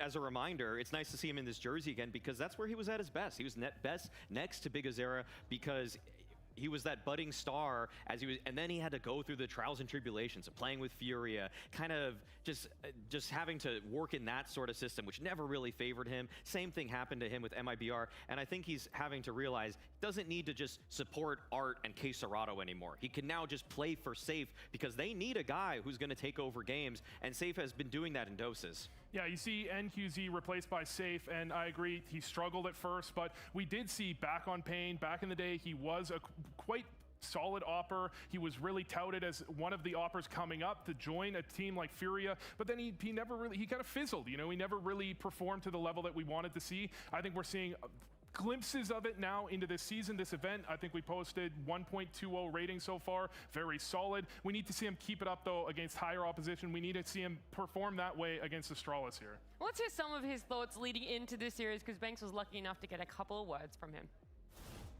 Safe, you had an impressive online stage at the Bounty and a crazy Mirage game against NIP. Where did that come from you? Maybe I just on the flow of the game, you know, and really wanted to qualify for Malta, so yeah. In terms of that, I looked back, it's your best performance since April 2024. Did you do something like more practice coming in? Did you change anything? Like, are we maybe going to get the best of Safe again? Not really, you know. You just keep working, you know, try to do the best that you can. And I think things just come naturally, and I was just blessed for that performance. Now it's already your 6th event with Pain in this jersey, getting to know the team, getting to know the way Bigozera wants you to play. Can you tell me about just the freedom he's giving you, how the system works for you, and just your thoughts on it? Because there's been a time where you were once a leader, right? And you were making decisions on things. I think it's pretty similar from the last time that I was in Pain, you know, because of PKL and how Bigo see things. Okay. And so coming back, just, you know, the first few events is kind of, you know, what I I can do to help them, and what are their mindset and how they see the game. But after a while, you know, just kind of get used to it. And I mean, just bringing the experience to help the other guys as well. So I think that's it. And I want to look at that experience because you have so much experience now from the top level. Do you have a bigger voice in the team in helping Big Zero out? Yeah, I think so. I think in the prep part as well, you know, trying to do preps for the other teams. And that's something that I was doing at MIBR, but kind of, you know, just fell apart kind of because nothing was working when I was back there the last few months, which was kind of sad because we were working really hard as well. And now in Pain, I just, you know, trying to be the experienced voice, trying to calm the comms down a little bit and help in the prep as well. So. It isn't so much about what Safe is saying is his roles within this team, but just how clear it is as to what he is giving. That's what feels nice, because sometimes the water gets a little bit muddied when you bring someone in and you go, okay, are they giving too much? Is their voice not really being heard? Is it pushed to the wayside? Where exactly are you helping? He goes, these are all the roles in which I'm filling, and that's so nice to see. And I'm hoping it will get a different result than what he was describing over at MIBR. I just am a little bit concerned that he's going to play a little too selfless when he talks like this. Because I would rather an Opper take control, take command of games. It feels like in the games that I've seen so far at the Bounty Online especially, when push comes to shove, he can deliver. He can be explosive. Sometimes he can be a great late round player, but I don't know if that means he's always asking for enough. When it really, in my eyes, yes, you have Puri and VSM who look like nice prospects, but I would rather you try to set up the AWP. It's the most expensive gun for a reason, and if you center your defense around Safe, who has lately, or at least at this event, been the hot hand, why not feed that a bit more? I think occasionally you do see Oppers go to a level above. They struggle to perform. That team says, hey, you're throwing flashes now, you're playing selfless, you're playing for the team, and then they go to a lower level team where they could be this aggressive star, and they could be trying to perform against a team like Astralis, and they don't take that for themselves. They don't say, I need this, I need these resources to perform, and then you struggle to see them evolve. I actually think at this event, at least, Safe has been very solid. They do give him opportunities to get aggressive. I think if he performs in those aggressive positions, they will only continue to give him more reins to do this aggressive play when he needs to. Well, there's only one more thing that I really need, and it isn't necessarily from you guys, but it is going to be our veto, so let's see exactly how it's going to play out. We're going to be looking at our veto picks and bans here, starting off with an ancient ban from Pain. Maui's nodding his head, so there's no real surprise in that ban. It is going to be followed up by Anubis being banned out here. And any guesses as to what could potentially be that first map picked up? I think we just want to see a run back, probably. The obvious difference is that there's no overpass in the pool, but yes, Pain go back to the well. They beat Astralis on it back at the major. And now the question for me, and I would pose it to Vu, is where do Astralis go? Because I think your trusty overpass is out of the picture. Yeah, overpass gone. There's not too many maps that you can really think of for Astralis. I think Inferno does make some sense. I think they've had a lack of practice on that map recently, but it is historically a map they've been pretty solid on. Yeah, I felt like it could have gone in a couple places. I mean, the thing is that Astralis themselves kind of like Nuke, so that's why I feel like Hooksy is very confident going into this sort of game, because last time around, I think that there's a lot of work that they could have done to see what they messed up, how they were probably too aggressive in certain aspects. So I think, yeah, okay, we're not getting the cash here. That's the most disappointing thing about today. I know. Both series not getting any cash. Not quite enough of it, is there? And for the final ban, Dust 2, which should put us to Mirage. I would probably say that this veto does favor Astralis, though. I like that I mean, Pain going back to Nuke shows that confidence, but at the same time, I really think Astralis looked like a really solid Nuke team for a lot of last season. Yeah, the problem with Astralis on Nuke is I think they have some individual players that struggle to perform. This is a Pain map where they're very consistently picking this map. Surprisingly, in their last series, NIP picked it into them and found out, hey, Pain's actually pretty damn good on Nuke, but Astralis could have seen this coming. I think you play a Pain as Astralis, you play them on it at the major, you know Nuke's coming. They're going to have a plan for this one. I mean, look, they're going to have a plan for Nuke, but there is one thing else that we can feel is pretty inevitable Nuke. Most likely overtime, right? Because that's what's been delivering here in Malta. I'm hoping it's going to be just as a close series when we do get into it, because it is going to be Pain up against Astralis with Scrawny and Launders. 1 round shy of overtime last time these two teams clashed. That's right, Astralis and Pain having locked horns at the major. Now with overpass out of the pool, like our analysts told us, we've got va bizda chorak finalning oxirgi o'yiniga ham mana yetib keldik. Played very well in back Bizlar so I think that's who they'll be hoping for can tap back into it. We see the prediction and well, Astralis, can they deliver is the big question tonight. The big question indeed. Big old question. I wonder. Astralis va Pain o'rtasidagi bahsni birgalikda tomosha qilamiz. Hooksy always keeps it real. So you get the interview and then he goes, well, you know, we're playing like shit and we don't feel that good. But then it also matches up to exactly kind of how it's been. And I think a real problem, B-Tram brought up the stat on Fuzi. He was struggling. He has been struggling for the last 3 months. And the reason we got excited about this Astralis lineup was Fuzi. Yes. It was directly related to how awesome and explosive and, you know, he was this aggressive offer that we've never really seen on Astralis before, and that made it very fun, and it seemed to work very well, especially when you look at No Fizi'ni o'yini chiqib ketsam, He's called for an aggressive style of play on G2. Gabby played it on an aggressive, heroic. Fuzi loves that style. Stair always been very explosive, so it felt like that was everything clicking at the same time, and a bit of a mystery as to why the consistency hasn't kept up for Fuzi. I feel like he's going to be, you know, the conversation in this series to determine whether or not tarkib tanishtiring. Mana tarkib yozib qo'yilgan yoki iroqlarning pastida. Fizi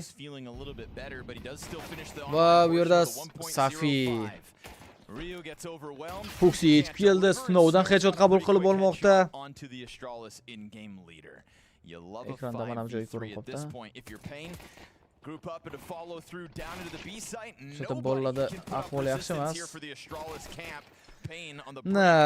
Steyerning yolg'iz o'zi 5 kishiga qarshi bomba esa B da o'rnatilib bo'lindi. It feels like Pain are in some kind of uptrend. I mean, chemistry, like it's clicking a little bit. Ping pong degan collection bor, sinab ko'raman bo'ldagi. That we weren't sure about, obviously. Steyer size 13s on NQC. Bitta o'zi 5 kishiga qarshi bo'lib ketadi bu ham. Full echoda harakatlashar ekanda Periya tomonidan yo'q qilib berildi. Double kill Periyada. Pain esa hujumda g'alaba bilan boshlayapti. One team is trending up. Both teams inconsistent. One team's trending up, one team's not. And so therefore, form-wise, you can really see it for Pain. I never like predicting Pain because you just never know what you're going to get out of this team. They're so hard to like forecast. But like this week, they do feel pretty good. Yeah, I never like predicting them to win, but I do enjoy watching them win. Oh, definitely. You know, that's the weird duality of Pain at times.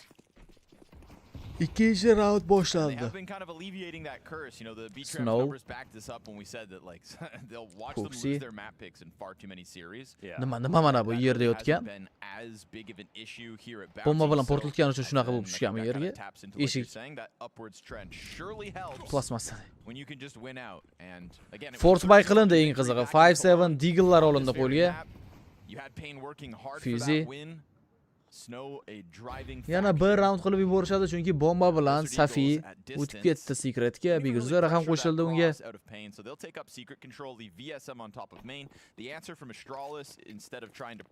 Secretlik bilan B'ga rotatsiya amalga oshirishlari ham mumkin. And we'll see what that does in terms of opening rotates lower. Periya. But Pain have also kind of hit the pause button for a second, taking over the vents. Ryu is in position. The one Ryu yetib keldi B'ga va Deagle'da ko'ramiz. Nechta kill qilib bilar ekan. Still on T roof. I wonder how he's going to punish in this spot. I mean, this is calling the round over though. We don't know that yet. Voy, Ryu hamda Steyer bittadan kill amalga oshirib berishdi va yordam berib yuborishsa, voy, Ryu double kill qilib berdi. Ikkitasini tutib olmoqda. Bomba ham chiqib qolgan 3 soniya atrofida vaqt force by 5 ta pistolli round. Uz effektini ko'rsatishi mumkin. VSM Hooksini minus qilmoqda. One vulnerable player in the back of the site. VSM still all the way back up in lobby. I mean, this is very much VSM alone and bomb possession here for Astralis. This one's done. You got a whole squad of players ready for VSM to even Ryuni yo'q qilib bera oldi. 8 sekund va bu yog'i save. Save qilyapti chunki Piriya. Win the pistol and then trip up over their own feet, not being able to exit single. You know, it's one thing I think for the player backside. Hold on. AK held. Ryu getting his, cool, he's got cover, he is deep in the sight, it catches you off, but Stare exposed on the base of ramp to that 3-player scramble out the door, that's a 5-7 headshot that really sets this up, on a jumping player no less. Like this one you understand, guy's not looking at him, etc. That one I don't understand. Yeah, Huxi sekinroq. Any one of those trades could have been a 3-chi raund boshlandi. The CT's coming up. It's like they traded aim between the pistol and the anti-eco. Fuzi. Aim came out hot. Biguzera. Esports managerda qanaqa funksiya qo'shish kerak? Hech qanaqa funksiya qo'shish kerak emas. KSD ichiga esports managerga o'xshaydigan o'yin qilsa, ya'ni funksiya qo'shilsa zo'r bo'ladi. Shunaqa bo'lim. Tako komandani olib o'sha komandani o'ynatadigan qilib. Juda ko'p narsa kerak bo'ladi. Prosta jamoaviy o'yin bo'lgani uchun, har bir igrok o'zining vazifasi bo'lgani uchun alohida. Bir kishi masalan 5 kishini o'ynata olmaydi xohlasa ham. Nima qildi Stare? Bosmadimi? Mishkadan qo'l uzoqda edimi? Yeah, pretty solid clear actually makes things a little sketchy. Astralisga qarshi Nuke kartasini pik qilish qanchalik to'g'riligini bilmadim-u. Yabi Piriyani yo'q qilib bermoqda. Ryu esa VSMni minus qila oldi.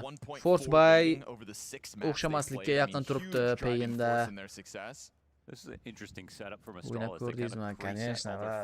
Biroy bo'ladi esports manager o'ynaganimga, streamda o'ynadik birga. Position inside a secret, not ready to. I guess because they didn't have utility, they thought, all right, let's just cheat into all these positions. Chempion qildik, majorda yutdik. Huxi Snowda minus qila oldi. 4ga 2 vaziyat. Safi save qilgani yaxshiroq menimcha. Biguzera scoutda tingmol.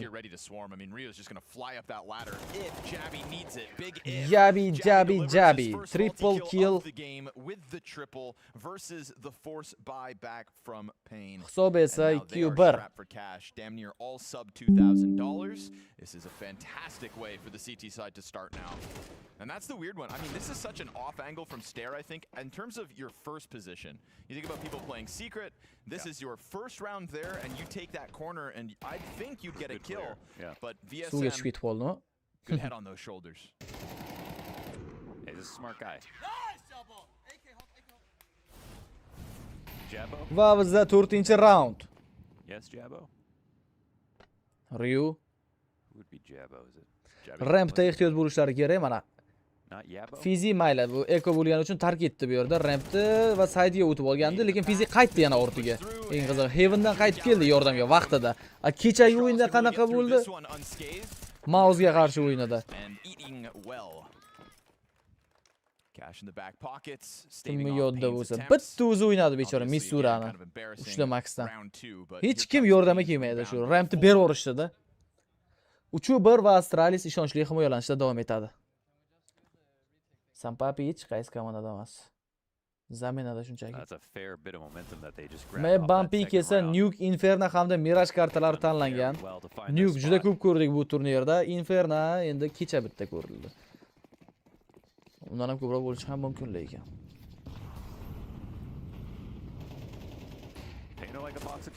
Snow. Fuzi.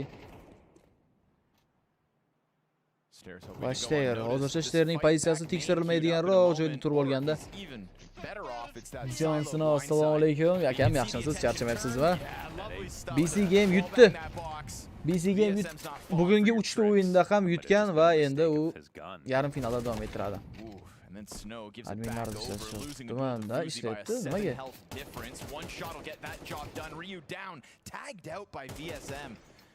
And then Fuzi's lucky to be alive. He goes from 7 to 2 HP. How does that only do 5 damage? It's a distance and a wall bang. You think there's nothing Fuzi can get done in this round now, and so pressure on Jabby and Hooksy to be heroes downstairs, and Jabby's in the right spot, but Biguzera Jabby'ni yo'q qilib bera oldi. 4-2 vaziyat. Voy yozildim. Bo'l kirib javob yozib qo'yishadi, aytib qo'ydim yana.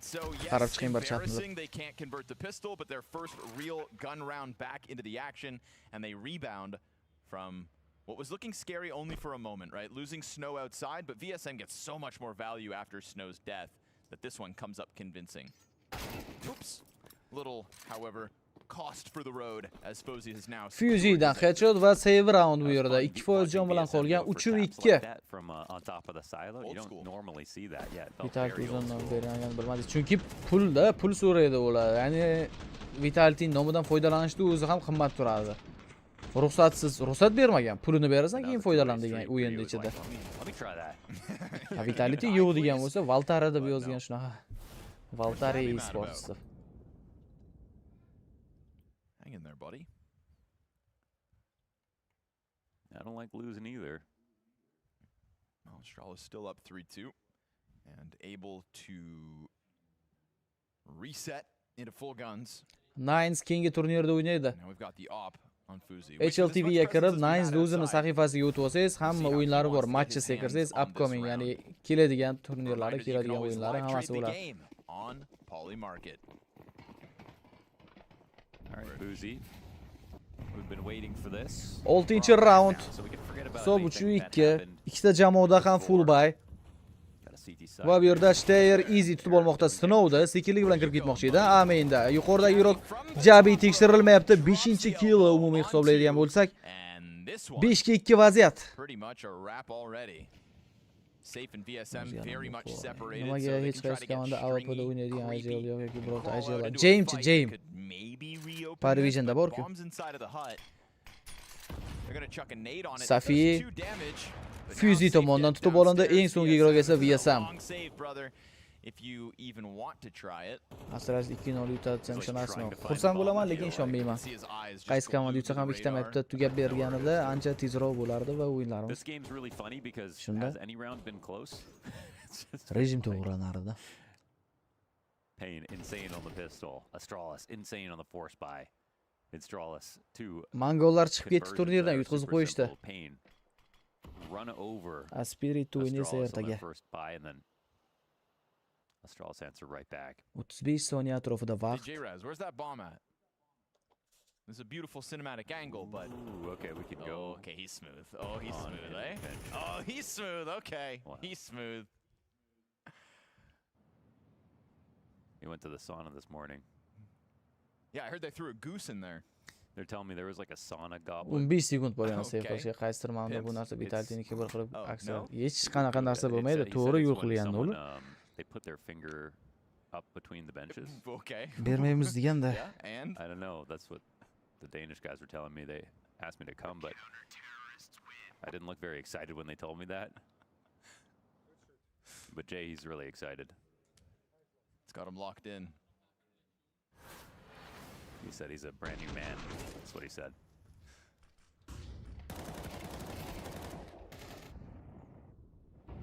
How does one become the sauna goblin? Just asking for a friend. Is there a... Da, Falcons chiqib ketgan birinchi turda o'zida. You got an application work your way or up. something? I'm looking for a new hobby. I mean, my friend's looking for a new hobby. Yeah, I think volunteering is probably the best route. Okay. Passion then. Yeah. I think everyone asks for money, you know, to get a job like that, but you need a self-starter. Well, I'm a freelancer after all.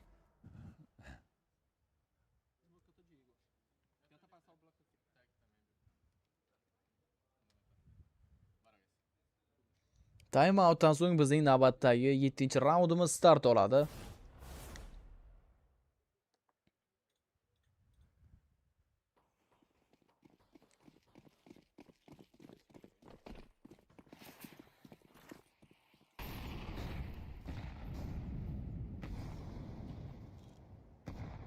Fuzi, Hooksy. Well, Painter a bit stretched thin. Force buy qilingan, ya'ni ikkita kalash, uchta kalash, ikkita pistoletda harakatlanmoqda Pain jamoasi a'zolari. low util means this is going to be it should be an easy round for Fuzi. I think we could put it that way. Might have a couple chances as, you know, some angles will have to get peaked without utility. He's playing outside.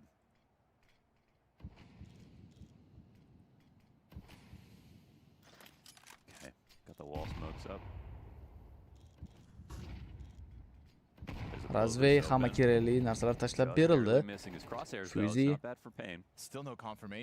Lekin bu yerda smoke orasida endi qanaqa razvey qilsa ham foydasi yo'q. Secretga qarab yo'l olishmoqda. Qayashga ham bunaqa damage bera olmadi, faqatgina Steyerning o'qlari yordam berib yuborishi mumkin. Va bitta igrok kutib oldi, ikkinchi igrok esa, ya'ni Safi 40% jon bilan qolmoqda. Unknown to Astralis, but down to 40 HP. They could still try to play the game downstairs. Obviously, they had a Tech 9 player to spare. 4 kishini kutib olishiga to'g'ri keladi. Voy, Jabi unga yordamlashishga yetib keldi. But Astralis, just because of the silence, have also decided to move numbers lower. And these are two strong spots for the defenders. Eshik ochilmoqda va VSM yaxshi kill top berdi, yaxshi flash ham yetib kelmoqda bu yerda. Snow qutqarib qoldi Safini. 13% jon Safida. 3 ga 3 retake qilishga harakat qilib ko'rishadi. Snow full blind holatdagi igroklar. Snowning pozitsiyasi juda ajoyib. Fuzi headshot yeyishga tayyor turibdi. Damage'lar ham zo'r berildi. Snow manimcha katta ehtimollik bilan buni pain oldi. Big Uzera Sternni yo'q qilib berib turibdi. Bu yerda ikkita igrok esa qurollarni almashib olyapti shunchaki. Snow o'qilmadi va Huxi AWP'ni save qilishga qarab ketadi endi. Yo, Snow save'ga ham qo'yib bermayapti. 4-3 hisob kamchilikda bo'lishiga qaramasdan raundni realizatsiya qilib bera oldi. Braziliyaliklar. Yeah, and they had the pre-rotate again there from Rio. He was in place in time. It was a 4v5 win. That's quite a steal out of pain. It was looking very good up until this moment where they were unspotted. Even if, you know, some damage, they didn't have confirmation on anything, but with the kill, it felt like, oh, well, this is the odds of being shooting way down. But they still somehow managed to get away with their original game plan, which simply take lower. They really didn't have the flexibility to go anywhere else either. Va bizda 8-raund, yana full buyga qarshi full buy.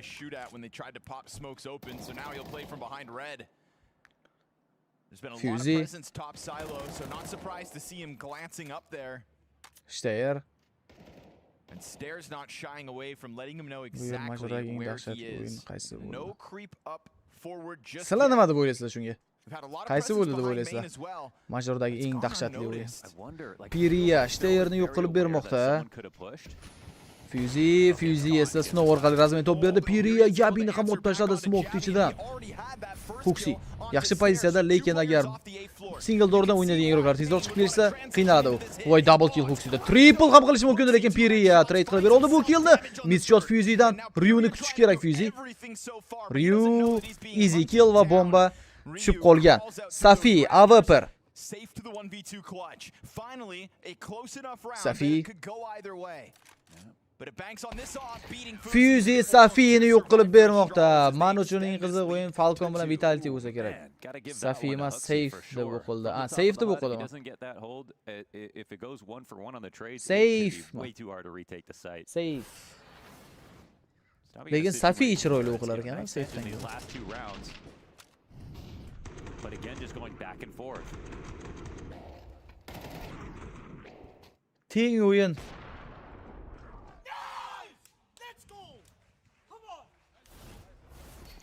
Ertaga yutgan hamma 4 ta komanda o'ynaydi. O'yinlarning ro'yxati bugun kechga aniq bo'ladi.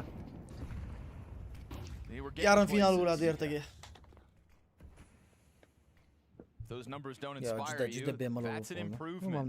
Yaqinroq bo'lsam bo'lar ekan. Let it be known. Ryu uchun yana bir sinovli kunlar boshlanmoqda. Fuzi yetib kelishga ulgurar ekanmi? VSM bitta kill amalga oshirib berdi va Kalash ham Big Uzeraning qo'liga o'tib bo'ldi. Bu yerda B igrok harakat qilib ko'rishadi. Endi B'dagi agressiyani to'xtatib qolishga Huxiga 2 kishi bo'lib agressiya qilishmoqda va Piriya ajoyib headshot bilan Huxini keyingi raundga jo'natib yubordi. Jabi haqida info yo'q, lekin Big Uzera chiroyli pik bilan uni ham yo'q qilib bermoqda. Fuzi hamda Steyr tinchgina save qilib qolishni tanlashadi bu raundda. Payin ham ketma-ket raundlar berib olib mana shunaqa yo'sinda o'ynashda davom etadi. I don't know how to characterize this map so far. opening kills turning into rounds like that when you look at Ryu's spot. Obviously, we talked about this yesterday with Masuda, but if you are responsible for ramp, you play a committed angle. There's no early rotation. The round can be lost if you die. You can just make it into lower so quickly that now you see what happens. Control side gets taken, and then when control side is taken, the bomb gets planted. They know that Pain are kind of spending a lot of their money to like put this round together after they just won.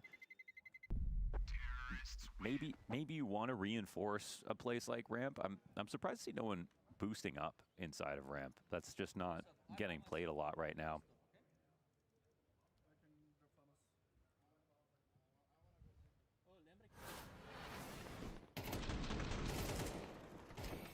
But it's kind of like this is just a little bit too easy. You even have a smoke that's Осуждаю вақтишки бунаqa temalarni hozir so'raysiz tinchgina bor ChatGPTdan so'rayvering. O'yin strimda. Avgustdan boshlab dekabrgacha qanaqa turnirlar bor? Gulyamov KZ2, ismingizni KZ2 deb qo'ygansiz. E'tiboringiz uchun siz HLTV saytiga kirib, bemalol qanaqa turnir hamma informatsiyani topsangiz bo'ladi. hltv.org ga Googledan ham, любой brauzerdan topishingiz mumkin. Keling, hammani ovora qilmang, bezovta qilmang bu yerda. O'zingiz bemalol informatsiya izlashni o'rganib oling. Nechinchi yilsiz yoki shuni ayting ham.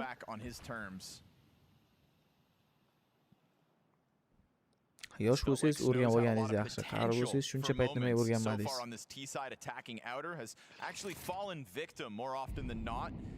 To CT's pushed forward, so now he's finding all this vacant space, takes over secret. Dude, look at this map. There's one guy in mini. There's no one in Strimlardan Dream Team yig'ib bering. Double secret push here. Keyinroq qilamiz, maylimi? Sinov yaxshi o'ynadi, lekin sakragandan Ryu foydalanyapti. Introducing an accuracy, just presenting essentially the trade back to the defense. And like you mentioned, with all that open map control, they had to make their move forward. So strong trade from Astralis. Fuzi 4-4 vaziyat. Biguzerani eshitdi Fuzi, informatsiya ham beradi va Heavenga qarab ketayotgani haqida. Huxi yaxshi shansni qo'ldan boy berdi Biguzer. Qanaqa shoshib o'tganini ko'rdinglarmi?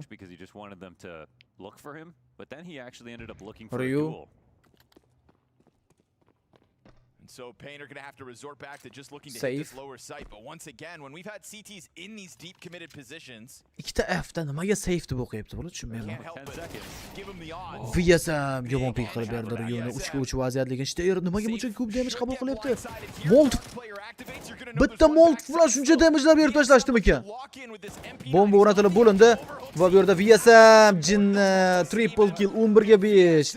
Painni ko'tarib yuribdi Nuke kartasida. 10 seconds left, he's got to run in, he does it, slams into Ryu. Botoshot bilan Brilzik o'rtasida nima bo'lgan bilmayman. O'zi streamerlarni biri bo'lish ancha qiyin masala. Hamma o'zicha katta odam yasovladi, bir ozgina aktiv bo'ladigan bo'lsa, bo'lgandan zo'r odam yo'qdi. O'sha uchun agar bar o'zbek bizada You have a spot where now you've actually shuning uchun har doim bir-biri bilan problema, bir-birini hate qilgan, ko'rinmagan bo'lishda joylarda shunaqa narsalar bo'ladi O'zbekiston streamerlari orasida. E'tibor qilmaylik u narsaga.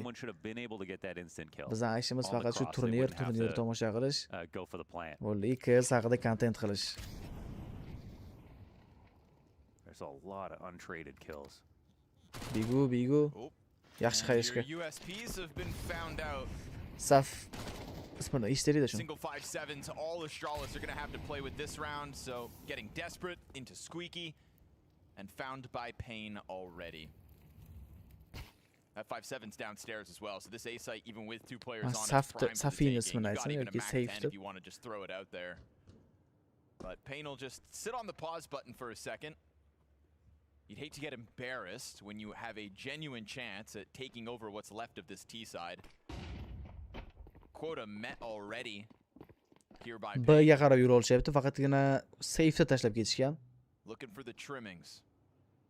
You've locked off Vent with this player inside of Squeaky. So willing to throw it downstairs. Safe.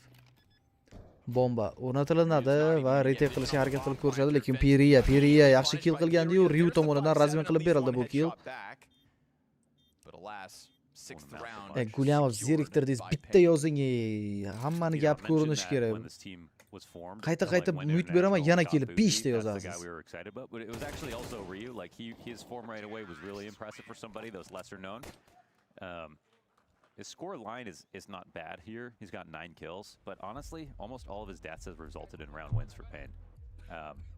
Trouble on ramp, trouble when he's rotated lower. And the weirdest part is that usually it's like caught out of position means you die, but he's always in a good position. He's always in clock, back of sight, on the railing. Error on time, not getting his. Just owned by VSM, to be honest. The 2 times he's been up in those rafters, it's just VSM swings double or single and instantly blows his head off. So VSM clearly looking like the best player in the server tonight.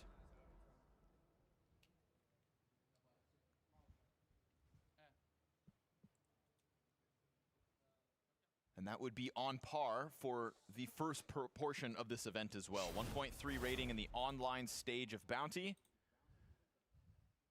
Off to the races, now sitting across the stage from his opponents. Obviously last round they took a knee so that they could afford this. 12-chi round va bu raunddan so'ng jamoalar o'rin almashib olishadi. Pain bekorga pik qilmagan ko'rinadi bu kartani. 6-5 ko'rinishga olib kelib oldi hisobni va Fuzi bu yerda sinovda yo'q qilib bermoqda. Bigu and Fuzi finds his pathing to punish and earn the 5v4. The opening deaths go both ways. Steyr got caught lurking in the mini or outside. It's definitely not been 4 kishi bo'lib qolishdi hujumda. A pervasive performance from him where he's just, kind of shrunk the map. Biguzeradan flash va Aminga agressiya 1 2. Lekin Steyr tayyor edi va anti-flash turib oldi. Periya bitta min savolga o'chib edi. Ryu hamda Yabida yana bir killlar. Steyr eng so'ngida Biguzerani yo'q qilib bermoqda. 6-6 hisob bilan o'tar ekanmiz. Samagan yaxshimisiz, charchamayapsizmi? Garabomaga qiladigan vaqtingiz. Rahmat Biguzerga. Kam odam taniydi getiraydi bizmida.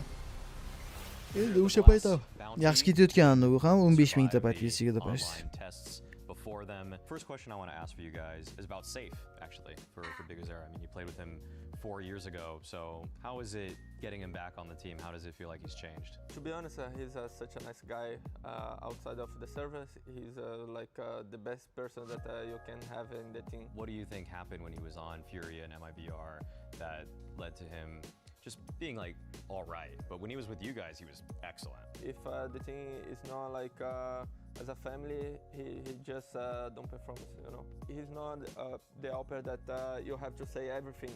He has a lot of ideas and some ideas muzikasini o'chirib qo'ying. I think Dream Teamni O'zbekistondagi streamer, faqat qiz streamerlardanmi qanaqa Dream Team tuzsak bo'ladi? Bu ro'yxatda kim biladi?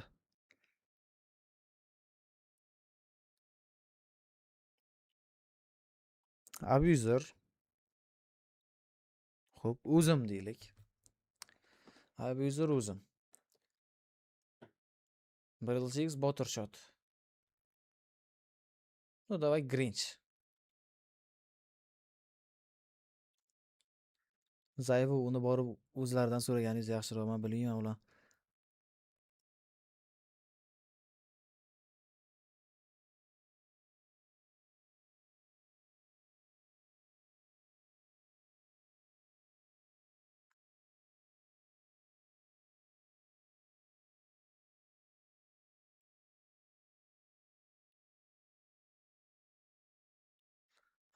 Aslan PUBG-ku, PUBG.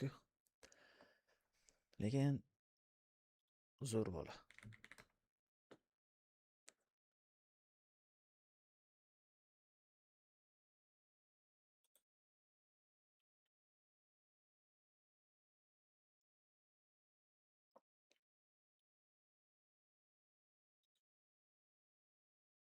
Charchamayman haqida. Ikkita kelisholmaydi. Bilmadim endi ularni kelishib biladimi, kelisholmaydi. Mendan so'radilar va o'zim tanishlarim aytib chiqdim-da.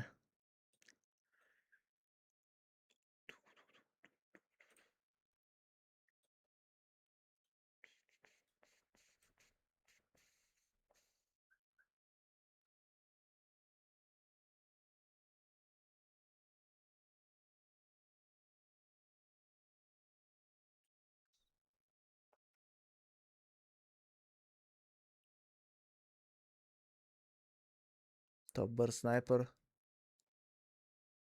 Shmonisi bilan Zayvu. Mirzo-Ulug'bek yosh yegani kelmadingiz. Borgandim biror marta Mirzo-Ulug'bek yosh yeyishga.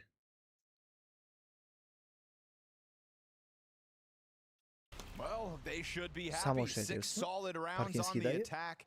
And, well, Payne, sure, maybe could have gotten a little more value out of that had they strung some of the other rounds together, Mo, but Astral has put up a fight. Again, 6-6, swapping of the sides. 1 yil 2 oymi, shuni 3 oy bo'ldi adashmasam. Recently in Cologne with a 13-11.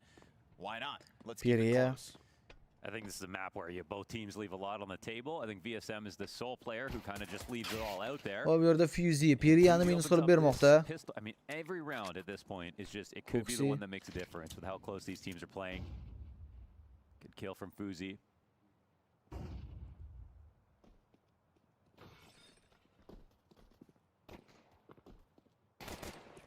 Rumbling down beneath, so va Fuzi VSMni minus qilib bera oldi.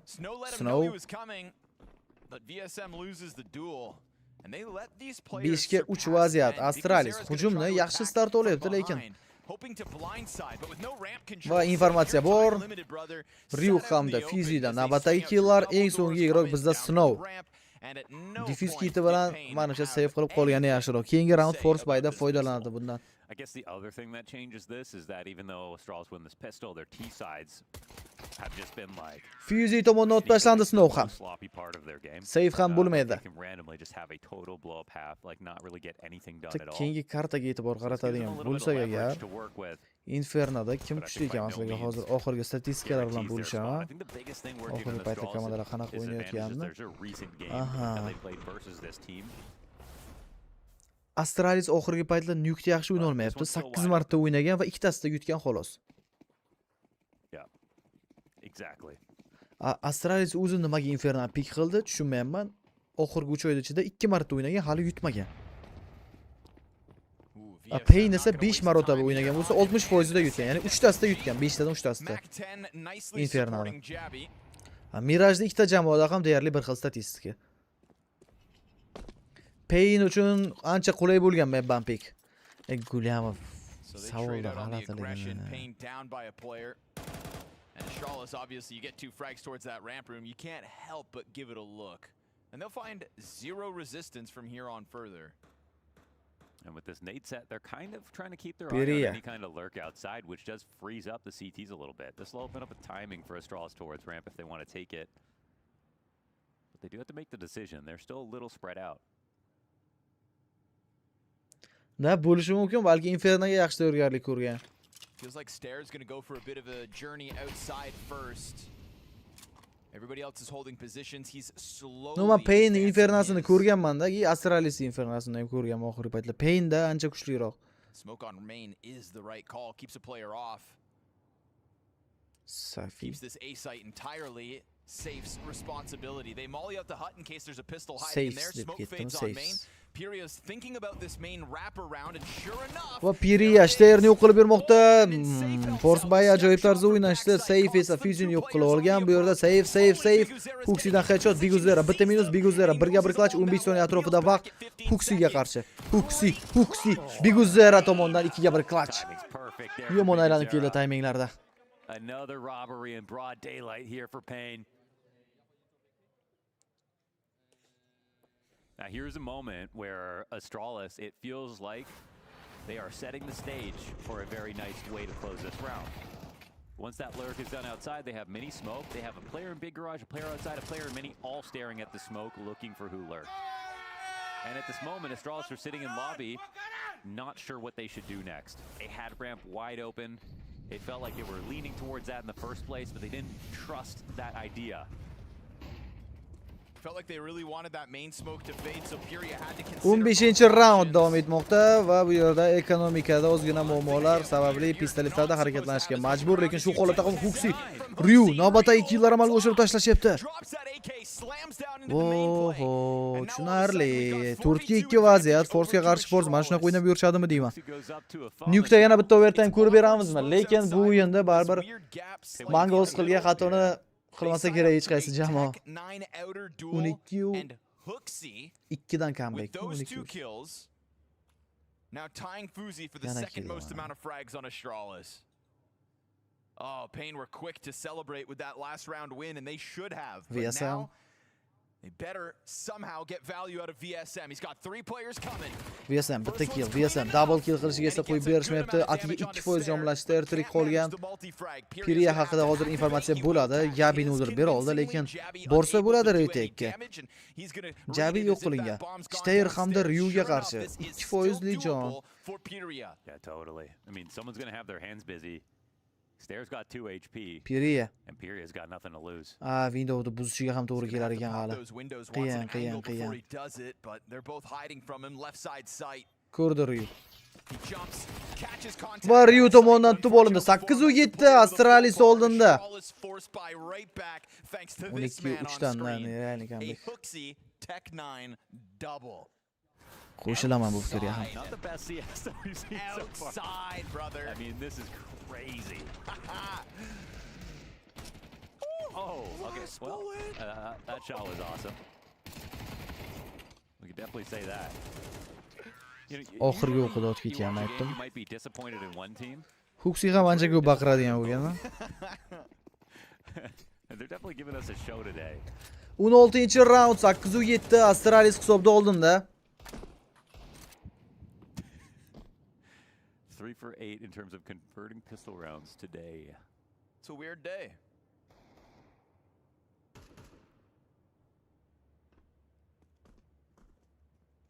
Well, that means, I guess, Pain's odds shoot way up here now that they're saving.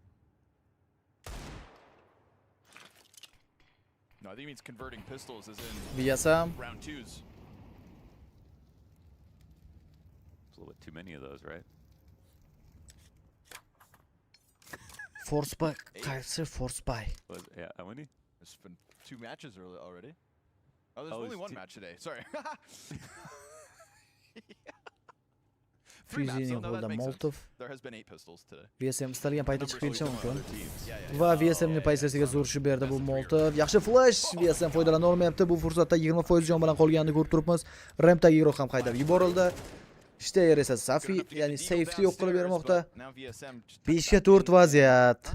Astralis ko'pchilikda Snow agar rotatsiya qilishadigan bo'lsa, kirib kelishlari ancha qiyinlashib qoladi. Kamida bitta kill bor. This could be just fine. I mean, even though you have Piria in like kind of a scary spot. Va Snow Fuzi'ni yo'q qilib bera oldi. Bu yerda Ryu esa Snowga razmen. Aytdim, kamida bitta kill bor edi. Uni Ryu easy kill. VSM 20% jon. Bomba o'rnatiladi. Bomba Sal qoldi-ya, sal qoldi. Bombani o'rnatishga ham ulgurishmay qolardi. Yeah, I mean, that's insane. 9-7 hisob. I'm holding you. And you know what? Honestly, we've had some weird bomb plants for Astralis. Remember that? Go back to online portion. Jabby and Ryu, Jabby and Fuzi, Ancient, where Fuzi starts planting and Jabby's not covering him to the donut player. There's been some weird, like, those moments for Astralis so far this week. Maybe that's why he didn't. Yeah. 17-round. I could understand if anybody. Va bu Astralisning 10-roundiga aylanadi. Oldingi paytda Prime Astralis'ni win rate 96% mi bo'lgan adashmasam. 96% dan imенно nuke kartasida juda ko'p yutgan, juda ko'p bittagina yutqizgan. Surely nothing could go wrong. Snow bitta kill. Yomon o'ynashyapti ko'chada, lekin bu yerda Fuzi ham minuslarni amalga oshirib bera oldi. 4-3 vaziyat. Ko'p qolib ketishdi ko'chada, e'tibor qilgan bo'lsanglar. Kerakli kerak emas, damage'lar qabul qilinmoqda.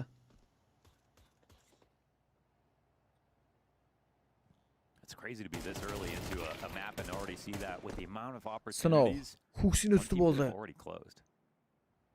Sure. Steyr. To think about that. Xato. Full echo deydi ya. Snow'da triple kill. Bomba bilan esa B'ga ketishmoqda. Snow has 3 kills.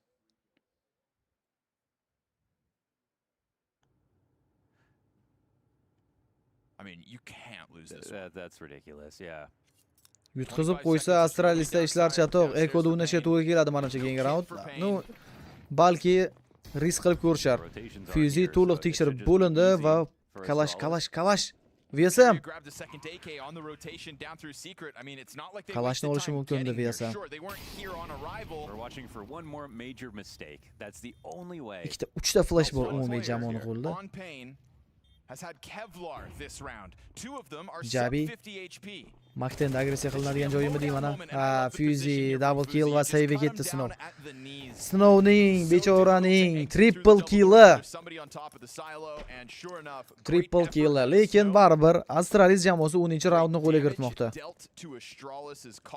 But 3k to 3k Snow versus Fuzi, Astralis will find double digits.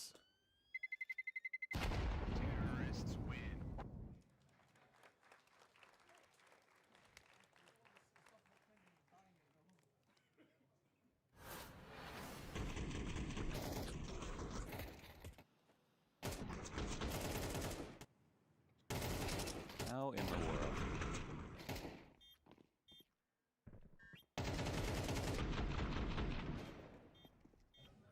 Uni yetdi fullbayga qarshi fullbay. Agar bu raundda ham Pain jamoasi yaxshi himoyalana olmasa, GG.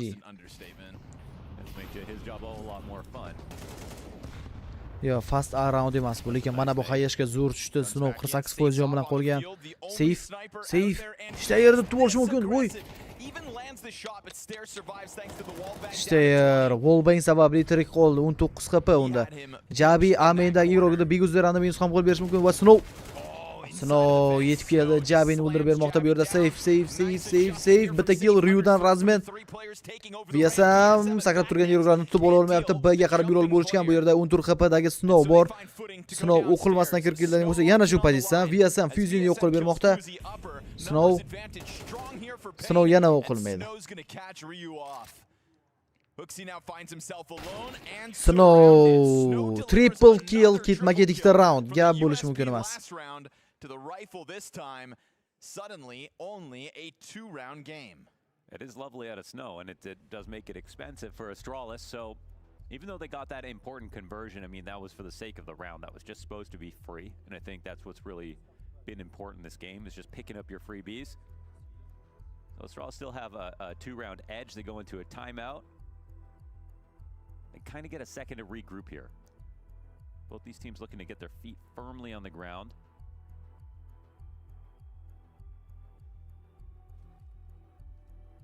Problem is Astralis trying to steal a map pick.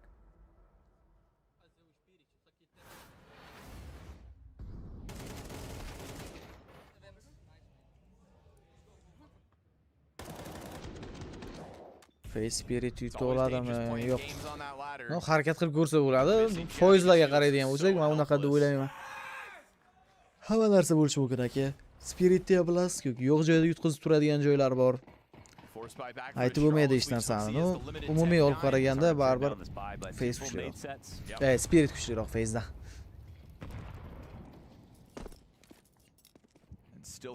Mana Biguzerani pershatkasi bilan pichoqga. Men bitta narsaga hayron qolaman. Unda bizda odamlar pichoq olishga qiziqadi, pershatkiga qiziqmaydi-da. Nimaga pershatkiga qiziqmaydi? Lekin pershatka hamma narsada bor-ku. Pichoqni faqat shu almashtirganda, raundni boshida ko'rib olishingiz mumkin. No, mayli, pichoq olish ham hech narsa emas, prosta pershatka olish muhim emasdek ko'rinadi odamlarga. A pershatka olsangiz siz avtomat olganda hamma payt pershatkani ko'rib yurasiz. Snow didn't keep vision of the cross though. Jumping though now. Voy, jinni double kill, yana bitta igroq tutib oldi. Bu yerda Snowga 3 kishi bo'lib hozir hujum qilib ko'rishadi. VSM lekin yetib keldi yordamga va easy kill VSMdan. Ryu Snowni yo'q qilib bermoqda, VSMni ham pik qilib qo'yishadi hozir. Fuzi tomonidan otib tashlandi. Periyani ham payqab qolishdi. Raskidlar bor va Ryu nimagadir ortga qaytishni tanladi. Biguzera tayminglardan chiqib keladi. Biguzeraga Ryudan headshot. Yaxshi qayashga hamda Piriya tomonidan olib tashlanmoqda. Bu yerda Piriya 14 HPda tirik qolgan, o'rnatilgan bomba defyuz qilinadi. Hisob esa 19 ko'rinishiga yetib keldi.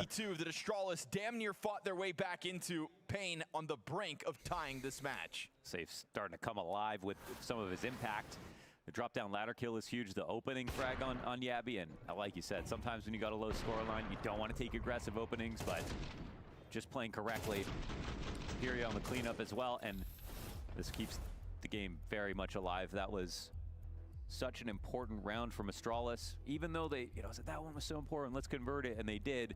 They lose the follow-up. Now they spend all their money, all the money they had saved to put together that attempt.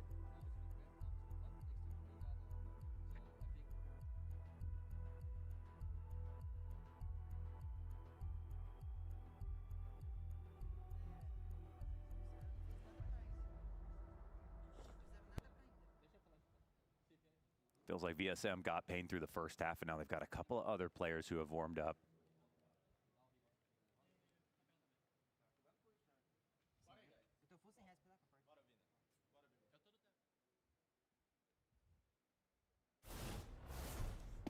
Yigirmanchi raund boshlandi. Yana atiga 4 ta raund maksimum ko'rishimiz mumkin yoki 3 ta Astralis agar ketma-ket 3 ta yutsa. Miguzera.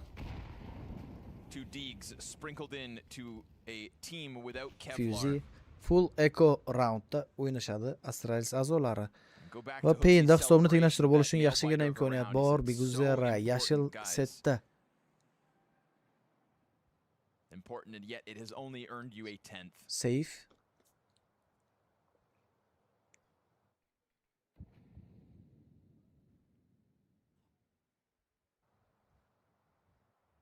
Biguzera. This round falls silent. No liberty for the fake wall of smokes. Should have got Hooksium Tech 9. See what happens. Right. It was a hard hitter last time. They tried to cross outside with pistols, but again, at least that round they had 50 soniya atrofida vaqt. Yana pistollarda round yutib ketishadimi ekan? Ryu yaxshi headshot bera oldi. Otib qo'yiladi hozir. Voy, double kill Ryudan. 3 ga 3 vaziyat. 35 soniya vaqt. Heavenga qarab yo'l olishdi. VSM hamda Piriya. Easy kill. Yo, Jabini qarang. Nimalar qilmoqda Jabi? Kill amalga oshirib bera oldi, lekin VSMni bilishadi. Jabi 31% joni bilan tirik qolgan holatda raundni davom ettirishga to'g'ri keladi. Ko'chada agar VSM o'tib qo'yishganida, Jabi raund yutib ketish shansi ham ancha ko'payardi. Snowda o'qishmayapti pozitsiyasini va Snowdan Jabiga headshot. Uni hisob tenglashdi. Yaxshi eko bo'ldi deb ayta olamiz Astralis uchun. Payn uchun esa hisobni tenglashtirib olishdi. Va yana shunaqa himoyalanishda davom etishsa, balki mapda o'z foydalariga hal qilib ketishlari ham mumkin.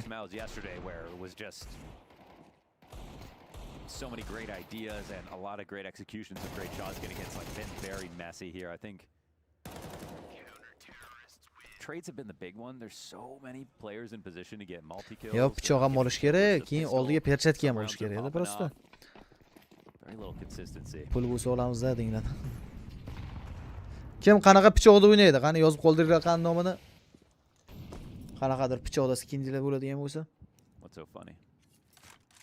When Jabby got that kill through the floor, production whispered in my ear, "Sauna Goblin." Ertaga o'ynaydi Donk komandasi. Just poking up through the holes. P250 of all things for the wallbang headshot kill. Default. There's a vacancy behind these smokes from Astralis outside. 3 smokes up, not a Kukri, player to cross behind them. Uy pichog'i, oshxona pichog'i. Hectic moments, and yet again shaves one off on the fallback. Flash is a dud there. VSM. Just an easy pickup as far as he's concerned. Big transition in the defense too, right? Like, look how quick they are to reposition. Even VSM running back. Kukrichilik ko'p ekan o'zida. Endi animatsiyasi ham chiroyli-da Kukrini. To try to answer to the pack out ramp, but there is no follow through on ramp from Astralis either. They also have this double ramp retake for the CT side. This is kind of a nice timing for them because Astralis peeled back VSM ishlarni yo'q qilib beryapti va bu yerda Snow yaxshi o'ynab bera oldi deb hisoblaymiz. Piriya esa razmenda zo'r, Ryu ham ketma-ket trade qilib kelayotganlarni esklash qilib ko'rmoqchi. Piriyadan headshot 11-raund Pain uchun. To'xtash niyati yo'q Painda. Puli yo'q Astralisda. Bomba ham o'rnatilmadi bu raundda. Yeah, the story of the match might be that Astralis had the door open for themselves. They had, they were catching pain off on these ecos. They were right from the second round, started a 3-1 start. Frozen Spirit komandasini tanlamoqchi ekan raqib sifatida. It's gotten them 10 rounds. Their money is just now in ruins. Ryu still maintaining a 111 ADR, 21 rounds of play.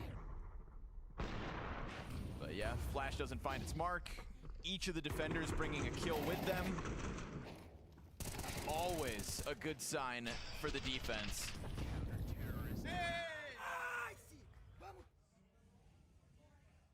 It's another round of limitations, but Ryu will be a guy to invest. 22-raund boshlandi. All the way down to $300. He'll bring that Galil into the action. We've had zany rounds, and Astralis are hoping that he's somehow going to create another one of those moments. Snow down to 42 HP. Komanda yig'iladi deb o'ylayman baribir oxirida. Lovely duel for one of these limited Astralis players to find. Safe floating out here in the rafters as well. Splash this time is going to interrupt. Yomon kirib kelishdi. Safi safe qilib qo'lladimi? Snow ham yordam bera olmayapti. Bitta killga darhol trade qilib ketishmoqda hozirda Astralis. Agar hisobni tenglashtirishsa overtimegacha borishadi bu jamoa. Biguzera qilgan killga Fuse javob qaytardi. Orqadan VSM yetib kelgan. VSM sakrab yurgan, bombada turgan. Fuse'ni yo'q qilib bera oldi. Jabi esa AWP da bomba uning qo'lida va smoke orasiga o'rnatiladi. Hech bo'lmasa keyingi round uchun. 2-1 vaziyat. Jabi o'yinda Biguzera ikkita guruh ham Heaven'da o'ynamoqchi. Jabi esa Heaven'ga umuman ishi yo'q. Da bo'ldi. GG. Biguzeradan headshot. Nimaga Heaven'ni umuman check qilmadi? Hayronman. My point Pain'dan comeback. What value out of safe after those flashes blind his teammates all around him. Another chaotic moment from a player that was bottom fragging. Still, his op finds victims. It's coming alive on the back, and it's him also missing the first shot, finding a way to get a second kill, then throwing the smoke down, which leaves everyone confused. And by the time they kill him, that's already when the hut flank comes in. So he did a great job of delaying for time. If they knew it was going to be an upper pop, he wouldn't have been there opping in plain view of the flashbangs. So I think they're feeling pretty blessed they got out of that alive. Makes it 12 rounds for Pain.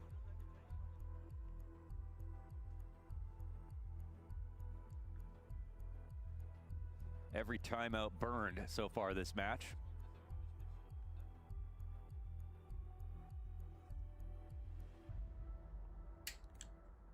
Two opportunities to close their pick right here for Pain. Simple komandasini o'yin tugadi, ertaga o'ynaydi endi. So it's not going to be stuck on pistols in the off chance they lose this. Pain's decision to also use that final timeout just to make sure everybody's on the same page going into these final 2 rounds.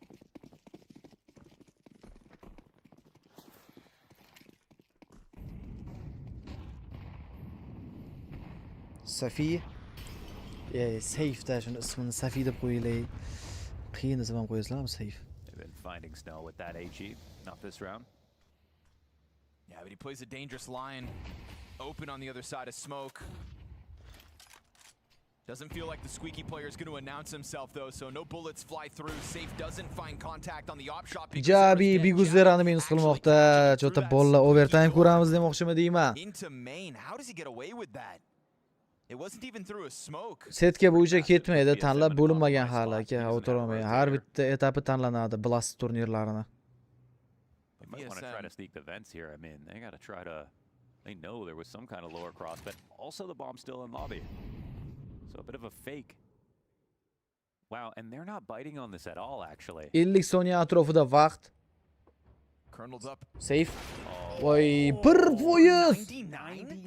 Qanaqa qilib? Yo, birortada eshigida tegib qoldi. Snowdan double kill, Huxi bitta ming samoga o'chmoqda, Periyadan ham trade bor, bomba chiqib qoldi. Ah, VSMdan headshot.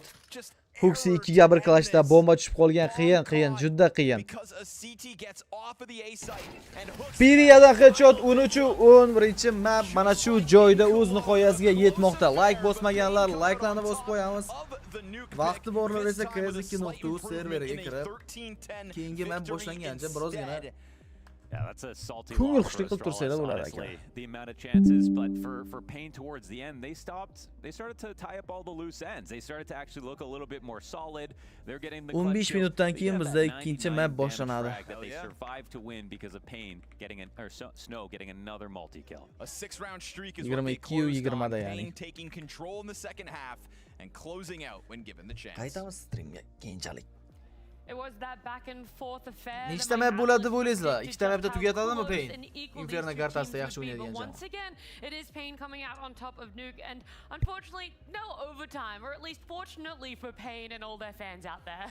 Yeah, I think Pain just a little bit more well-rounded at the end. We see the last few rounds, I think they really started to activate. You saw Safe with the op picking up some frags, even if he didn't hit the top of the scoreboard. VSM just lights out for the entirety of the CT side, and Snow, he struggled a little bit at the start of the game. I think Stair was getting the better of him just at the very beginning, but he still managed to turn it around into the second half and into the final round of the game especially. I have to just tip my hat to the defense from Pain there. The way that they got their op active in so many of the early rounds from Safe, the way they were able to react from when they got some information about what it was that Astralis were trying to construct on their own offense. It was an active defense, and one that I feel like maybe last season's Pain, it would get away from them, where too many people would try to get too tricky in those kind of mid-late round situations. But this time, it was tempered. There were only chances, the only time they really took those sort of liberties was when they were in man deficit situations, and they frequently paid off for them.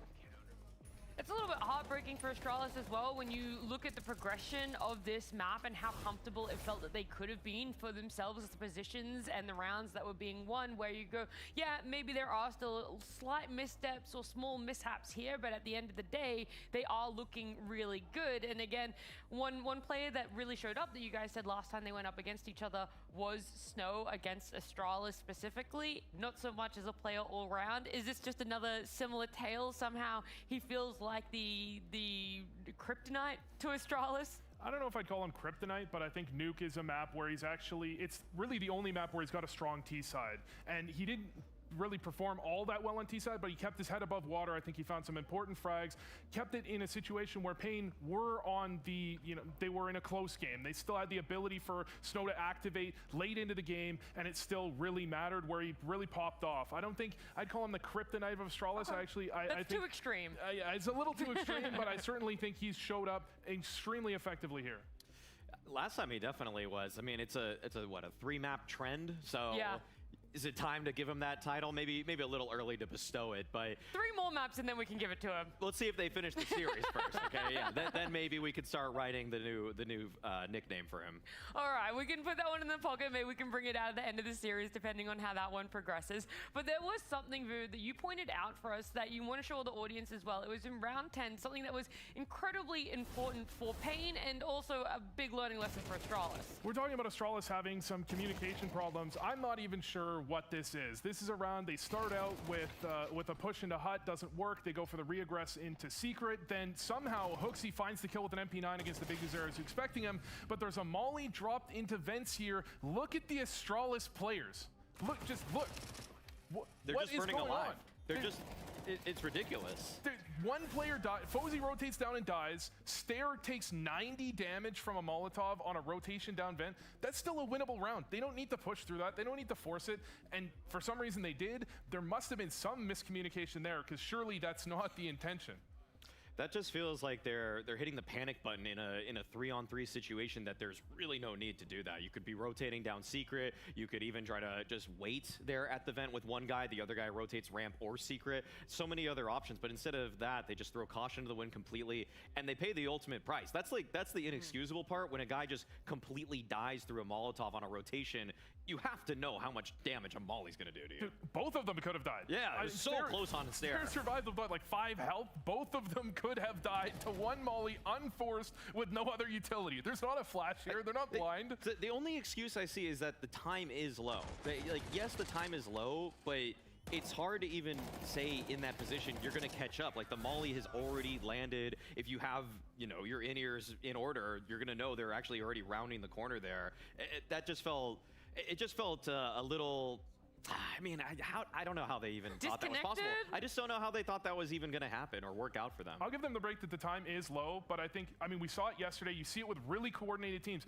They can get the time low. They know they still don't have to force it without the right play. That's why it stumped me. I don't want to play devil's advocate for something that's just a bad play. Like, I don't know why I'm trying to defend it at that point. It's like a drop in the ocean, you know? At the end of the day, you're like, this is a really small thing that should never have been an issue. We shouldn't even be looking at it, but it was important for that round. Transitioning into the second half as well, round 14 being one that we're like, okay, Payne, you really do just have the answers to Astralis, huh? Yeah, I like that they just got aggressive in the right ways. The double man push, nice space being created with a little jump, and even his hitting his head. I think the 3v4 is where this obviously gets away from Astralis here. They use one of their last smokes to smoke off Mini, and it actually is to buy time for Stair to go for this sort of flank play. And whereas if they just threw that smoke towards Mini and they just went for a proper A conversion, probably would have been a lot cleaner. They still had a molly, still think they still had a flash. Great on Big Azera to capitalize. That's something I wanted to also bring up here, is that he was pushing ramp, I think, as soon as the first piece of utility was already made, or maybe even before that. So that's the active defense that we saw. It kind of helped them end the game with, I think it was Snow's push in lobby, but also the way Big Azera was able to just put himself in such a prime position to make a 2v1 so winnable. I think looking at this game, there's a lot of rounds like that, where there's a little sloppiness from one side, the other side pounces really effectively. We see pistol rounds struggling to be converted. I think the stat was 3 of 8 today have been converted on the second round. This is another one of those maps where both teams, I think, can look back at this one and say, we didn't play perfect CS. We left some openings where certainly Astralis could have gotten back into that one if they had converted that. Yeah, well, unfortunately, they didn't, and Payne looking really good for themselves. A play that we highlighted coming into this was Safe rejoining Payne, or at least Safe joining Payne in this regard, and what he was bringing as an AWP. Was he a little too sacrificial? How is he going to hit his form, and how exactly is he going to show up against Astralis? Yeah, Safe didn't have the most pop-off statistical performance. I actually think he might be their second bottom fragger, but I feel it necessary to highlight a round. We've got round 19 where he manages it, but in the last of the 6 last rounds, I believe Safe managed to pick up 4 opening kills, and that's exactly what we were asking for. He didn't have a great T-side. Nuke's not a great T-side op map. Sometimes you just struggle there, but on the CT side, he gets the entry here, then this kind of crazy play down vents. He realizes they're there, still picks up the second kill, and although his team nearly fumbles it, I did feel like I needed to give a nod here to Safe, who statistically didn't perform all that well, but when it got down to it, when Payne were struggling, he did actually manage to find so many openings to save them from this. I mean, this is a 2v5 that they still could have lost because he put them in a 5v3 to begin with. Boo, don't worry about the scoreboard. We all have the eye test over here, okay? We saw how much impact he had at the end of that game. I mean, the stats lie. The stats lied there, okay? We started learning this yesterday. At the end of the day, stats are just numbers. You got to go through the eye test. The impact from Safe was everything they needed to get over the line. He was the difference maker on that CT side, because some of those CT sides got really sloppy when they tried to go for little, I guess, rifle pushes or rifle plays. You would see oftentimes they go 1-for-1, but Safe actually getting kills and evading them, or at least buying enough time. I think he went for a ramp push on another one of the late rounds too, where he gets a kill and at least he stayed alive for 5 more seconds before he died, so people from Payne could move on in and rotate it over. I think we should also give flowers to some of the Astralis players as well, right? Because you're talking about it, maybe it's not popping off the page when you look at the scoreboard, but there are always those small little things that set other people up, what they're able to do. And whilst they didn't win, Ryu for me was also, and for you guys, someone that stood out, right? When you looked at it, you were enjoying what you were seeing coming out of him. Yeah, to some of the Astralis players, I'm thinking Ryu and Ryu. I mean, going into the second half, I think the Astralis could have gotten blown out. I think he struggled on the CT side a bit. He fragged decently, but we had the stat come up that he really struggled in the head-to-head, holding on to ramp. But you go into the T side, Astralis, I think, could have fumbled this one a lot harder than they did. I mean, they still lose, but certainly Ryu kept them in this in a lot of these rounds. He was so explosive in those kind of back-of-the-pack regions where it doesn't always... I feel like last season, he was getting lost in the weeds. He had some really despicably bad numbers. And so to see him punch up like this to bring Astralis back into some of the rounds in that fashion, that's a nice sign for them, because he was so good on Monty. He was so explosive at the beginning, and I feel like after he started trying to get acclimated to this hooksy system, he got kind of bogged down, but it's nice to see him get his head back up. Maui, what happened to sugarcoating the stats? I thought terrible was as far down as we went on the tier list. Despicable. No, they were very, I mean, that is sugarcoating it still. I didn't think when in the offseason before watching Astralis play, I didn't think they did enough, because I thought they should have probably swapped out one of the newer pieces on the team. But yeah, and they still lost this map, so maybe it's not all sunshine and roses or anything like that, but acknowledgements about it need to be made. Yeah, he actually showed some serious improvement in that one. I mean, a step up from despicable is okay. important. It's very important. No, he was actually lights out on that map. He was really great. It was the opposite end. It wasn't a step up, all right, but it was all the way. It's a few steps up. Two or three steps up. That's what I'm saying. Ozi is the one that took one step up from despicable. All right, well, we can talk about that one, dive more into it, and see if it's going to change when we head on to our second map, which is Inferno.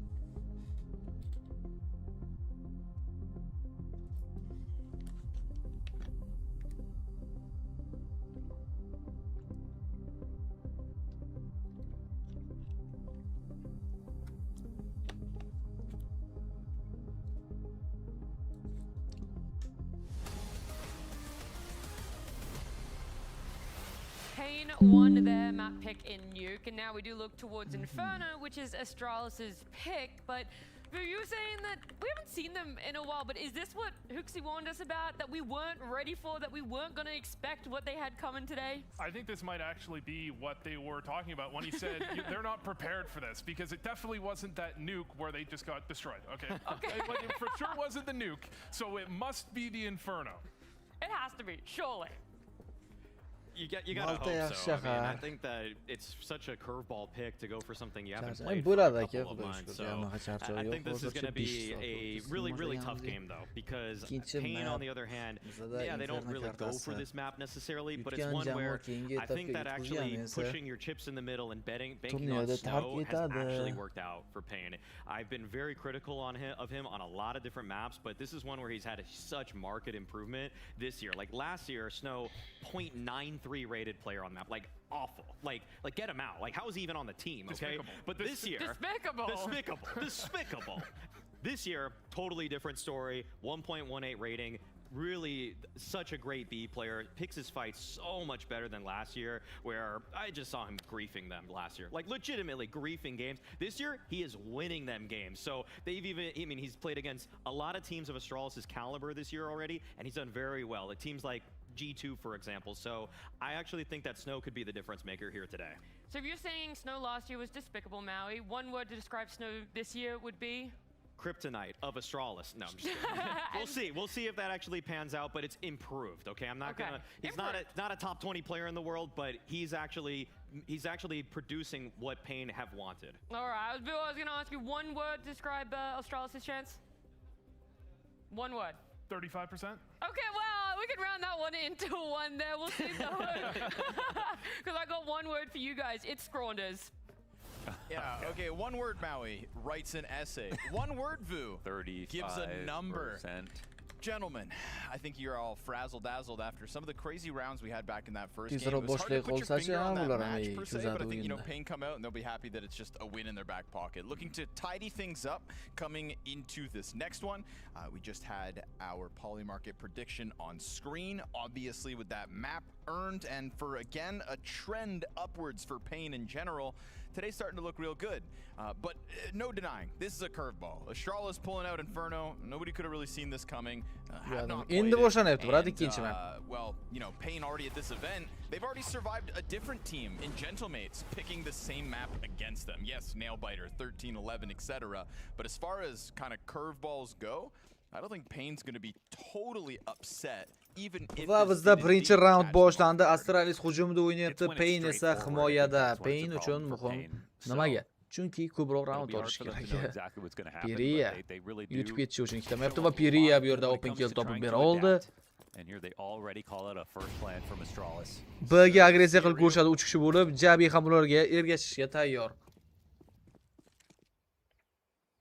VSM comfortable on the rotate over. He's got Flashbang's prime for the two players. Flashbang tayyor VSMning qo'lida.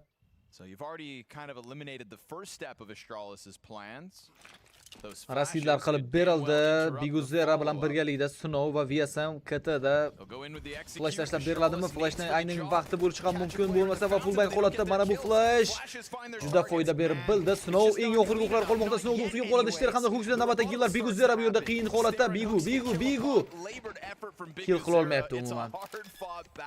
3-2 vaziyat side esa egallanib bo'lingan, bomba o'rnatilinadi va retake boshlanib berildi. Nimaga bunaqa ochiq hududda qolib ketdi Hooksy? 2-2 retake. Fuzi hamda Ishterga qarshi ikkita tomondan siqib olishgan. From the back, I think it's understood that they're both back here. Maybe not. They're still clearing banana. Ishter. Tirs ikkita headshot. Nima deysizlar shunga? Na, ikkita igroq ham mana ikkita tomondan birinchi raundni hal qilib bera olishdi. Astralisga kamchilik bo'lishlariga qaramasdan yutib ketishdi bu raundda. 3-5 vaziyatda. When those flashes started popping, blinded in the middle of their execute. Yeah, and it starts off 4v5, and you can see VSM's like hearing all this gunfire going on the site, and he's thinking, well, I wasn't going to push this site, but no one's dying yet. Yeah, people might start reloading soon. All right, time to come through. Instantly gets popped. The only guy to die right away. So, big question. Va bizda ikkinchi round boshlandi. That we don't know. There's no evidence of it. It's never happened before on this series. Snow, Hayeshga, Rasidlar ketma-ketligi bu yerda. Wins have been converted today. from the FaZe Mongols game into this one. Qilib Oz o'yinda bu mana bu yerdan past qilib qo'ygan ekanman. KZ o'ynagan paytimizdan bu bitta map past Oz ishtiradi. What's it going to be?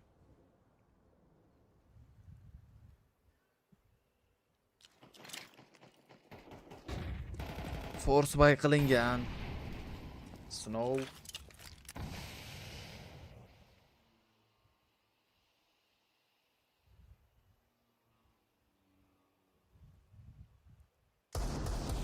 Almost don't want to interrupt it. I don't know what's going to happen. I mean, Ryudan smoke. If anybody's allowed to talk, it's us. That's true. Strauss will throw a little smoke just to hold the A players off a little bit. Flash, if it comes in late, could be a problem. Snow. Hooksini yo'q qilib bera oldi. Stayer yetib keldi va Snow'ni minus qilmoqda. Biguzara. I don't think Stair was even blind in that. Yeah, which is weird because the flash did come over on time. Took a while. Piriya ham Snow yetib under keldi. pressure collects the one. Turtga turt vaziyat. They're pushing the clock, man. Scoutda Piriya. Over here as 20 well. seconds. 15 vaqt juda kam. Oh, come on. Voy, Piriya ot tashlayapti. Bu yerda Ryu yo'q qilib berilgan. Biguzara haqida informatsiya bor. Jabi uni izlash bilan ovora. Vaqt. 7 seconds. Bomb plant to the left side. side. Bitta headshot. Biasa qanaqa qilib bomba qo'ygani qarang Jabini. Jabi vertolyotmi? Mishkani juda tez aylantirdimi deymanda Jabi. When in doubt, what? Twist it out. Bitta Jabini o'zini yuzini ko'rib turishimiz kerak edi. Bomba qo'yayotgan paytdagi. Oh, we've gotten to that point of the strat book, huh? How did it work so well? I don't think a single bullet hit him. Really well. Bu bo'lmasa round yutqizib qo'yishlari mumkin edi. That should have been Qarang Jabini. a death sentence right there. We got a B-boy on the bomb site. Mishkani qarang nima qilayotganini. Vertolyot, helikopter, Hayron mana bu kulib qo'ydi. Everyone on this team knows they're not safe when they're planning. Yeah. Ryu Safini yo'q qilmoqda. They've converted. Call that an improvement. Biga agressiya, full echo hamda pistoletlarga qarshi round. And you know he wasn't smiling when he was doing that. He was dead serious. That was like 6 full mouse pad swipes.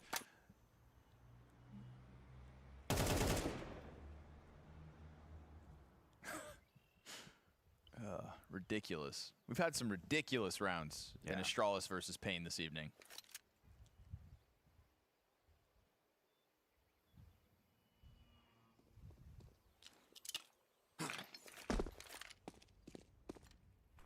Biguzara smoke kraskilar tashlab berilmoqda.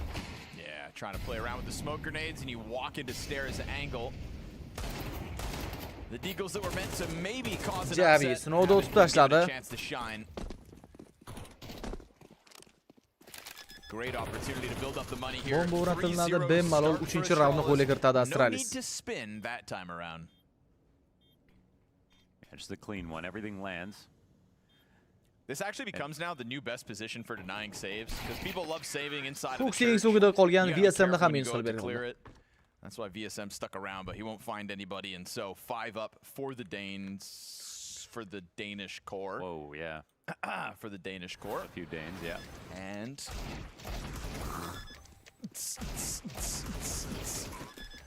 look at him go. Honestly, very clean swipes. That's true. I don't know.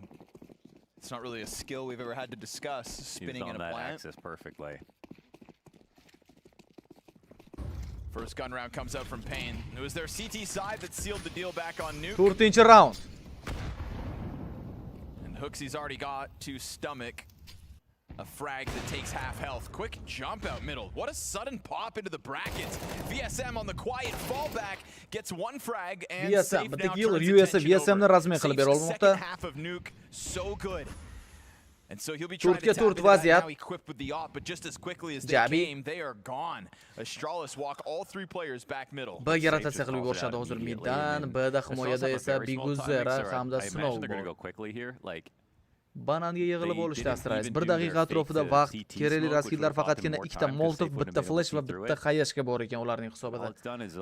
Molotovlarni saytga o'tib berishadigan bo'lsa, Flash orqali pik qilib chiqishadi. Xayashga shunchaki keyinchalik foydalaniladi menimcha. Yana bir smoke bilan yangilab berildi va kirib kelyapti. Hech qanaqa utility-siz Biguzera bitta kill. Flash o'tib berildimi yoki Biguzera double kill. Jabi double kill qilmoqda, u yana 10 HP. Bu Jabi o'lmasga shay ekanda, bir qarasa 90, bir qarasa 99 HP qabul qilib oladi, lekin har doim tirikda. Tekshirmayapti. Jabini pozitsiyasini chek qilmayapti qizig'i. Beautiful sequence. 6-1 with that. Papiria still close enough to win this. Swap to the off. Now Jabi misses one. Oh, he's going for it. Piria's going to try to gun him down. Piria o'ynamoqchi oxirigacha. Doesn't have a kit though, that's the problem. Taps the bombs, hoping that somebody's going to bite, and this is an unwinnable spot. Surely, Piria taps it again, but no, it doesn't have it. AWP'ni save qilib qola oladi xolos. Clutch yutasan u round yutqizasan, juda alamli. 4 ta round hujumda Astralis foydasiga hal bo'lmoqda ketma-ketiga. Very much thanks to Jabi. Yeah, he's absolutely saved them again. Hell of a start to this game for Jabi.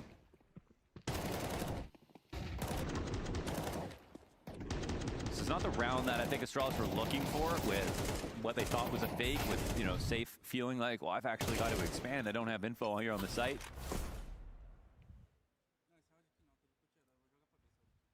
They didn't leave anyone there to try to shove him back either, I think because they were down a player, so had to do that the hard way, entering into B. 5-chi round boshlandi. But the holds haven't been that clean. Hisob 4-0, full buyga qarshi full buy. Steyr. Piriyan agressiyasini minus qila oldi va endi ikkita B, ikkita A himoya qolmoqda. Voy, jinni smoke ichida Biguzerani ham ot tashladi. Stair's not going to let you get away with that. This is... Hoxie has been, historically, you know, put up one of the best records for a Inferno, but he had better pieces. That was also in CSGO. Near the tail end. Makes sense they'd want to try this. Va Steyr bu yerda sinovli razmin qilib ber oldi qilgan kill uchun. VSM, Fuzi, miss shot, Safidan ham miss va Fuzi. VSM not tashlagan bo'lsa, Ryu Safini miss qilmoqda. 5-0. Smoothly. Astralis tayyorgarlik qilgan ekan Infernada. For Astralis on Inferno when I saw that incendiary on Orange not land, their flashbangs for the fountain player be off the mark. Like their utility on the entries to that B site has left a little to be desired. And yet still here we are, 5-0. Individually, Stair delivering, Jabi delivering. Yeah, I think Jabi saved them. I wouldn't say it's a super clean 5-0 if Payne want to actually contextualize the rounds. Shu jamoalar aniqlanadi-da, o'yin tugagandan keyin sразу aniqlanadi. Kim bilan kim tushishi. They're inviting some of these losses in is playing from the site, I think, on some of these defenses instead of trying to push back and taking car control to fighting at the top of Banana. They are giving Astralis a lot of space to go forward with their full exec, so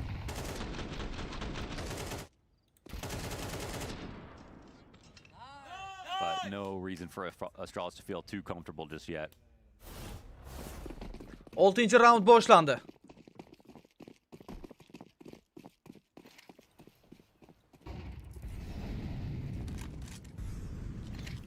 But we have talked about it before with Payne. Their CT side does lack info. Davlat do'stimga salom, stream ko'ryapti. Deyillar. Behruz Danatchunga katta rahmat. Davlat ham salomat bo'lsin. Another early challenge. Safe into cover, thinking about the repeat. Safe. They give him a chance to peel back, he will. Safe. Bitta min samal oshir bermoqda va ortga qaytib oldi. Payne esa tuxumni yorish uchun qadam tashladi deb aytishimiz ham mumkin. Smoke keraklarga tashlangan va longa qamab qo'yishdi ularni. No, ehtiyot bo'lish kerak baribir. Ryudan. No support, thinking about lane. Safe. Apartments player is actually coming back right now. Piria being held by Ryu. Piria Ryuni minus qilib bergan bo'lsa, Fuzi bunga razmen top bermoqda. Fuzi. VSM qiyin holatda, VSM va Safe hamda Biguzeradan navbatda killlar eng so'nggiroq Fuzi Safe tomonidan tutib olindi. Triple kill Safe'da. By just enveloping Astralis on the approach to the A site. Kill by kill. They kind of stall Astralis out, and Pain content to play into Yaxshi that ayim ancha controlled kuchliroqlar. tempo. I don't think Astralis didn't feel the pressure they were actually under when they knew Tak safe bir was on Navin this o'yini rotate. sog'indim bu gap He's waiting for aytgandan this keyin. library smoke to come up the whole time, and they're taking way too long to come forward with the split. And here's a moment, Ryu, they showed the stat actually after the game was over. He had all these kills, a negative 1.4 round swing. Yikes. There's a lot of untimely deaths. There was volume there, but a lot of ecos. Not as much impact as it appeared. Whoa. That was another kill that was kind of like on a platter for him. Ratingni bir ko'rib keladi ama saytdagi.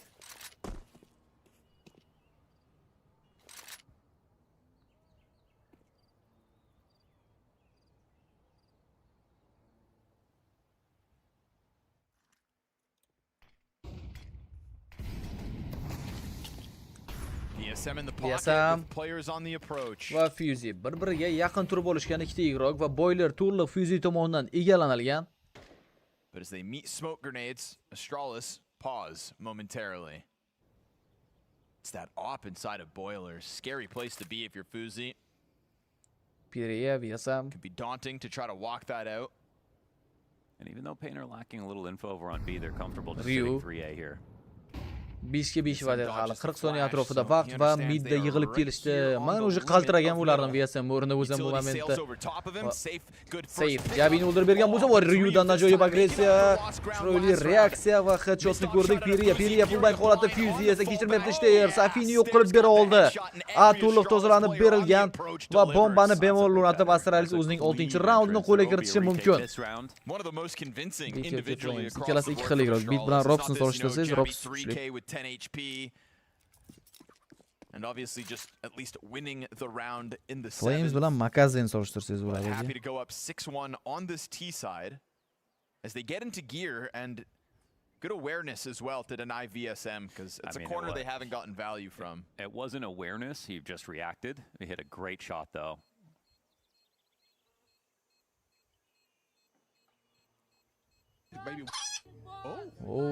Spirit chempion bo'lsin, El Anonim, Danat uchun rahmat. Donk tuz chiqqandan keyin endi bo'lsin. Qarshiligimiz yo'q. Kuchi yetsa olsa chempionlikda.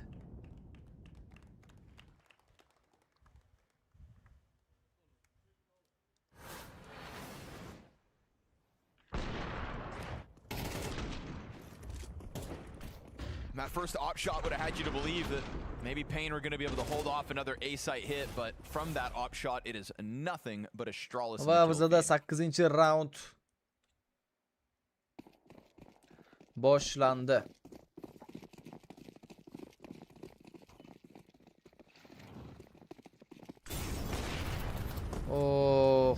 Save ancha qiynab qo'yishdan safeni va longa yuborishdi quvlab.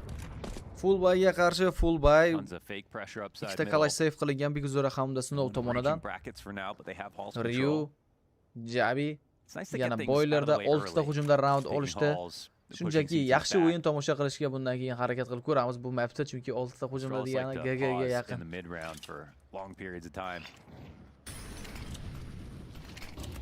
This helps them do that without pushing it to the last 10 seconds. O'ynab ko'rdi, hech kim yo'q va B ga rotatsiya bu. A fake va B tomonga qarata tortirishmoqda hozirda Astralis a'zolari. 1 daqiqa atrofida vaqt bor ularning hisobida. Snow hamda Biguzera. Snow Flash bilan zo'r pik bo'lishi mumkin, lekin Huxi anti-flash pozitsiyasida turib olgan ekan. Biguzera esa saytga qarab yashirinib bo'ldi. Biguzera Huxini yo'q qilib bermoqda. Biguzera double kill. Biguzera Ryu tomonidan trade bomba bemalol o'rnatiladi hamda 3-3 retake qilishga harakat qilib ko'radi Paindagilar. Ryu again this round to find a clean headshot and to be able to push that bomb forward into the plant. What do Pain want to try? Will they consider it? No. Safe. Walking away off to the Bani retake qilish juda qiyin. With 7 rounds on Oddiy AWP Mortis ishlatadimi? Was Huxi not blinded? They threw a coffin's flash. I believe he played counter flash into the wall, but he turned around and hit the shot. Is that what happened? Yep. He was the first player along the wall. That's a pretty great reaction out of 7-1 hisob. I think players 2 and 3 were blind, but him up front. quick reaction. Terrorists win.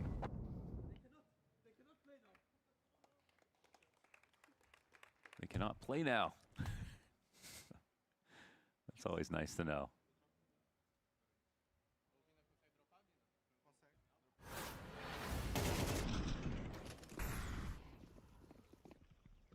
Zera trying to be the hero. Nice second shot on Stair, but there we go.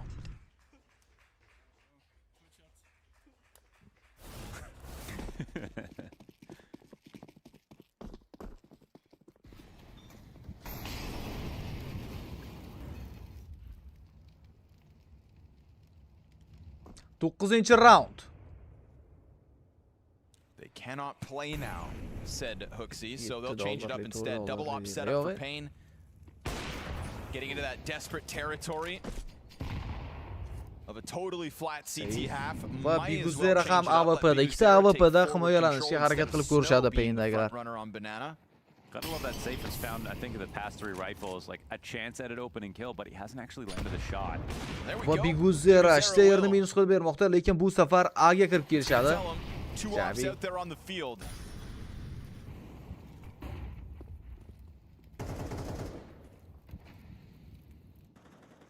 Fuzi hunting for his counterpart, but Safe tucked in on our side. Yaqin kelib olishgan smoke ichida hozir agressiya ko'rishimiz mumkin. Hamma smokelar tarqalgandan keyin haqiqiy fight boshlandi. Periyas kutmadi va smoke ichida Fuzi'ni yo'q qilib bermoqda. AWP yo'q endi 5 ga 3 vaziyat. VS ham chiqib pik qilib ko'rar ekanman. So much wiggle room left in this half that they may as well try it. They're going to pop open their own smoke on site to try to take over. Oh, no scope da kill. Piriya o'ldirganiga esa voy, Safe yaxshi o'ynab berdi. Double kill. Va ikkinchi round Pain foydasiga 7-2 hisob. Decider map bizada Mirage. Something to watch as Pain will at the very least collect a second CT round win. And a couple of his opening attempts have just been flashed off, so good util from Astralis for sure to make sure he doesn't have a line. That's a great shot. I wonder if that would have been... They would have been able to take the site otherwise.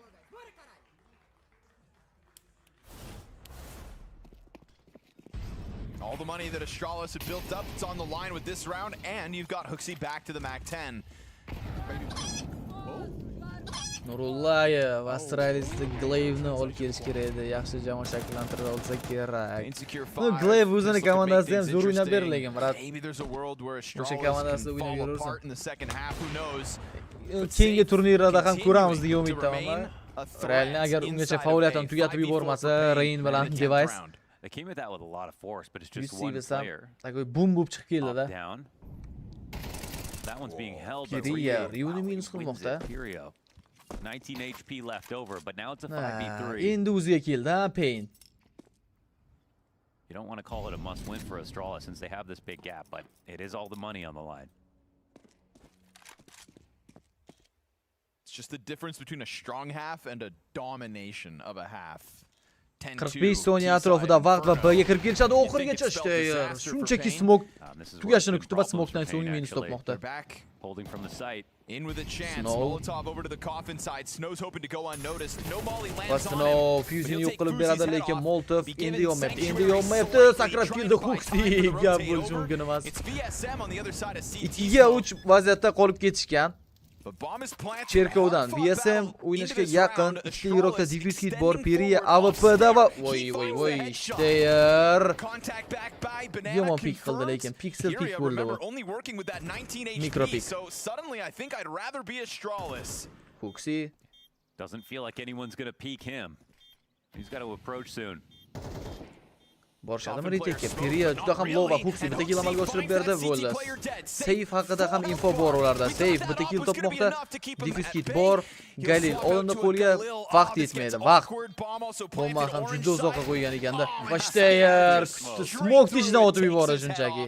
Astralis no prisoners as this time it's Stair with the 3k. That was such a big chance. hisob. They start off so well. Astralis chance berish niyati yo'q. Bu mapda tezroq yakunlamoqchi ular. Instantly, the other may be getting 1, maybe getting 2, but still they lose the sight, and they just had to keep numbers high that entire time. All that mattered right there is they could continuously bring in reinforcements as they lost players. Even if they all don't deliver, they didn't play their material advantage in this situation. So Pain, they started out a couple of rounds with B control, but they're time out. İkinci time out'tan foydalanishga majbur bo'lmoqda Pain.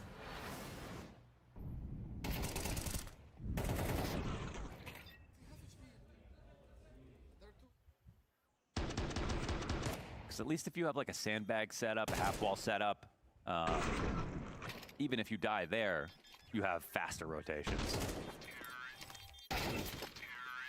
But you lose one in CT spawn, and then your guy from Oranges now has to reveal himself and take a shot. Well, there's only so much they can do. Add to that Stair with some instant headshots, that peek into the church. A stylish full smoke close.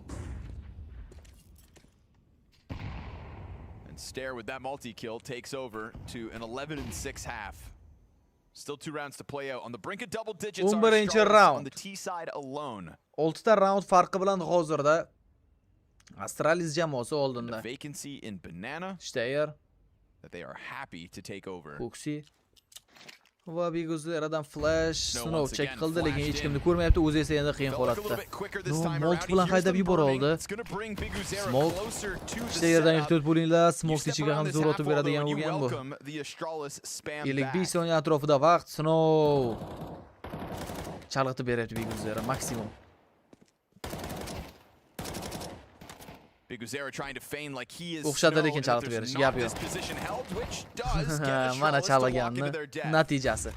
Sinov easy tutib olmoqda Stairni, chunki uzoqda deb o'ylashdi ular raqiblarni. Bananga yaqin kelib bo'lgani sezishmadi sinovda. 35 soniya atrofida vaqt qolmoqda Astralis hisobda va B'ga qarab yugurishni boshlashadi hozir.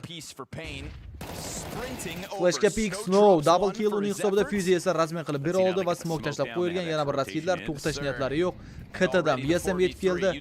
BSMdan ham raskidlar ketma-ketligi. Biguzera. Bitta minus topgan bo'lsa Jabi BSMni yo'q qilib tashlamoqda va Biguzera bu yerda Jabidan qancha qabul qilib oldi. Jabi yana qo'yishdimikin ha? Bir round o'ynab bersa ham yomon o'tib beryapti, kerakli joyda Jabi. Bomba o'rnatilgan Fuzi bitta minus bor, ikkinchi igrot. Piriya. Keldi Piriya banana, easy kill. Easy timinglarni qarang. Ay. Piriya timingda yutib chiqa oldi Fuzi'ni.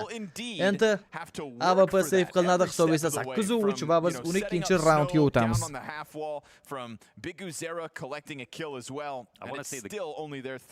I want to say the guy who's come out of the CT smoke has just died every round. So like even though he's in place early, been VSM a couple of times. This is just like a very solid round from Snow overall. He gets his 2, he gets info early, helps him rotate in. Man, Astralis are just so threatening when they get to the top of Banana. I think they feel so much comfort finding multi-kill entries. You know your stomach drops when you're Pyria in the 1v1 and you miss the first jump up. 12-chi round. Ertaga o'ynaydi Spirit. You're sitting at 2-8. Finally a huge advantage Bu yerda Snow Stairni yana bir bora minus qilib bera oldi. Upgraded pistols. And the rifles at this B site find themselves again just in a 2vx. 5 ga 4 vaziyatda qolib ketgan Astralis va yana B ga harakat qilib ko'rishmoqchi, chunki B da qiynalgan raundlarda kamchilik bo'lishlariga qaramasdan kirib kelishni uddalashgan edi. Third player rotates over in the form of Safe. Yani Safe. They'd be better off getting aggro, I feel like, even though there's all these Ds Snow here. Leaves. Yeah, that's the thing. Safe. But it's all right. Safe's got his. That keeps it comfortably 5v3 momentarily. Utility chucked out, Opper on the line, going hunting, blinded though, trying to dive into the smoke. Biguzera comes through with nothing. Minus hozir Safe'ni ham minus qilib bersa agar ana Fuzi'dan double kill va AWP'ni ham qo'liga oladi endi. Don't you dare, Astralis. Aroja olishga Snow yugurib baribir Fuzy'ni yo'q qilib berdi va Huxi endi AWP'da davom ettiradi raundni. Fuzy yo'q qilib berilgan. Huxi hamda Ryutrik qoldi. 3 kishiga qarshi. Cherkov Huxining qo'lida. Huxi, Snow'ni minus qilib bermoqda. Huxi yonib ketdi Huxi. Bitta one tap go'zalligini lekin Ryu Piriyani pozitsiyasini qo'yolmadi. 8-4 hisobi bilan jamoalar o'rin almashib olishadi. So it's a hard fought half and it's not a lot to work with, but 4 CT rounds secured by Pain.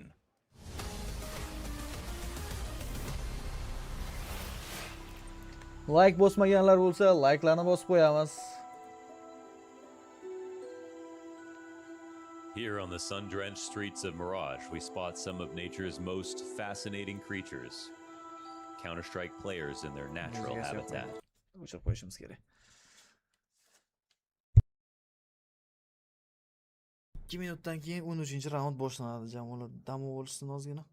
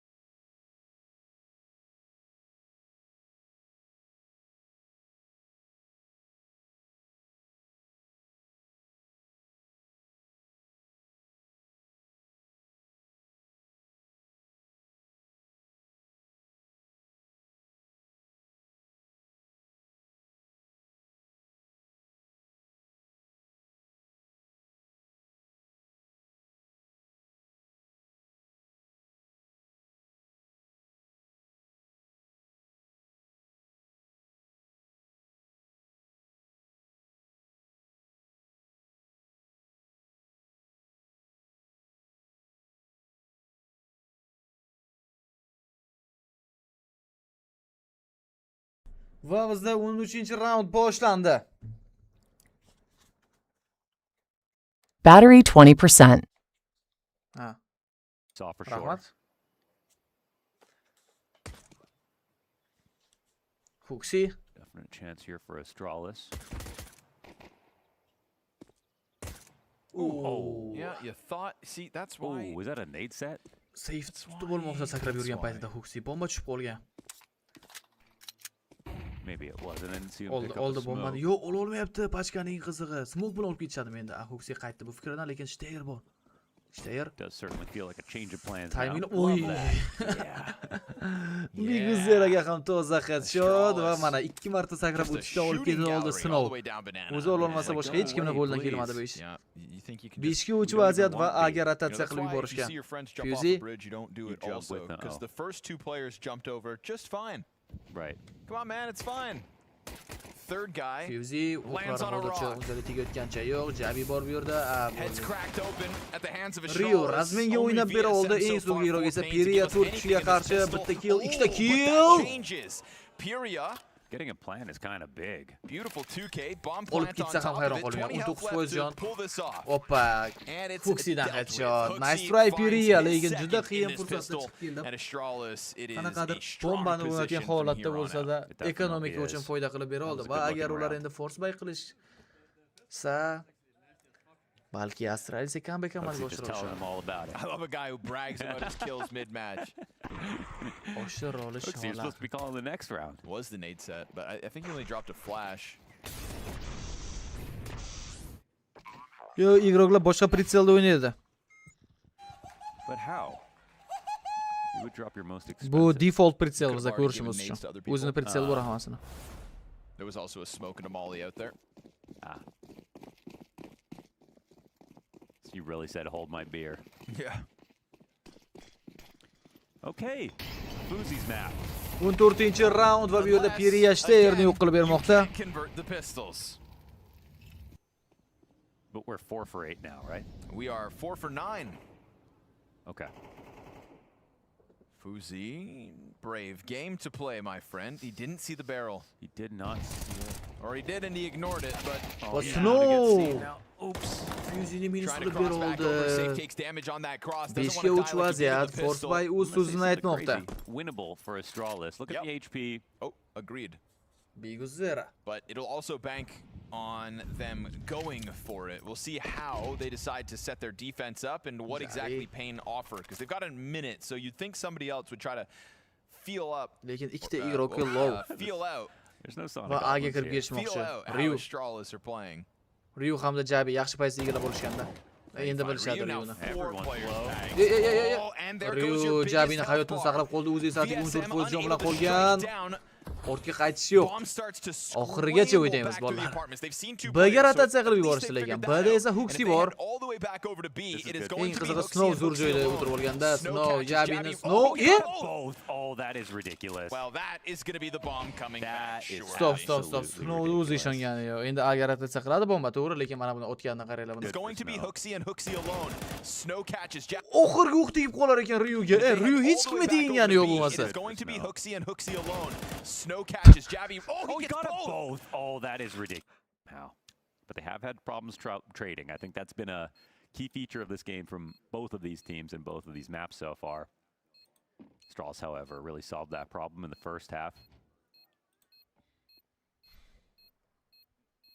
Somehow come away with 4 alive. It just sort of looked Comeback so good for qilmoqchi Pain. Astralis. If they had the first half that they did, they win the pistol, they convert, they shut this game down. Just shut it down. Stomp on Pain, move through your map pick. You did an uncharacteristic map pick of Inferno to begin with. But that was never going to happen, was it? Well, I thought for a second it might. Like even from the interviews, past results, you know, the Fuzi problems right now, just recent form, it's... Okay. What was that? I was worried for a second. Oh. With the cinematic replay, there was no kill feed. I was worried that was a CT flash for some reason. Oh, hey-oh.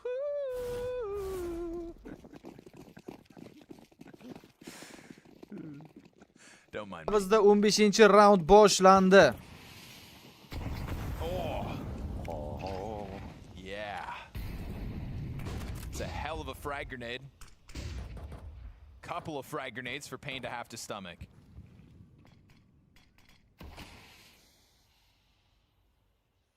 Well, you know there's 2 here. You still want to go B? Yeah. It's a whole trick.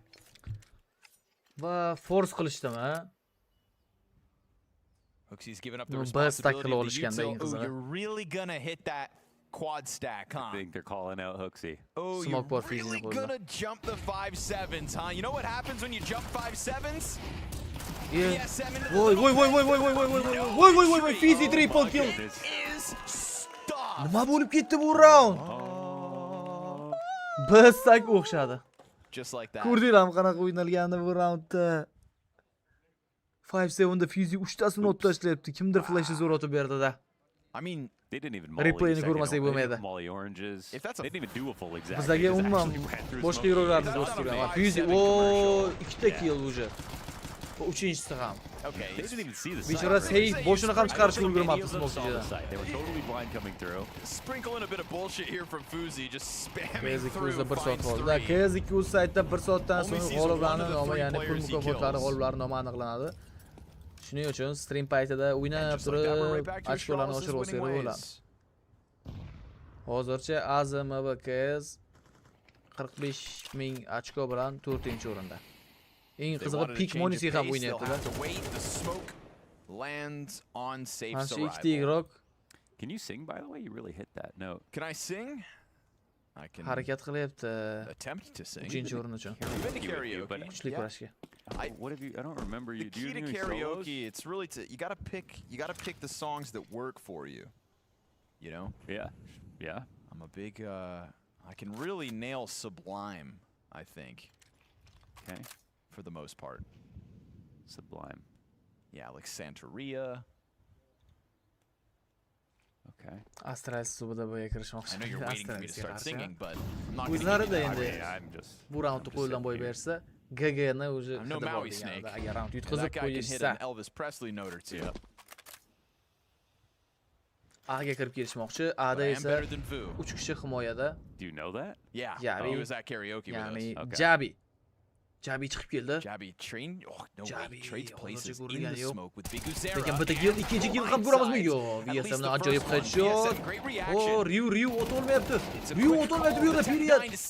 Biguzera comes through with the Galil. Yomon kirib kelishdi degan gap bo'lishi mumkin. Ikkita tomondan ham siqib kelishadi hozirda. Biguzera tayyor ekanmi tayminglarda. Shtayer tomonidan tutib olindi va retake ishlari boshlangan. Sinov allaqachon bombani o'rnatib bo'ldi. Shtayer qiruvchi pozision bilan qolgan. It's going to be tough to Huxi diffuse kiti bilan yetib keldi. Side'da yashirinmoqda Snow. Smoke on Huxi if you wanted to cut off the pit angle. Yeah, here we go. All right, smoke and a flash. Ana smoke. Kit's going to belong to Huxi in this. There is a second one on the site to be grabbed. Oh, but they peek in before that flashbang really pops and Period's the instant headshot. Safe. So that's done.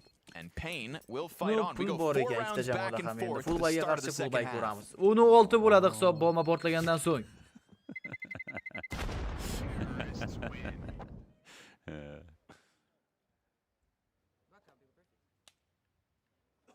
They let him get very close on Arch, on Halls, and on Lane, so they kind of invited. This is kind of why Pain lost in the first half. It's you can have a lot of players, but if they're all playing passive spots, they're kind of all in danger of just getting collapsed upon.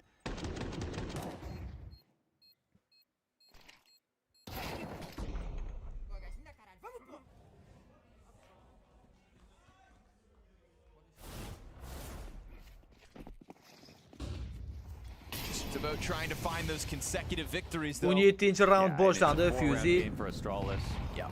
We saw him in a similar position on Nuke, but Biguzera va Bigu Shterni yo'qolib bermoqda. Jabi tomonidan rasmiy qilib berildi. Jabi 21 HP bilan ortga qaytishga majbur. B'ga yaqin kelib olishgan. Ikkita B, ikkita A. Nukerlar ham bor. Qayerga qarab tortilishadi hujumni.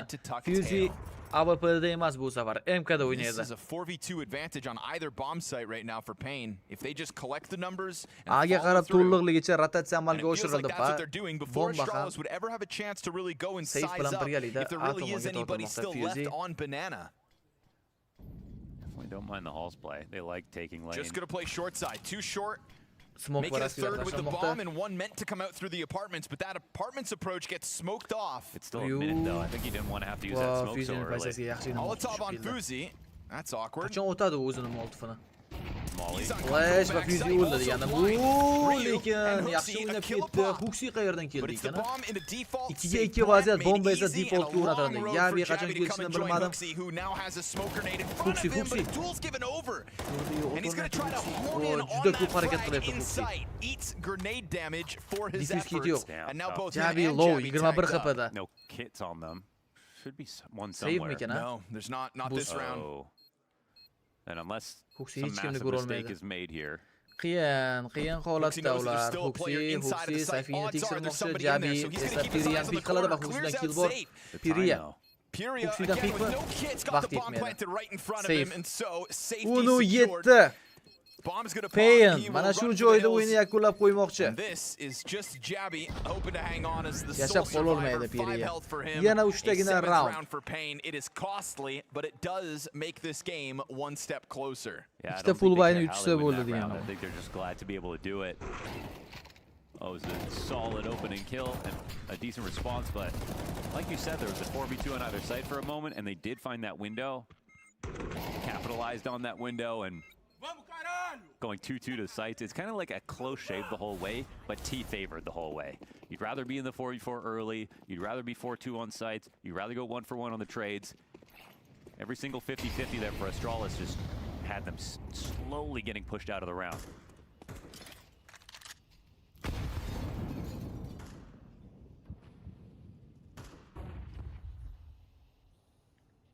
Un 8-chi round.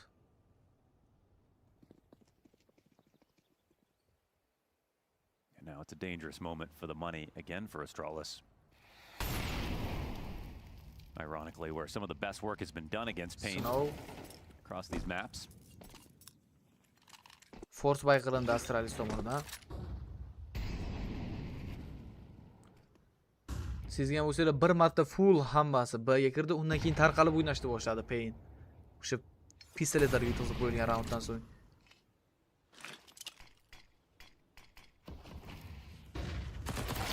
Denied on the swing by a Mac 10 of all things. 5-7 finishes off the damage that was dealt to Snow, but obviously off that impact and banana and the trade for Save. Now that is a bomb site with a bomb flying towards it. Big Azero is looking at a punish. They've got 2 players here. Bomb o'rnatildi VSM tomonidan va round ham yutib ketiladi. Keyingi round show his spot. I mean, I guess they just know where he is. Deagle, Kalash va qolganlar esa full USP'larda harakatlanishadi, USP'larda. Damn, the Mac 10 from Snow closes the door on the CTB push. I mean, to really feel like you won this round, you know, you're trying to drop every gun, so they're looking for Yabi. Safe'ni yo'q qilib beroldi va Biguzera yetib keldi endi. Ryu Kalashni olishga bormoqchi, lekin bu xato. Ryu xato. Yeah. It's 1 AK, so be it. In an attempt to grab a second, Ryu's dead. Now suddenly, yeah, you just give him a nade. 8, yana 2 round va hisob tenglashdi degani bu. In case he was tagged. Yeah. I feel like if you're not going to chase that kill, wouldn't you just want to keep the nade? Yeah. Yeah, but if he's tagged, eat this. I think the only thing wrong with that nade is where was it going? And yet somehow still does. Man o'qiy, Shahzod safa deb yozganingizni o'qiyman chatda. Yeah.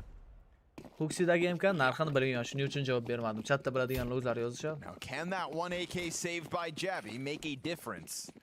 19-chi round boshlandi. 2 5-7s, 3 smokes. 2 5-7, 3 smoke, 2 use va Yabida bir dona kalash. Javi was nothing short of a hero in the first half. He's the right guy to have this AK, I think. 9 degani. Kengisida full buyga qarshi This game was 8-2 for Astralis once upon a time. They lost 3 of the last 4 rounds in the first half. Just enough of a CT side for Pain with that back and forth force buy. Suddenly, within touching distance of a tie. Pain probably have some scar tissue after getting thoroughly embarrassed going into their anti-eco towards B. Hoaxy dropping 2 grenades, making it seem like, oh, they're throwing grenades and running to A site. No, they held their ground. Perfect trap. But Pain decide not to live in fear. They will, however, have to go up against Yabi. Smoke tashlab berilmoqda. Will they also run through a smoke again is the question. AK's boosted back sight. They try to disassemble it. Smoke goes down to stop it. AK's got its target. Jabi, Snow'ni yo'q qilib bera oldi. Open kill bor va Huxi orqani tekshirmayapti Huxi. Biguzeradan kill. Jabi double kill amalga oshirib bera oldi. Double kill ko'rishimiz ham mumkin. VSM qilib ham bera oldi. Double killga javoban double kill. Fuzi hamda Ryular tirik qolishgan xolos.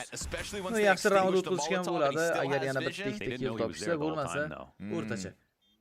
Ikkita minusdan qo'yaramiz. First player he killed was blind. He was blinded, and they got a lot out of that. I mean, they were ready for the molly, which was awesome. They threw that smoke down, which was tricky. Because they're kind of setting up what looks like a one. It looks like an emergency smoke to get you out of position. Hisob esa 10-9 va keyingi round fullbayga qarshi fullbay. Ketma-ket shunda nechta round yutqizib kelishyapti? Uni 5 dan beri yutqizishdan. O'sha bitta pistoletlarda round olishdi, uni 5 bo'ldi, keyin berishni boshlashdi. 2, 3, 4 ta round yutqizish. There we go. Khalil for your efforts, Ryu. Allowed to save this round.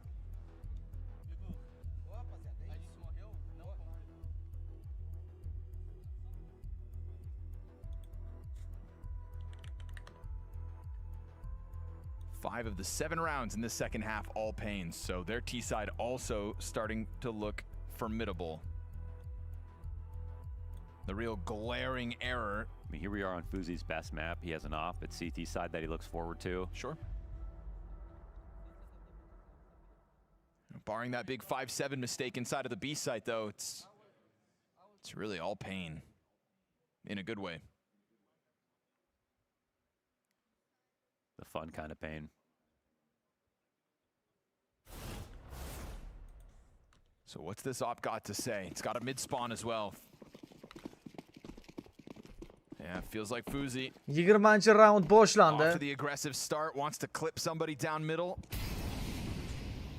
Safe trying to set up towards Banana, and already Fuzi's peeled back. No util damage off that first look. Snow.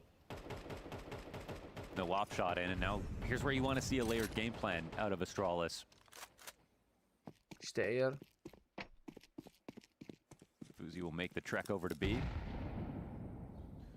His op wasn't revealed in the first place, so I think Pain are going to keep that in their inventory of what might be on the map. Here it comes though. Flash goes through. Bitta minus amalga oshirmoqda, Steyr esa darhol rasmiy qilib berdi AWP'ni 4-4 holat. I don't think so. Don't think so. Bomba bilan ortga qaytib olishmoqda. Just push into one another. Off of the utility from over top. Maybe he was presetting his aim for the swing or something. Ikkita jamoada ham AWP'lar yo'q edi, lekin nimagadir Huxi AWP o'ynash tanladi. Ehtiyot bo'lishlari kerak. Ada ikkita ig'roq himoyada, Jabi hamda Ryular. So wide though. Huxi AWP'si bilan yetib keldi tezkorlikda. We'll see. Ular esa B'ga rotatsiya tanlashdi. Huxi yana ulgurarmikan? U yoqdan bu yoqqa chopdi shu qariya ham. Bo'ldi, Steyrning o'zi smoke'ni blok qilishga harakat qilib ko'radi. Bu pozitsiyada smoke'ni blok qilib oldi ham va o'zi haqida info berib qo'ydi. Huxi katadan yetib keldi, yordam beraman deb. Flash ham tashlab berildi va Steyr chiqib kelishi mumkin. Steyr bitta kill amalga oshirib bermoqda. Steyr double kill amalga oshirib berdi. Huxidan zo'r flashlar, Steyrdan triple kill. Steyr quadro qilishga Piriya qo'yib bermaydi. 15 soniya atrofida va bombani o'rnatdi, ulgurmasa Jabi yetib keldi tezkor. Ikkita fake o'zi kech. KG Piriya. Vaqtdan keyin o'lmoqda, pulsiz o'tadi endi. 11-9 comeback oxirigacha amalga oshmayapti. Those are the B holds that Pain could not come up with one player in the site in his previous round.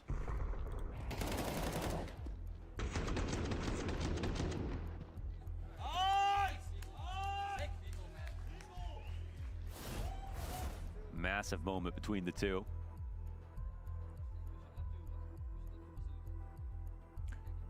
Do we have that op duel on replay? Yeah, I want to see that. I'm gonna test production here. I can feel him digging. Easy game yutdi bugun 3 ta o'yinda. Time out'dan so'ng bizning navbatdagi, ya'ni 21-raundimiz start oladi. So he's not blind. He's also not fast. No, he went super wide. Super wide. Super hot.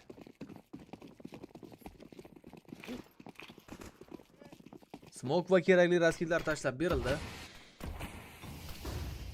Wow. A heroic moment to give Astralis the 11-9 lead. Sprinkle in a couple more of those, and we go to Mirage. Stair.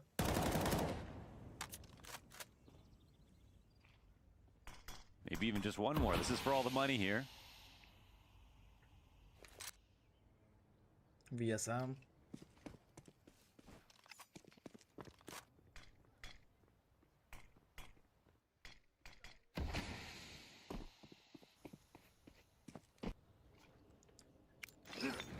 Raskitlar tashlab berilmoqda. Bu raund oxirgi pullarga payqalib chiqqan. Pain bechoralar keyingi raund Galilda yoki Teknanda yugurishga to'g'ri keladi agar buni qo'ldan boy berishadigan bo'lsa. Bomba olindi va B'ga kirishga harakatlar boshlanadi. Bu yerda Huxi hamda Stairlar bor. They've got a lot of banana control. Oh, Stair gets clipped. He's dead Stairni early. yo'qolib Now it's bermoqda just Huxi. Huxi. No Huxi jon offense. saqlab qolishga harakat But qilib after ko'radi. Stair's 3K mow down. Huxi Want to get your util down properly. Fuzi AWP'da hech kim yo'q tekiz olganicha yo'q. Sayt to'liq egallandi. Bo'lindi bemol bombani uratishlari mumkin. Bombs going for the plant inside of the fountain, covered by the fountain pillar. Huxi chiqdi, bitta kill amalga oshirmoqda. Huxi double kill qilishga BSM qo'yib bermadi. Fuzi Jabi smoke ishdan kelsa ham uni bo'lishga tayyorlar bo'lib, Jabi qilgan BSM javob qaytara oldi. Fuzi hamda Ryular tirik qolishgan. Bananda Piriya bor. But can they even get out, really? I think Fuzi's got to come into this. Fuzi bitta to'ldirib biladi, ikkinchisi darhol retake qiladi, ya'ni sinov yoki Ryu meets a flash. Ryu gets contact, finds the headshot. Piria's got the upper dead. It all falls on Ryu, and he wants out. Pain have secured double digits themselves by simply striking Astralis with tempo. Caught off guard with a nade in hand on the CT cross. Portlamaydi bu yoqda tursa. That bomb site with bodies. Shot there from safe. You know, you are playing with fire, obviously. If you're just playing from a retake spot on B, we've seen that cost both these teams rounds at this point, but it has to be a good one here from safe, and it is.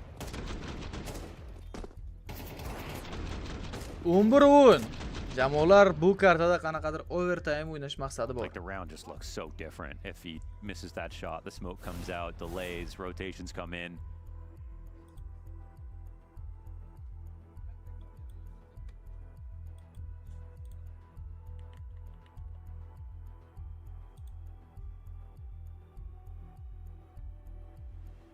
Would have been a straight death sentence there for Pain if they had lost that round. For Astralis, they've at least got this one round gap. They still have another bye. They just won't have the op again. And we do the thing. Just do it.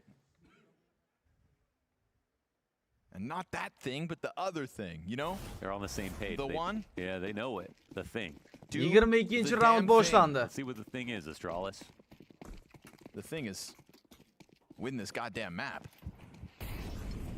2 rounds from that victory to push us to the decider. And the A defense goes brackets heavy. VSM. Man, there's nobody to stop Falcon. There's actually been quite a few times Pain throw a player towards Falcon and they get met by a smoke. But they don't go size it up this time. Obviously, from the mini-map, we're thinking that's the key to unraveling all of this defense. Oh, Ryu finds the headshot, a 4v5 for Pain to have to fight back from now. I think the thing was the, Huxi G2 mid setups there. Doubled up on brackets, lots of players to refill those positions, and it looked like it's going to be a full commitment from Pain. I feel like they're almost lucky they only send one in.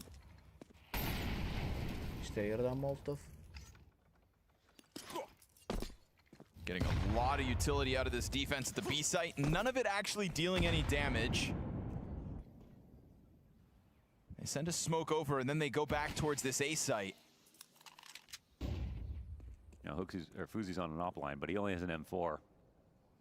He's also playing with his flash out. That'll be easy to get him off this spot. Here we go, triple smokes down. Running at this. Yeah, one smoke too many. Va Ryuning pozitsiyasiga Molotov Ryu agressiv tashish keldi. Ryu double kill amalga oshirib berib ketmoqda. Snow esa Ryuni razmin qilib oldi. Fuzi Biguzerani o'ldirgan bo'lsa Snow double kill, Snow triple kill, vaqt ham yetadi. Ace flash ma Snowdan. Birga 4 round ham bo'lishi mumkin. Bomba o'rnatilgan. He's going around the Va opposite side of birgalikda default. o'ynashni It's the tanladi right Stern risk. hamda He's going to Fuxi. start considering short side. That's exactly where both CTs come in from. Can you really deliver this, Snow? Snow. To tie the game? Oh, Stern tomonidan yo'q qilindi. Map point Astralisda. Do forgo another. Nice try, Snow. The smallest sigh of relief. It is a 12th round secured. A very, very nice try. I mean, he played to win at every single point in that clutch. Even opening himself up to Arch there. Around that outside of default, he had an advantage, but didn't have the HP to tank this. Not the instant shot.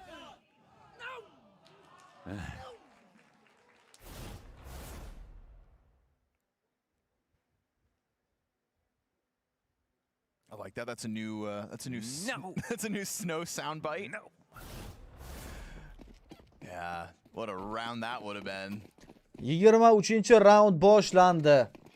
Individual moment of this match had he been able to finish off those last two, but here we go into the next. Sekin o'ynasa kerak menimcha endi. This is a Pain that had a slow start to Inferno. That fast o'yin va Fuzi bu yerda big uzlarni minus qildi hamda ortga qaytmoqda. Yaxshi qayashga ham tushib berdi. Birozgina agressiyani kamaytirish uchun VSM Fuzi Snow'ni ham yo'q qilib ketdi, lekin VSM tomonidan tutib olindi o'zi. Ryu'ni eshitib qolishdi. Ryu kirib keladimi? Kirib kelganda boshqacha bo'lishi mumkin hamma narsa. VSM nima qilib turibdi? VSM 1, VSM 2 mana nima qilayotgan ekan u? Round yutib beradi hozir. Round yutib bermoqda VSM. They swarm in A site and push this the distance. Round 24 needed. Can you believe it? What a move there from Pain. What a move from BSM. Qanaqa move bo'ldi? Oxirigacha kutdi, oxirigacha kutdi. Hamma yo'llar side egallab bo'lishganda bu paytda. That's job finished. Not once in the second half has Astral has been able to string 2 rounds together. What's crazy also is that, you know, sometimes you look at the potential ace and you go, oh, he just barely lost it, but he got 4 kills in that previous round. Now Astralis actually don't have money. They've got 3 MP9s to try to defend against overtime. Endi pulda ekonomikani qiyin ahvoldaligini qarang Astralisda. Well, props to Pain, regardless of the result in round 24, they have turned this game into something entertaining. Snow. Genuine chance to push OT. Last time we saw this exact forwards bracket set up, it net Astralis of 5v4, and Pain were never able to claw back into that round. Yeah, it's an interesting move that they just go right back into it. It was sort of spotted last time. It got them a kill. It's also slightly different. It's not actually Fuzi down beneath. It looks like it might work here. Press closer. Last time they sent a single player out. This time 3 players to walk Fuzi into the trap. bularda ketdi. Astralis tirib tashlaydi hammani mid o'zida. Picks Fuzi off. There's damage dealt to these two, but Safe every time he's under pressure. The thing is though, they don't know about Stare, the one player that's yet to pull the trigger. Qanaqa qilib degan gapni bering. Auburn Savolni no bering longer deyapti. alone. AWP Snow o'ynab just a berdi. few paces back, watching the wrong Yana bitta direction. yiroq bor bu yerda Snow. Fuxi 3 ga 1 qilishdi overtime. Midda 3 kishi turgandi. Midda 3 kishi to'g'ri agressiya qilishmagani sababli round yutqazishga majbur bo'lishadi hozir. Diffuse kiti yo'q, GG. Coming out of Pain, and one that still hinges on that absolute collapse when they ran into the 5-7s on that B-bomb site.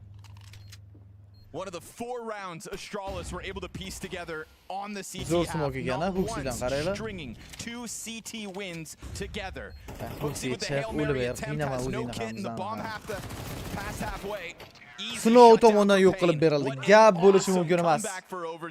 You know, I think their ability to just stomach being embarrassed is something that Pain it offers up. The ability to come back. Some teams might have given up after such a bad half into such a bad start to the second half, but it happens to them. You know, they lose messy rounds. Comeback berib borishdi. But man, did they get themselves out of even Kim yutadi deb o'ylaysizlar? Ikkita mapda tugatamizmi o'yinni? No different. It's actually an excellent call from Huxi. Pain comeback evaziga g'alaba qozonib ketadimi? Even though there are just MP9s there, if it's going to be the case that they're all entering up bracket. That's exactly what Huxi was looking for. It's exactly what won them around previously. Bu smoke'dan foyda. I would even almost say even Bitta more o'ylab so ko'ring mana. Bu considering tomonga there's an o'tib op in oladigan the middle igroqni of that smoke ishlaydi path. yashik But do'stiga. O'sha by burchaga God, yashinib oladi hamma. safe Sizni in ko'rmaydi danger. kelishingizni. Siz This birinchi bo'lib pik series qilishni has been boshlaysiz. phenomenal. And he got them that B entry in the previous round.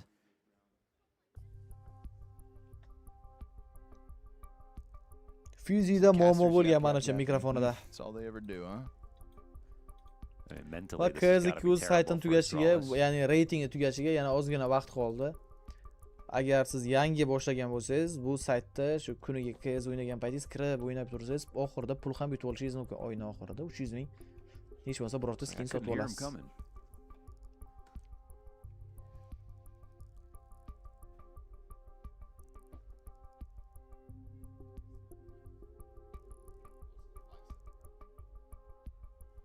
Any highlights you'd like to see, Mohan?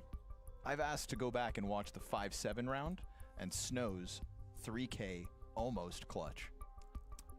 I like those two. That's what I put in for the order. We'll see what's in stock. I've only got low lights, so I'm just gonna not talk. Here's the Snow attempt. This read was so good. Oh, he doesn't go the right side around the ball and just... it would have been a career highlight, honestly. Like a play like that. It's close to it.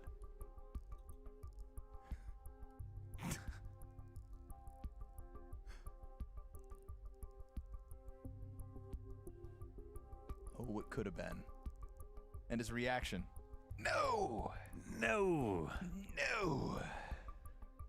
Because he had the right idea. He read meddling kids. He read it so well. He read it so well. But it had to be the headshot. Like you said, no HP to tank that damage.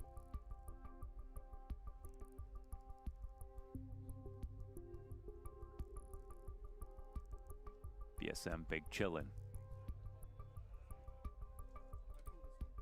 Fuzi says, I've got an audio issue. This Hooksy guy's been talking in my ear all game. We can hear you, right?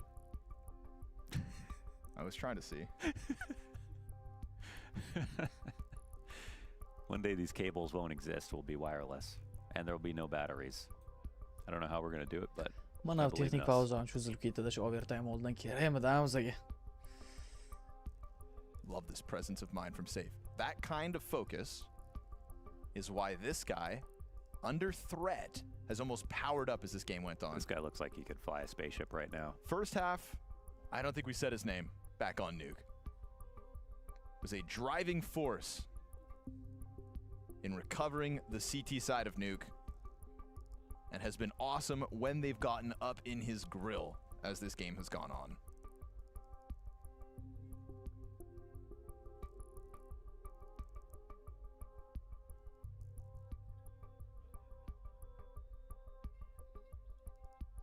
What's wild, Mohan, is at the turn of the half, Payne actually had 9 opening duels successfully won. They just made that entire comeback happen. Only 4 opening duels won in the second half, and here we are in overtime. I know. They just do it the hard way. It was all those B entries that Astralis grabbed, the multi-kill entries. Did you ask for the Stare 3K B-side hold? Production, give me the Stare 3K B-side hold. Love that one. Off of the Hooksy CT spawn flash. Please and thank you. It was Uzr Hakimov, assalomu alaykum. Yaxshimisiz? Birozgina kech qolibman. Nimalar bo'lyapti deylar. Danatchi rahmat Hakimov. O'yinga e'tibor berib esdan chiqib ketib qopti. Kech qolmadingiz. Ham oxirida keldingiz. Kech qolish deyilmaydi. Oh yeah. That Hooksy flashbang. The fact that third guy is still a flash assist in the kill feed lets you know just how good that flash was. 4.5 seconds. Full blind.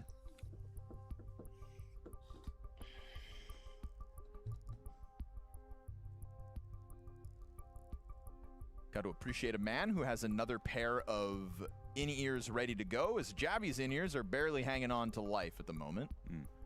Is that duct tape I saw? This man has duct-taped in-ears. Can we go back to Jabby real quick? I believe those are duct-taped in-ears. Inferno kata karta to. Yeah, on the left side, dangling under his arm. You can. Is it right there? Jabby, put your hand down. I'm trying to draw attention to your raggedy ass peripherals. They do look like shoelaces. Crumbling. Astralis haven't won in overtime, Mats. Oh my god, is that real? My god, why have we done that? Well, because it's important context PGL going into Buxarestni overtime finaldan shortly. buyon Astralis birorta overtime'ni yutmagan ekan.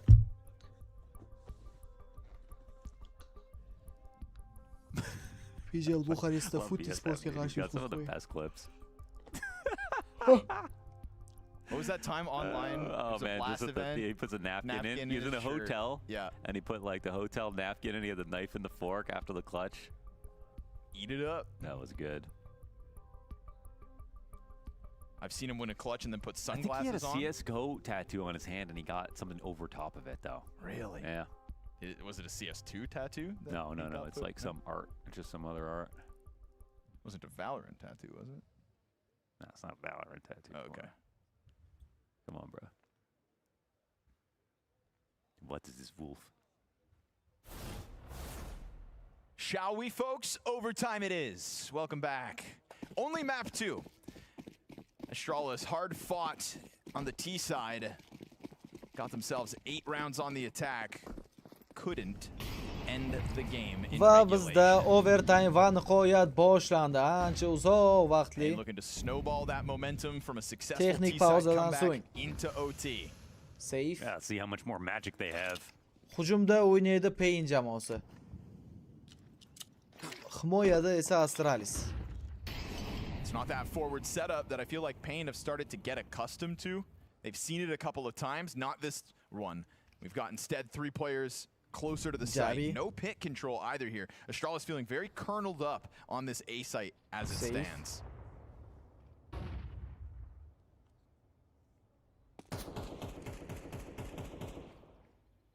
Fuzi's in an interesting spot, but he gets seen. I mean, he gets seen in plain view. They know he's opping.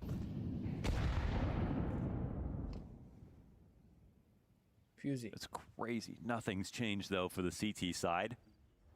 Sometimes holding position is the right thing to do. Beware of the games you play with safe though. When you're shoulder spotting, he's punished before. 35 soniya vaqt qoldi. Hali patchga olinib birorta joyga kirish tanlanganicha yo'q. They're pushing into him. Misses the snapshot down, but Jabi ham shansni qo'ldan boy berdi-da. Safe goes right back onto that angle. Oh my god, there's no one in pit. This is the perfect time to go A. Does the nade land? No. Pyria takes a bit of damage instead. Smoke onto the moto side. Qanaqadir That's going to cut off their hozir third piece. mana shu Safini kill qilishiga qarab kelyapti-da. Yo'q, Ryu bitta kill Huxi Razmenda, lekin bu yerda Ryu qilgan Pyria. Razmen berdi bu kill. Voy, Ryu. Bitta Pyriani yolg'iz o'stirib qo'ygan, vaqt yetmaydi. 6 sekund. 5. Yeah, doesn't get scooped up quick enough. Ryu does it from inside of the corner, damn near alone. 13-12. Astralis qo'lga kirdi bu raundda. Such a good setting for it. Whoa. Just Pyria staying alive in the end. I mean, it's great out of Ryu, but the position they had, no pit crossfire versus lane. They had halls wide open. In fact, if he had just walked out of halls, there were 2 players on site that were in danger, but they assumed that there was someone in pit. This had to be Ryu, and he put up. Also, Hooksy getting away with one when he comes out through the moto smoke. 8 like qoldi. Undan ko'ra 1400 ta like qilishga tortishdi degan. Was just posted on him, but he finds a moment to strike one down, and it's going to be Astralis to win in overtime first. Big barrage utility towards Yaxshigina Banana. utility, ya'ni yaxshigina xayrga tashlab berildi. Va bu yerda Steyr Snow'ni minus qilmoqda. Steyr finds a headshot in that scramble. You've already got, though, a bit of a brackets test coming through from Pain, looking to be quick in their response. Look at this rotation over from Astralis as well, in anticipation of a move like this. Biguzera, he hears that stomp over. VSM already starting to squeeze as the pit player reveals himself. Walk up from Steyr is worth it. VSMni minus qilib ketdi. O Biguzera esa Steyerni o'zini razmen qilib beroldi. 3-3 vaziyat. Bomba esa B'ga qarab tortilmoqda. This is the right read of the map though. They're still taking this towards B. They have lots of time to wait this smoke out. Evan Oppo has to come in slowly. A Halls lurker who knows that he might run into a CT. Fuzi. It's really about staying composed. Man, lurks through the apps, checks it, and sees nobody outside. Hali vaqt yetarlicha bor. Duel towards middle now for Biguzera. Yomon tekshirdi lekin Biguzera Ryuni minus qila oldi. Can he claw this back himself somehow? This is actually kind of wild because the T's are now starting to come back towards Fuzi. There's at least one player in front of the bomb that will find him. Pyria has been sharp. Fuzi Pyriani yo'q qilib bera oldi. Endi esa Fuzini izlash anchagina muammo bo'ladi bularga. So Fuzi's given a chance to get out of here. Eng qizig'i orqasidan yetib kelyapti bomba bilan yurgan Safi. Va Fuzi hozir Biguzerani tutib oladi. Ko'rmadi Biguzerani. What is happening? Safe is going to have to run. He still has just enough time, I think. No, not even. You're right. He has to start to sprint it. Qanaqa o'yin payinda umuman tushunmadim men. Why would you go Halls if he was in Nimaga uncha sekin? Places you could go. 3-2 sayt to'liq topilgan, ya'ni tozalab berilgan edi. Am I insane? Thinking maybe that he wouldn't go play outside of balcony because Fuzi zo'r o'ynab berdi Astralis uchun bu raundda. Safe doesn't have to run before he gets the fight maybe. Yes, he B'ga o'yna olmaydi. B'ni Astralis umuman bermaydi ko'shda. On the A site in Biguzera and still Fuzi decides to walk out balcony door. Maybe that's the part that catches him off guard, but either way it's crazy. Now that is true. Fuzi did take a risk by pushing out, but it's I feel like this just needed to be big. İşte round farkı bilan Astralis oldunda. İşte mana B'ga bananni umuman bermayapti işte. Astralis va Ryu esa BSM'ni tutib oldi. 3 ta himoyada round degan Astralis huquqidan PV'ga qaytadi. Easy bitta round kamida olib beradi. Nima deb o'ylaysizlar? 5 versus 2 earned.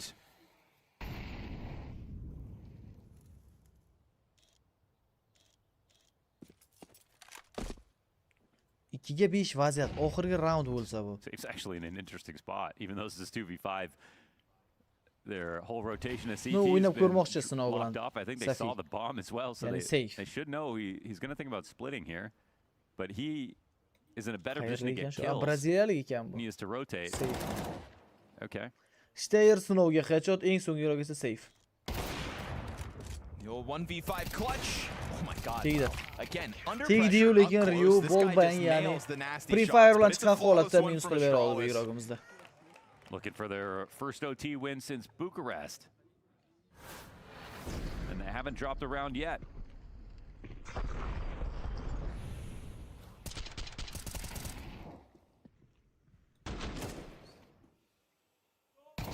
Har bitta round map pointda o'tadi endi. Astralis uchun.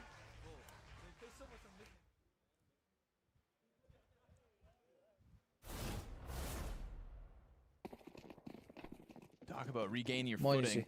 Astralis couldn't win 2 CT round wins in a row throughout the entire regulation. Go ahead and collect 3 in overtime. Pyria. Maybe it was a mental block. Pyria ham yana shunaqa. Pistolet roundda birinchi matchda kill topgandi. Eslashim bo'yicha. 5ga 4 vaziyat. Pyria atiga 3% jon bilan tirik qola oldi xolos. Bularda B salgina kuchsiz edi payinda. Sinov bilan Biguzera adashmasam hozir ham. Bada unaqa yaxshi himoyalanisha olmayotgan edi. 1 daqiqa atrofida vaqt va Fuzi'dan fake flash.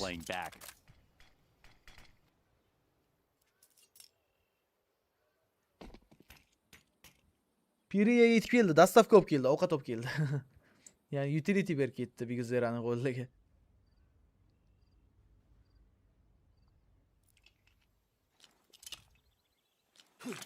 Execute up and over.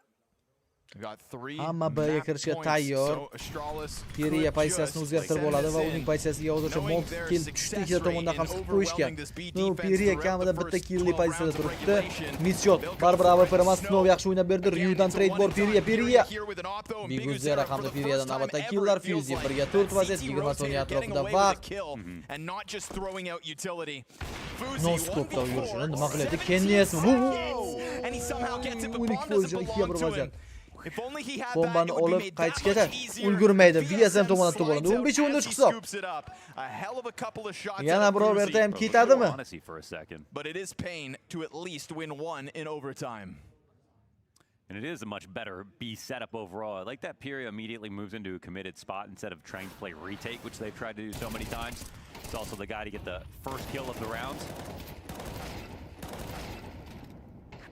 I mean, he took damage and swapped into the AWP and then headed over to this B site. What scares me is that for a moment, it was a B site that had snow and a 3 health Pyria. And big Uzera. Short. He rotated in. But he rotated in with impact. And that makes a difference.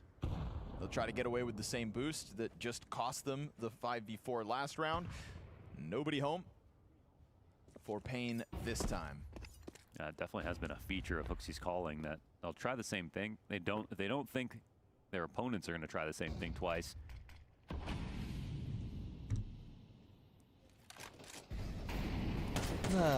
Yana har bitta aytganimizdek map pointlar bu yerda Uzera.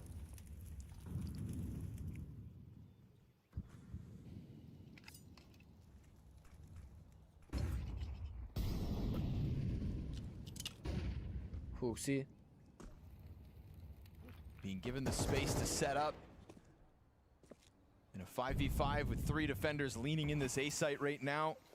Still enough utility to draw attention from Big Uzera. He wants to go back to Banana Peak. He's already only operating on 50 HP. Oh, but he sees the double kill qiladimi? Yo'q. Shter tomonidan razm bor. 30 soniya vaqt. Safi. Ya'ni safe jonga tegishimiz. Safe'dan yana bitta kill. Fuzi esa A'ga kirib ketishi mumkin. Piriyani o'qishmayapti. That's a little hectic. Check qiladi bu pozitsiyani albatta. Lekin umuman omadsiz qilish.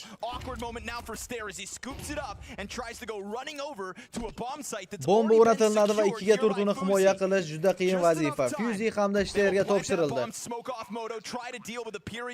Fuzi pozitsiyasini o'zgartirib oldi. Hamma igrok bitta pozitsiyaga to'rtilyapti. 4 guns and 4 kits. Fuzi uchun yaxshigina shans. As Fuzi only pulls the trigger for the second, but misses his chance to strike one down. Bu info bor hamma haqida. Shterni ham bilishadi ular. Da, GG emas. Hali o'yin davom etadi. Actually, a little scary now for Astralis. They had this gap to work with, but now it's just one round and it's back to another overtime. We saw how there were a couple close shaves there in the first half of overtime. Another moment where we're still really liking safe sopping. Like, it feels like every time he walks into an angle, he will get the kill. He's kind of got that about him at the moment. Pyria also extremely good moves. He hears one player running, but he's technically not totally prepared for a walk peek, but I think he keeps it in his mind. Va bizda Ryu 25% jon bilan davom ettiradi. O'yin boshlangandan o'qiy bo'lmoqda. Big Uzera ham AWPda bu degani Pain hisobni 15-15 ko'rinishiga yetkazadi degani. Follows suit with half of Stair's health taken off the frag grenade and an early third piece from Pain's defense already here on B. Yeah, they're learning and playing in their way. They're not maybe getting aggressive, but they're leaning at least. Yomon o'ldirib berdi lekin Shter Volbang orqali BSM'da Fuzi'ni yo'q qilmoqda va bu yerda BSM'dan double kill bor. Snow hali beri side'da 4 ga 3 vaziyat. Snow'ning haydashgasi Ryuning uchishiga sabab bo'lmoqda. Jabi hamda HooXi tirik qolishga safe. Jabini tutib olgan bo'lsa eng so'nggi igrok bizda HooXi hisob 15-15 va biz yana bitta overtime ko'ramiz. Can't grab one T round. Tugamas deganda ularning overtime. The evolution in Pain's B-site defense from overtime to regulation. Oh man, rock solid as VSM comes in with the triple, not a singular terrorist round win in overtime after both teams posted 8 in regulation. Makes sense of that. But in terms of winning chances, Astralis just got kind of destroyed in the second half. He narrowly lost those first 3 rounds. O'yinga qarab turma, chunki o'yinni o'zi qanaqa qiziq ketayotganini qarang. Overtime ketdik, overtime. 3 tadan ham. Endi ko'ramiz KTda round yutqizib qo'ygan jamoa menimcha chiqib ketsa kerakdir bu yerdan. Yoki da mapni yutqizadi. You know, that extended tech pause to fix Fuzi's in-ears kind of interrupts Pain's momentum. Feels like maybe they are finding it again once they switch to the defense. Did feel that way. Yeah, it did. Because they snowballed that second half.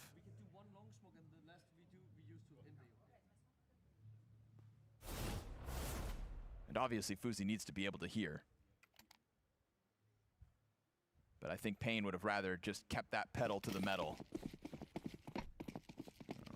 They're on the throttle now, that much for certain. Looking to keep this CT lockout rolling.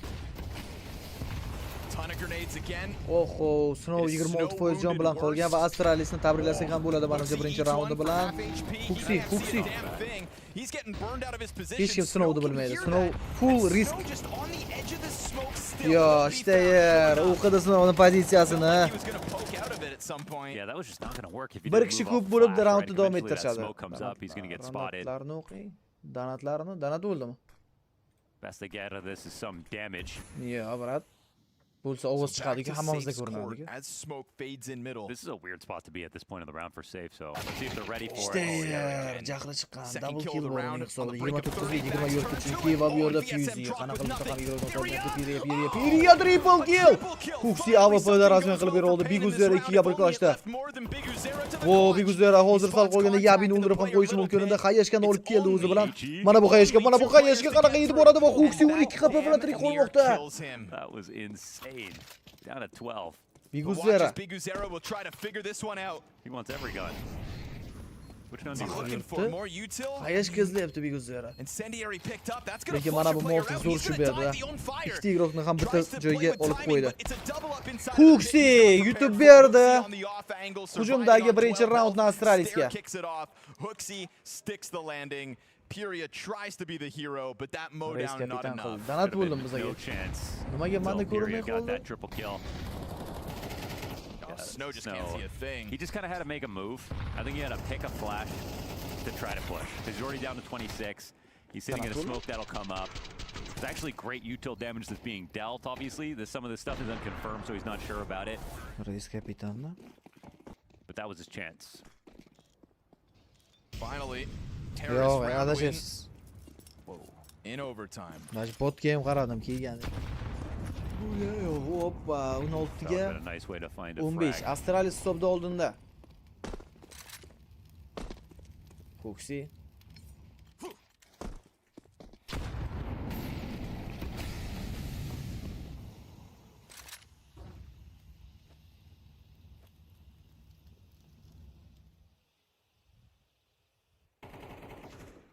This is where, again, they get this early rotation. It's been good for Pain. They've almost never turned it into a push. They go for the flash retakes. Those have been good and bad. Eng ko'p kill hozircha Steyerda 29 ta ekan. Piriyada ham 29 ta. They're not even going to check it out. And this is just, I feel like Astralis is going to say, okay, they're not checking it out. Steyer. I think they just are assuming that Pain are playing 3B from this spot. But that's also the power in being comfortable not going for lanes. Eng qizig'i 3 kishi bo'lib himoya qilinayotgan A'ga qarab turadi. 30 soniya atrofida vaqt bor. To announce their position, and then it's a change up. Biguzera goes into the site instead.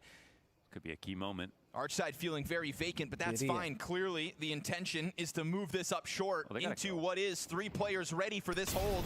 Molotov comes through. Biguzera Piriya bitta kill. Biguzera Gabini yo'q qilib bermoqda. Steyer esa Piriyani razmen qila oldi. Turkiya uch bo'lib qolib ketgan va Steyer vaqt Steyer nimalar qilib yugurib yurganini qarang. Double kill. Vaqt yo'q va GG degani bu 16 bo'lishiga yetib keladi hisob. Biguzeradan quadro. Ishonchli himoyadan oldi.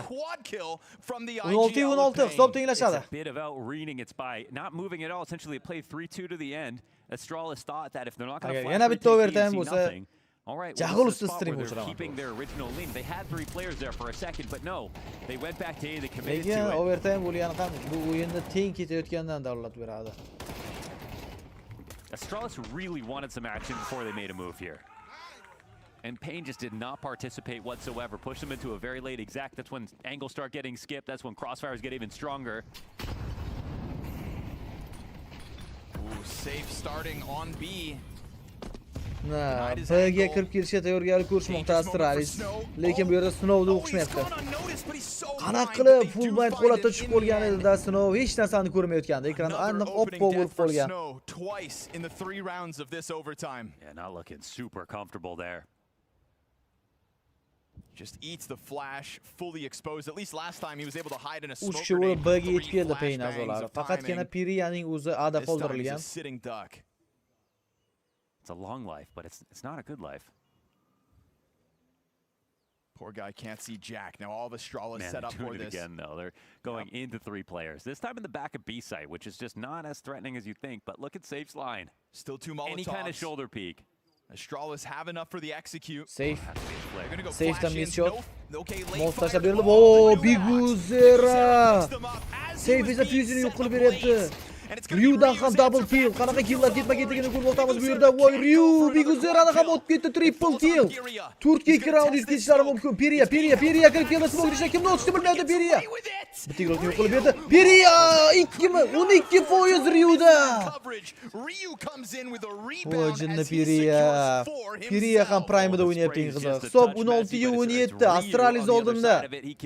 Ryu 12 HP bilan round yutib berdi. A great clutch, a chance now for Astralis to get 2 on the attack. Mana, full blind, hech narsa ko'rmayapti. Snow. Just had a terrible time these last couple of B rounds.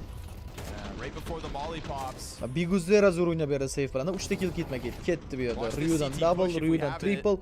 Turkiya 2 round yutib berdi Ryu. Just the cleanup as he has to swap even to the sidearm. One more bullet out of Peria's gun, and it's Payne 17-16 instead of the inverse.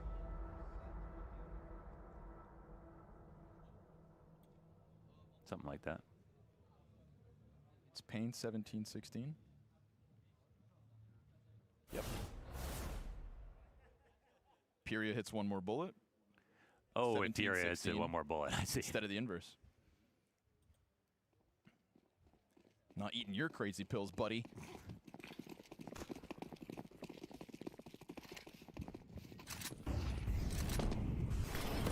First to 19. Oh, that's a tough one to stomach if you're safe. Ryu. Really? Fuzi Periyani o'ldirib berdi. Ryu yetib keladi yordamga, lekin birozgina ortga chekinib borishgan. Boilerga agressiya qilib yuborishlari mumkin. Payne jamoasi hujumda. 5 ga 4 vaziyat va bananga qarab yo'l olishgan 3 kishi.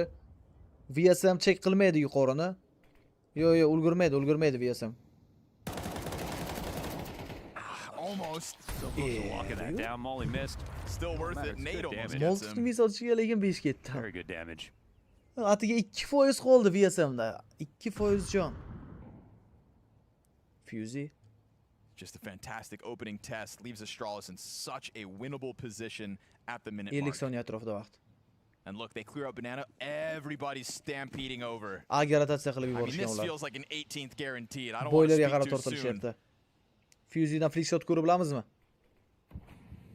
Payne 1 would 2 need 3 ga a pick hero. qilishadi menimcha VSM bilan. They do group 3 players up inside of the apartments at the moment. And just enough Ah, timing yo, for boilerdan Astralis to ortga also qaytishdi. peel back towards B. Apartamentda o'ynashadi. Smoke tarqalgandan so'ng oxirgi sonyalarda kirib kelishga ko'ramiz. Flashlar bilan birgalikda. Eng qizig'i 3 kishi bo'lib B'ga yo'l olishgan ular. Va bu yerda Fuzi hamda Ryudan bitta minuslar bor. Safex va Biguzera endi Biguzera harakat qilib ko'radi 5 kishiga qarshi nimadir o'ylab topishga. Bomba o'rnatilmoqda, flashlar hamma rassidlardan foydalanib bo'lindi. Fuzi esa AWP'ni tashlab apartamentdan razmen qilishga, ya'ni aylanib kelishga rotatsiya qilishga harakat qilib ko'radi Fuzi. What a crazy smoke push. It's a good move to make. Wow, bittadan killlar bor. 2 ga 5 round ketdi, lekin 2 ga 5 roundni nahotki Steyr Clashda Biguzeraga qarshi juda ham yaqin va Steyr oxirigacha o'tib qo'yadimi? Steyr olib berdi bu raundni hech qanaqa qabul qilmasdan. Lekin Payne nice try. Gap yo'q Payne'ga. 2 ga 5 bunaqa teng o'ynab berishni kutmagandim ulardan.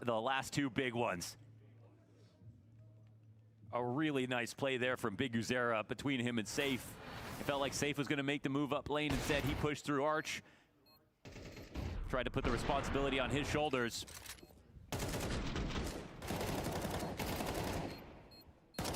Oh, and that was starting to feel like it was getting away from Stair. Yeah, he's running out of ammo. Pistol was coming out next. 3 shots left in that magazine. Just enough. 18-16 hisob. Still, even though, to see these rounds that start out so strong. Oh, Snow got damaged, man. And he had such a tough go of it playing Banana on the CT side in overtime. Aytgancha, map pointligini ham eslatib qo'yishim kerak. Stairs been lights out. Stairs really. Mana ki Snow. Safi razmenda, ya'ni safe razmenda. Flash Fuzi esa uni trade qilib bera olmadi va 4 ga 4 holat. Hali qaytgani yo'q. Uy! Wallbangdan o't tashladi Fuzi. Ko'rdinglarmi 85 damage devorning orqasidan Huxi keyin smoke ish tashlamoqda. 4 3 holat va flash bilan pick ko'rishimiz mumkin, lekin pick qiladigan odamning o'zi yo'q, chunki bu yerda VSMdan double kill qilinmoqda. 3 ga 2 holat va biz oxirgi raund ham ko'ramiz. Smoke down on Moto, 2v3 retake. Pain looked to stay alive. Fuzi and Huxi scratching their heads as if, didn't we do our job? And yet this A site crumbles with nothing to show for its efforts. Brought some of these retakes close. They still have time. They have Yana Huxi, yana o'sha smoke. For the buy in the next, so give it the Hail Mary. Mana VSMni yo'li smoke bilan to'sildi, qaranglar. Insight. That'll cut off an angle here for VSM. Aga. But Fuzi's dead instantly, so now Huxi taking up that smoke as a route into the bomb site just becomes a bit too much of a gimmick. And that hit into the A site just goes off perfectly for Pain. Yeah, VSM's a spear. Runs right up through lane into the site. 2 kills.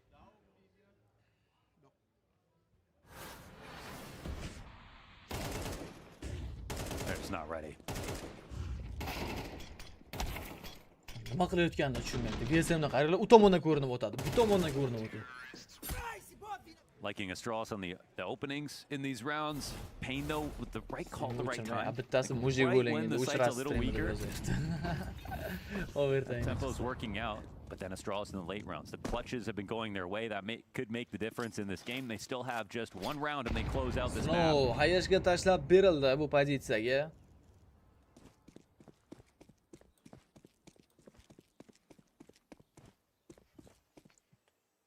Sekin hujumga o'tib ko'radi endi Pain. Would have to be back-to-back clean sweeps.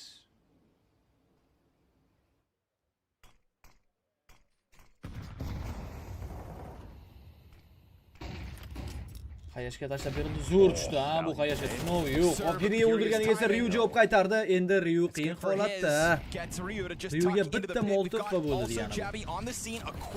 Bular rotatsiya qilishmoqchi B'ga. B'ga rotatsiya.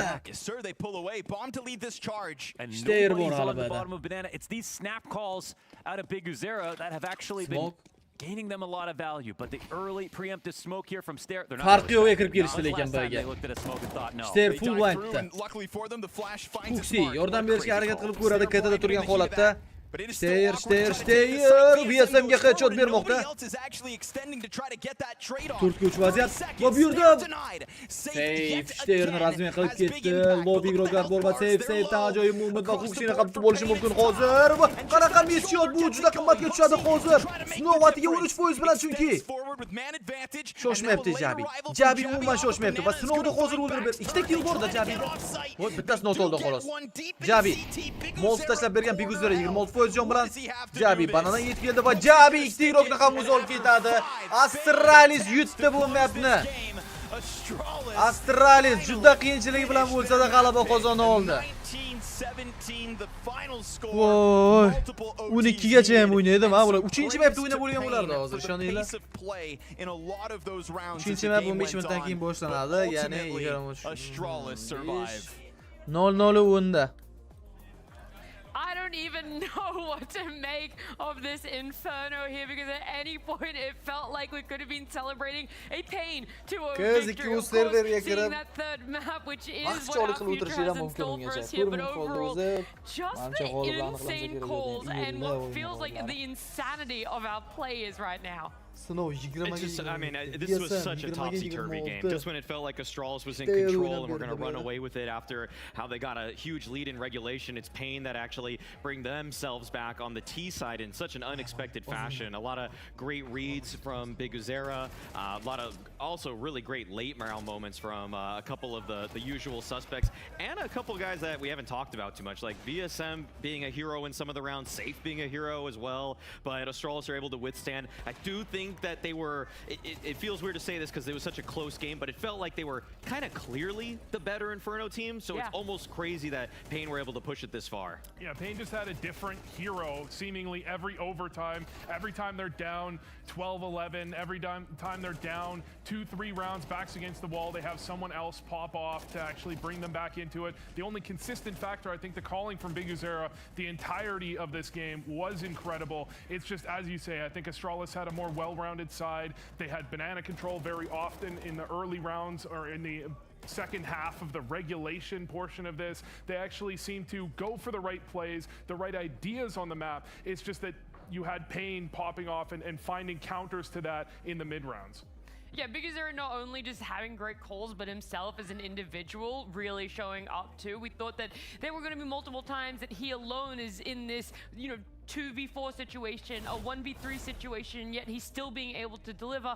Unfortunately, it was a 1v1 situation that could have seen them close out the map that it did falter a little bit, but that's not just on him. They were put in a position that was difficult, and ultimately everyone on Pain did really well. Astralis just did better.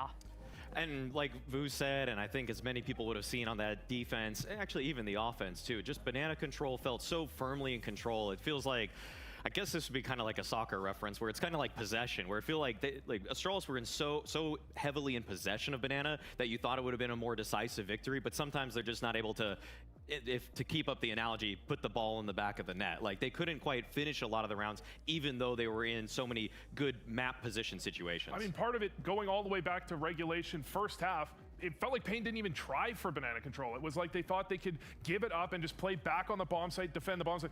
Their B site control in regulation was atrocious. In overtime, it started to pop. To put it lightly. Yeah, it was sugarcoat it. Yeah, to sugarcoat it. It was diabolical. Yeah. Is what it was. And you get into overtime, they have some defenses, but it was clear that they came in with a strategy that just wasn't going to work. See, I thought you were going to go all the way back to round number 2 and reference the fun that was had from the beginning. It felt like it delivered on both ends of this map. Yeah, this one actually is pretty. It's just hilarious, really. I feel like the comical relief actually started very early in this one, and we actually had a great mic'd up moment from this where actually we got to hear Astralis. Here, just listen 1 second. Helicopter, helicopter. Bro, you are like so brain rotted right now. I swear to God. Look at this spin. It's so absurd. It's so absurd how that worked. That is a ridiculous run, and it actually kind of worked. It kind of worked. The third person POV that goes so hard right now. Yeah, the comedic relief started in round 2 and it did not falter off at any point in all of the overtime deliverables that these teams gave us there. Again, Astralis is looking so great for themselves. When we do look at a little bit more of the serious aspect of it, right, where we couldn't see Pain getting over that little early part for themselves in this, was towards round 10. Yeah, we have round 10 that's just a really tough one for Pain because they go up opening here with the entry. They get into the 5v4. I think they might get another one here along the way as well. Yeah, it's the reaggress in the middle. Down goes Ryu. And this is where not having banana control becomes a problem if your B-site defenders can't hold the angle correctly. And right? also Snow, it's very weird. Its setup is just a little strange where you have an op that's holding the flush angle. He gets killed by the guy in